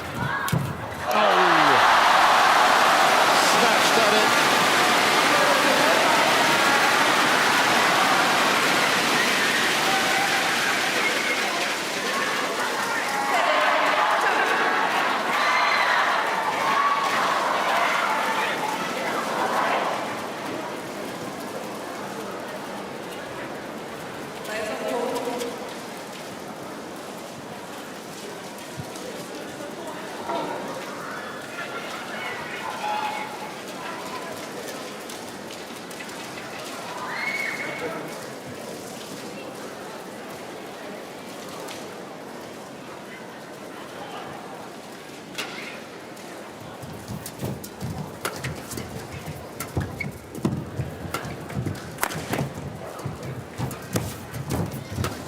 Another great rally. Well, all of them have been mesmerizing. Again, snap string. 8-2. Well worked. Deserved the point. Just snatched at the final second. Yeah. And it didn't quite middle the racket. At that sort of pace, anything around the edge of the frame tends to break the string.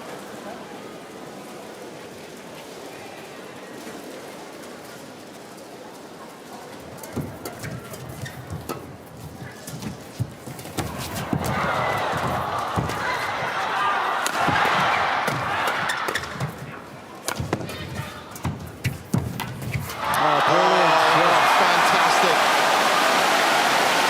Big smile on Lin Qianxi's face as well.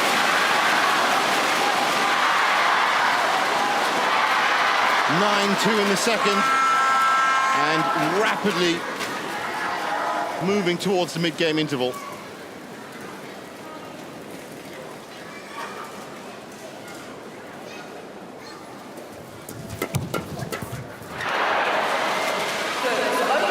Good recovery from Aaron Tye.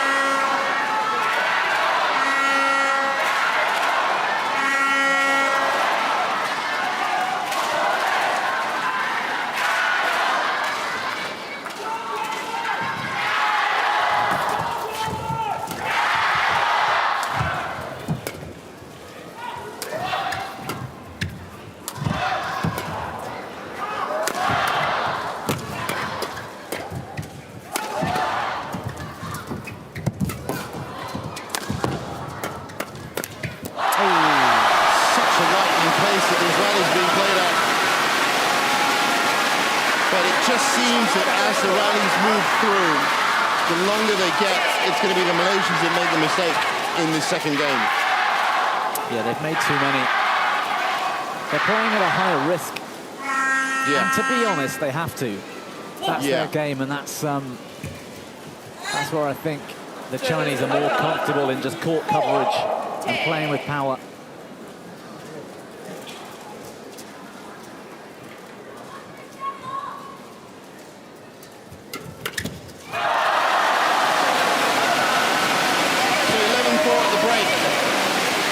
Great chance for Hu and Lin to get back into this final.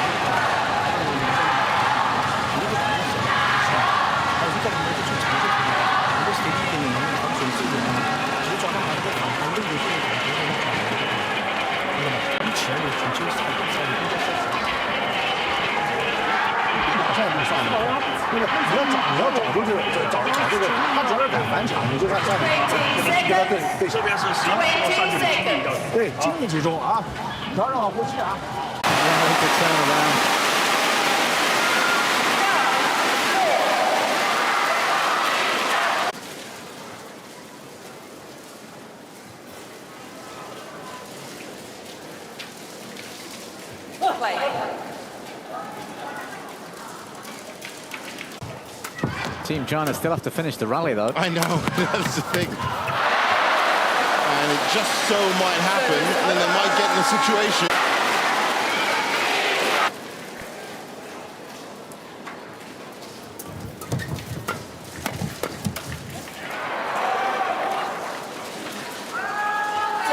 Got incredible technique, that backhand drive from Aaron Tye. Generates loads of power with such a short backswing. So they've got the serve back, 7-15. I mean, it's not impossible for them to do it in the second game, but it's going to need a bit of a collapse from the Chinese. I think this is the other idea, is they can tire out the Chinese. Yeah. If they can manage to keep lifting it to the back line and letting them spend a lot of energy to try and win the rally. 8-15 now.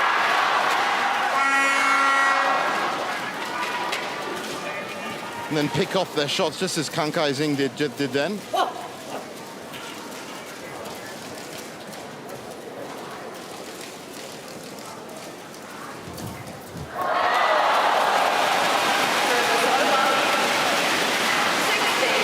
that won't burn a lot of energy. Return of serve that well.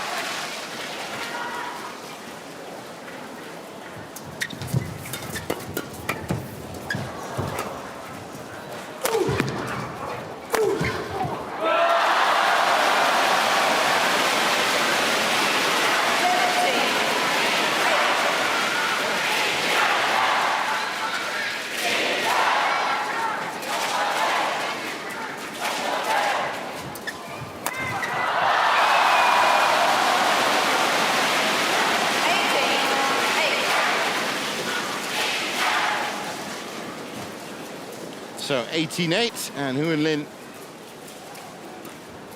should be able to claim this second game. That's gone long. 19-8. Smart play from Kang and Tai.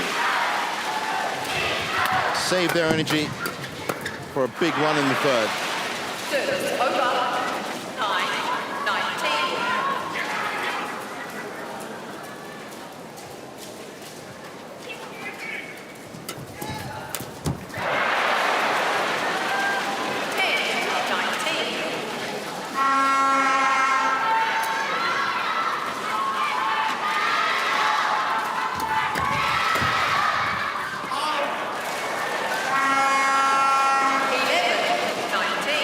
Well, maybe we spoke a bit too soon because it seems there's a good few points being racked up. I really can't see them doing it, though. No. No, they're only playing in second gear, really, the Malaysians. It's just a case that the Chinese haven't quite got the easy opportunities to finish off. If they get back to 15 or 16, they might then... Think, hold on. They might try. Yeah.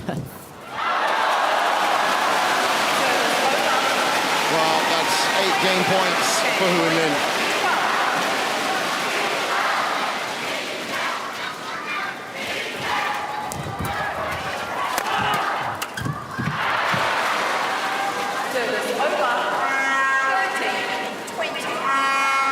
They've actually had the impact they wanted in the second. These two look a little bit rattled, the Chinese. They can't seem to put the shuttle on the floor, even when it's made easy for them.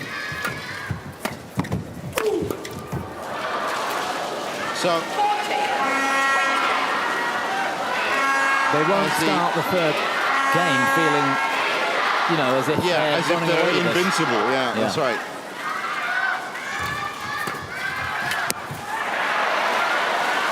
And at this rate, you never know. The switch of pace has really caught them out.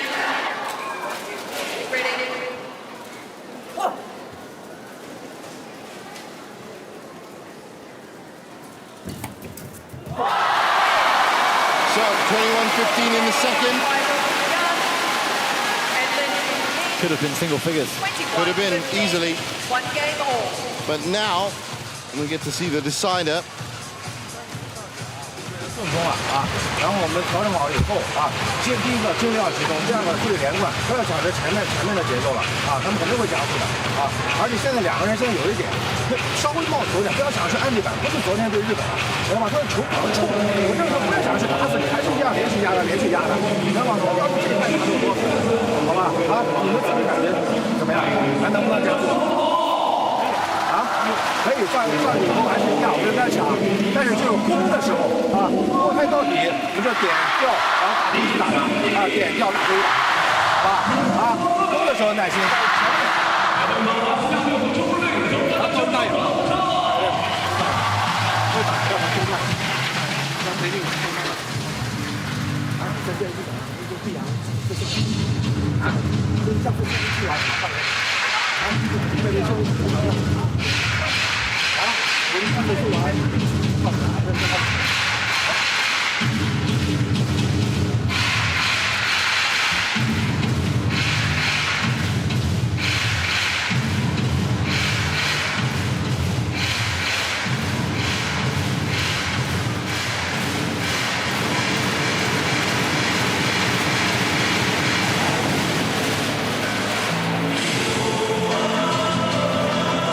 ，Both pairs ready to get back on. Krishkov again, not letting them on. 20 seconds. 20 Now they're on. seconds. This is it, the decider.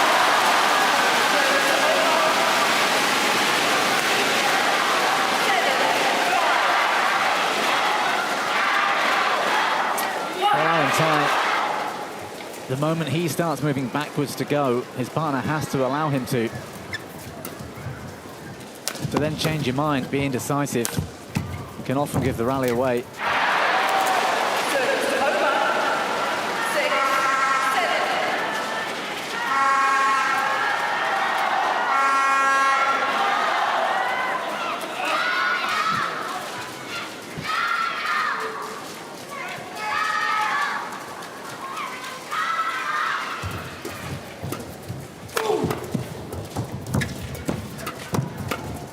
Oh, nice pick up by Aaron.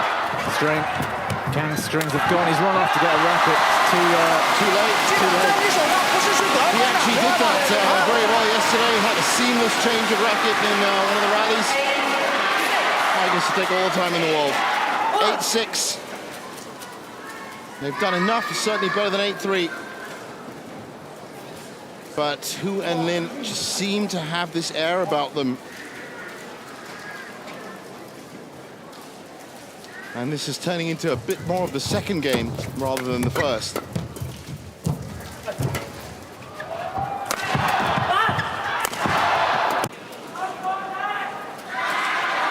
Well, he looks okay.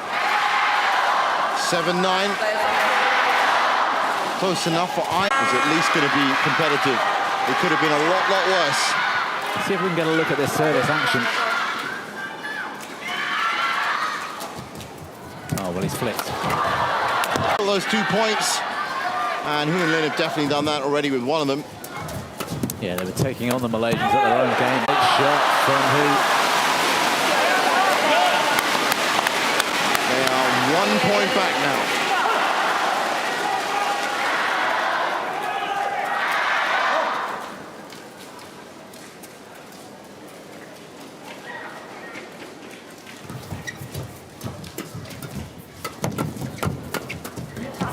So good from Aaron Tai. That is brilliant. It was a backhand. Fast, yeah.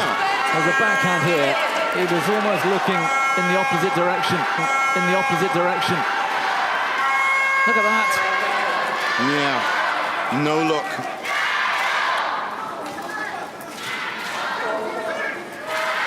(13-11).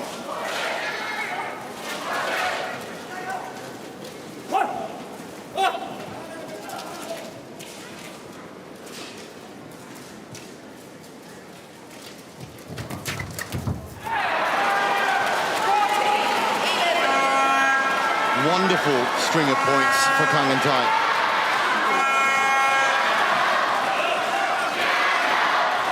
Yeah, 8 out of 10, I think. Fantastic. I think they're confident enough in their defense and their attack. They settled down for the second game, and now they're coming out full fifth gear. Another racket change. This time he does it. Aaron Tai playing singles for a moment. Yeah. Aaron Tai holding the fort. And doing it well. Now Kang steps back in.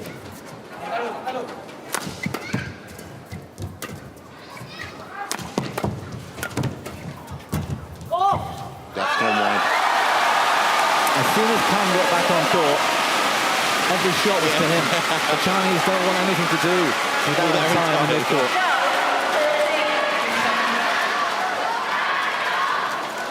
I'm surprised Trish Gubb didn't tell him to go and pick that up and put it in the box. Put it in the bucket, yeah. I think she'll allow it mid-rally. Well, I mean, if he'd gone back twice, that probably would have been moving the day. You know, that actually the Aaron Tai could have held on. I reckon he could have for another run back. But it would have been, yes, I think breaking the run of play. I wonder if there's ever been an occasion where 2 strings have been broken in a rally. Look at this. This is interesting. Now, medical timeout coming for the Malaysians, and it just doesn't look as confident as you'd think from both of them in the Chinese pair. It's 12-14. They've got the serve. Spray's coming on for Kang Kai-Sing's knee.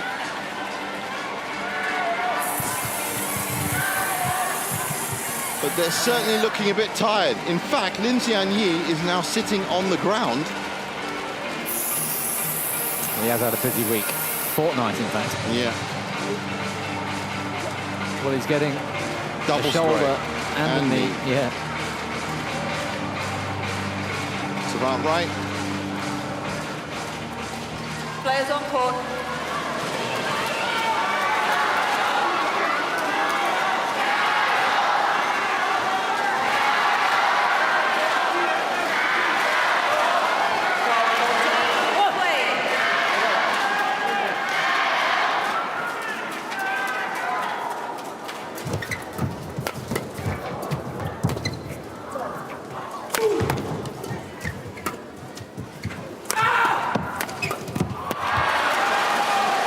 He's popped up now, Aaron Tai.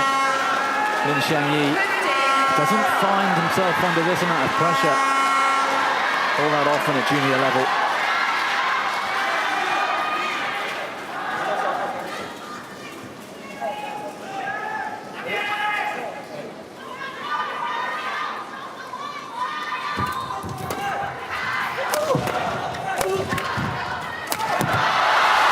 Well, that was a little bit more emphatic from Hu.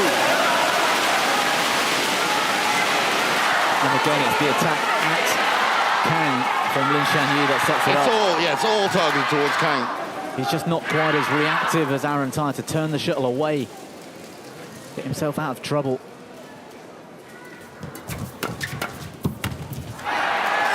And again, Done well. yeah, well, who forgot Aaron Tai was left-handed again? He did. Well, 16-13 is an absolutely glorious opportunity for the Malaysians. They are 5 points away from the championship. It's going to be a hard grind, these 5 points, but they are managing to push through. I said that little bit of fatigue that we saw from Hu and Lin in the medical timeout just got me thinking that perhaps they did overcommit themselves in the second game. Frustration for Kang Tai. That was a big point, 17-13 or 16-14. Yeah, the Malaysians were on top, really. I'm surprised Aaron Tai went right. He could have taken on that straight drive, and that's why he's frustrated. He made the wrong choice. It was a bit of a gamble. I think they have more belief in themselves. The Malaysians. Yeah. I mean, the string's gone, but in their defense and attack, I think they know that they can do this if it all works well. Absolutely, 100%. I think the second game just went away too early, too quickly. So they almost gave up on it. Yeah. And we did say that. They were just going to play it out, try and tire out the Chinese pair. And that might have worked because they do look a little bit more fatigued, Hu and Lin. Well, 15-16, this is a key point. And it goes to the Malaysians, 17-15. They're in sight now. Really good return of serve.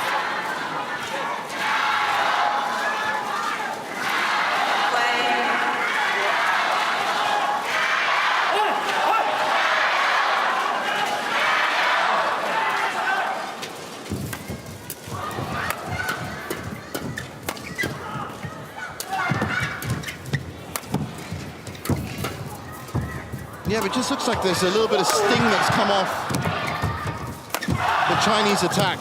Oh, it's brilliant. The Malaysians turnaround was brilliant. That's a round of applause for Aaron Tai. Right place, right time, right shot.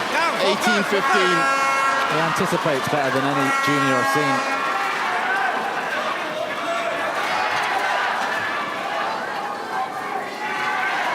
And who doesn't like a slam dunk finish? Yeah.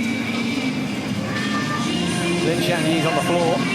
That's what I mean. And the medical team are out. He has had a big day, but it is that timely medical timeout, and I think it's his knee. It's not his knee. I'm just going to call it as it is. It's the scoreboard. It's the scoreboard. Absolutely. They should spray that. See if it gets better.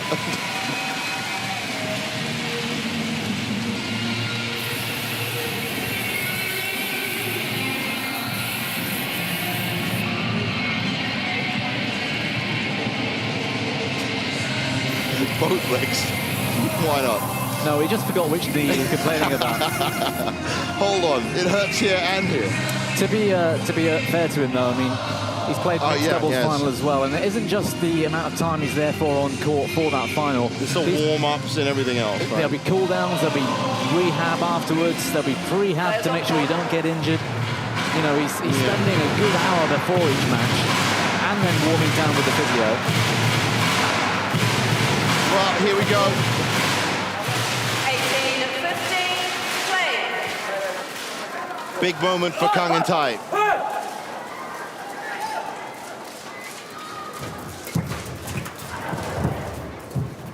Oh, that is confident from Hu.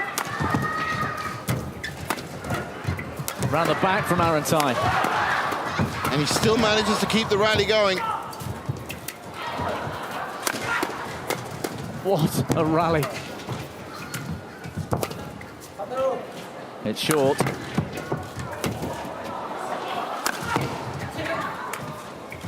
Lin is looking a little bit more tired. Well, he's certainly not going for the big jump smashes anymore. Absolutely, that was fatigue. Yep, 19-15. I think they've done it. They may have outlasted the Chinese pair. The longer they can drag this out, the better it gets, because Lin Changyi is exhausted. Yep, you can see it written all over his face.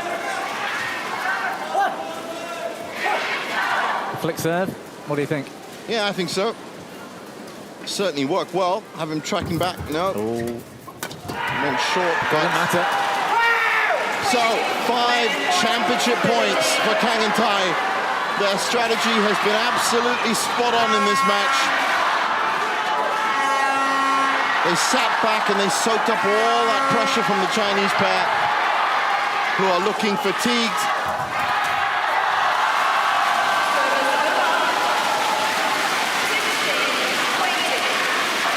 On the brink.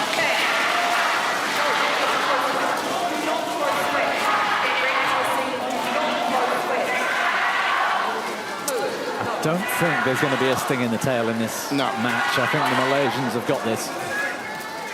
And I think it all came down to that really good play in the second. It's all on Hu Ke-yuan here. He needs to step up if they've got any hope left.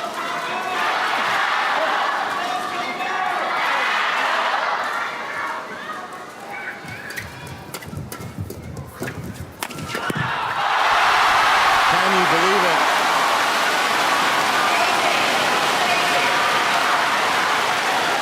No, we promised you a nail-biting finish, and it doesn't get more nail-biting than this.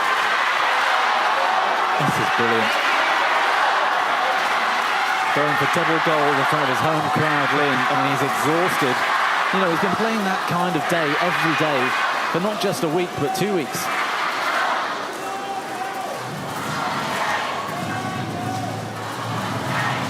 Is this another medical timeout? I think it is. At championship point. And this time I think it's Aaron Tai.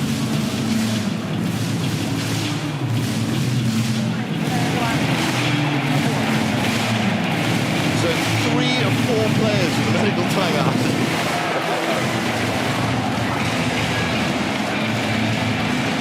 Again, you can't see them on screen, but if we can, Lin and Hu pacing back and forth, and Lin Xiangyi just looking very, very tired indeed. I'm surprised he's not got half a Mars bar in his mouth right now, to be honest. Well, yeah, a bit of energy would help.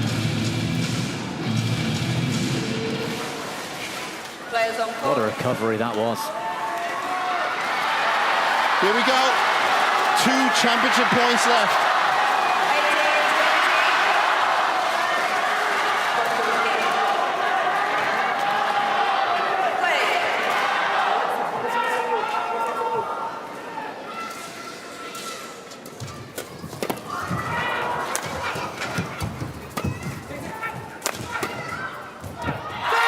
They've won it. 21-18 in the third, and Malaysia have new World Junior Men's Doubles champions.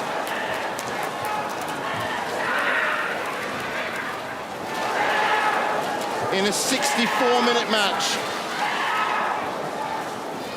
So much talent, these two. I'm hoping they keep pushing forward to make it on the senior circuit. Yeah. It'd be so good to watch. Aaron Tai and Huke Yuan just having a nice friendly chat. I think the general camaraderie between the players has been great.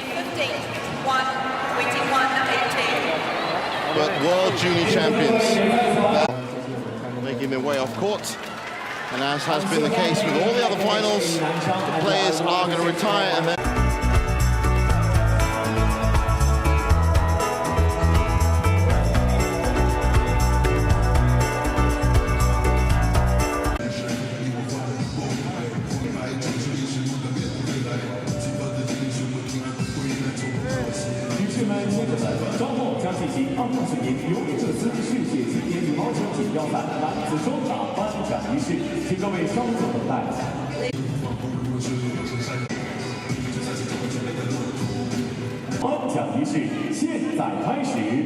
Ladies and gentlemen, the YONEX BWF World Junior Championships 2024 Men's Doubles Award Ceremony now begins.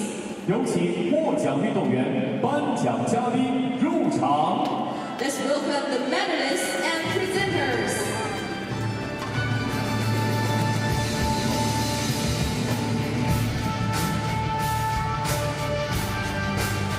So here they come. Gold, silver and bronze medalists, which means we'll be seeing Chen Yong-ryu and Chen Zihan, and of course Kenta Matsukawa and Yuto Nakashizu as well. There they are.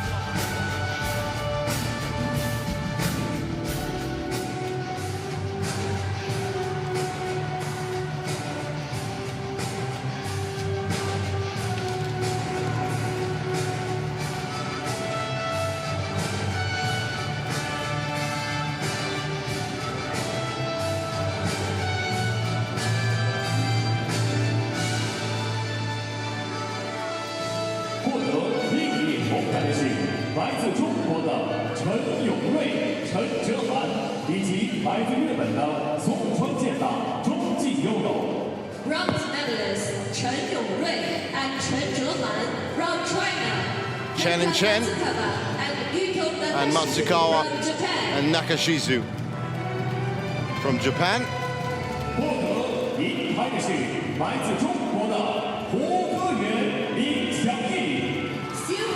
So no double joy for Lin Zhangyi, but a silver medal in the men's doubles to add to his World Junior Champion in mixed doubles. That's still a good day.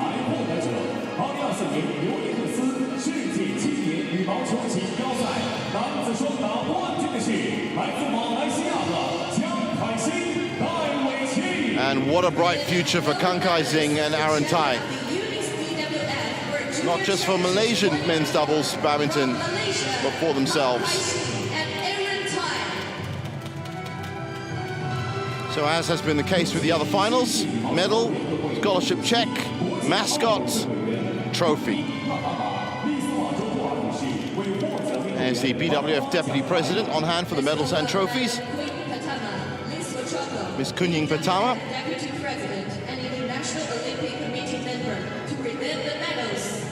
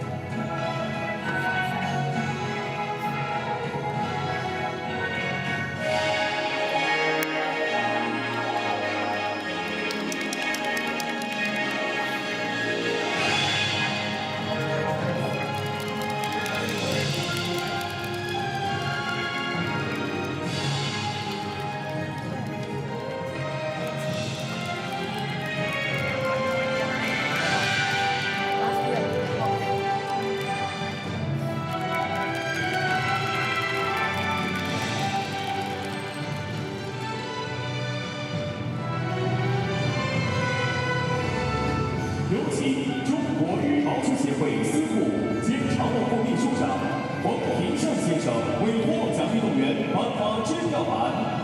Let's welcome Mr. Feng Pingshan, Treasurer and Executive Deputy Secretary General of Chinese Badminton Association, to present With the scholarship checks, Mr. Feng Pingshan, Treasurer and Executive Deputy Secretary General of the CBA, Chinese Badminton Association.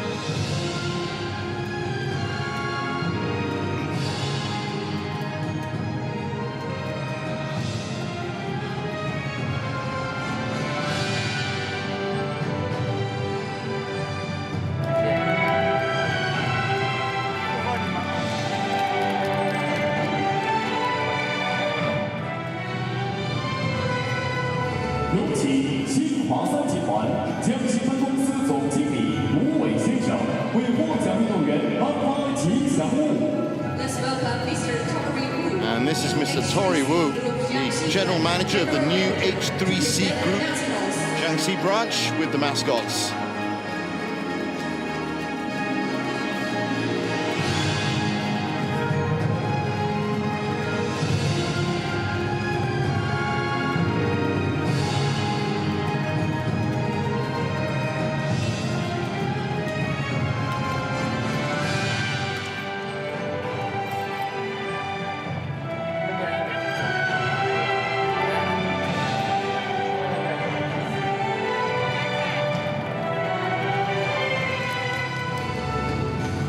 现在欢迎本次比赛优秀志愿者代表，来自江西理工大学的钱泽恒为颁奖嘉宾递交奖杯。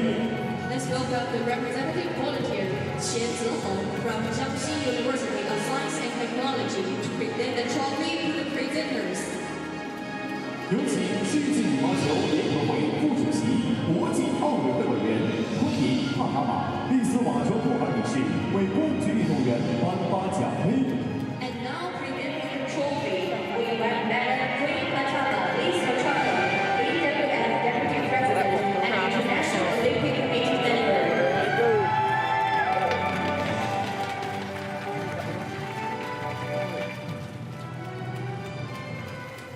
女士们、先生们 There's the trophy. 升国旗，奏马来西亚国歌。 Ladies and gentlemen, please stand up for the national anthem of Malaysia.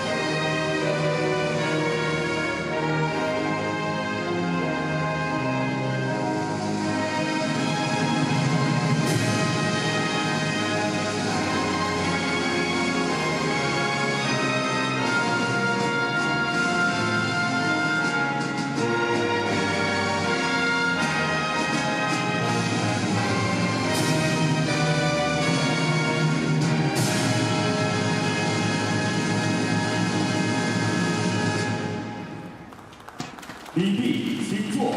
Please be seated. 请颁奖嘉宾和获奖运动员合影留念。 So time for the group photo. Distinguished guys to take photos with the medalists.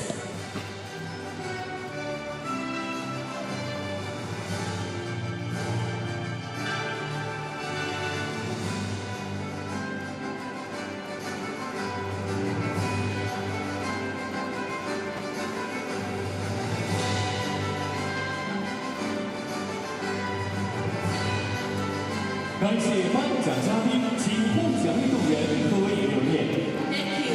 Photo time for the medalists.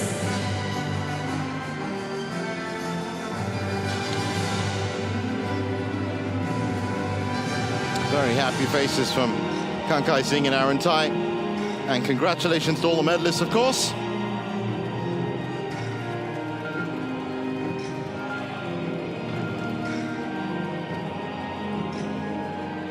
现在是冠军的专属时刻。 And now time for the champion. Please enjoy the moment.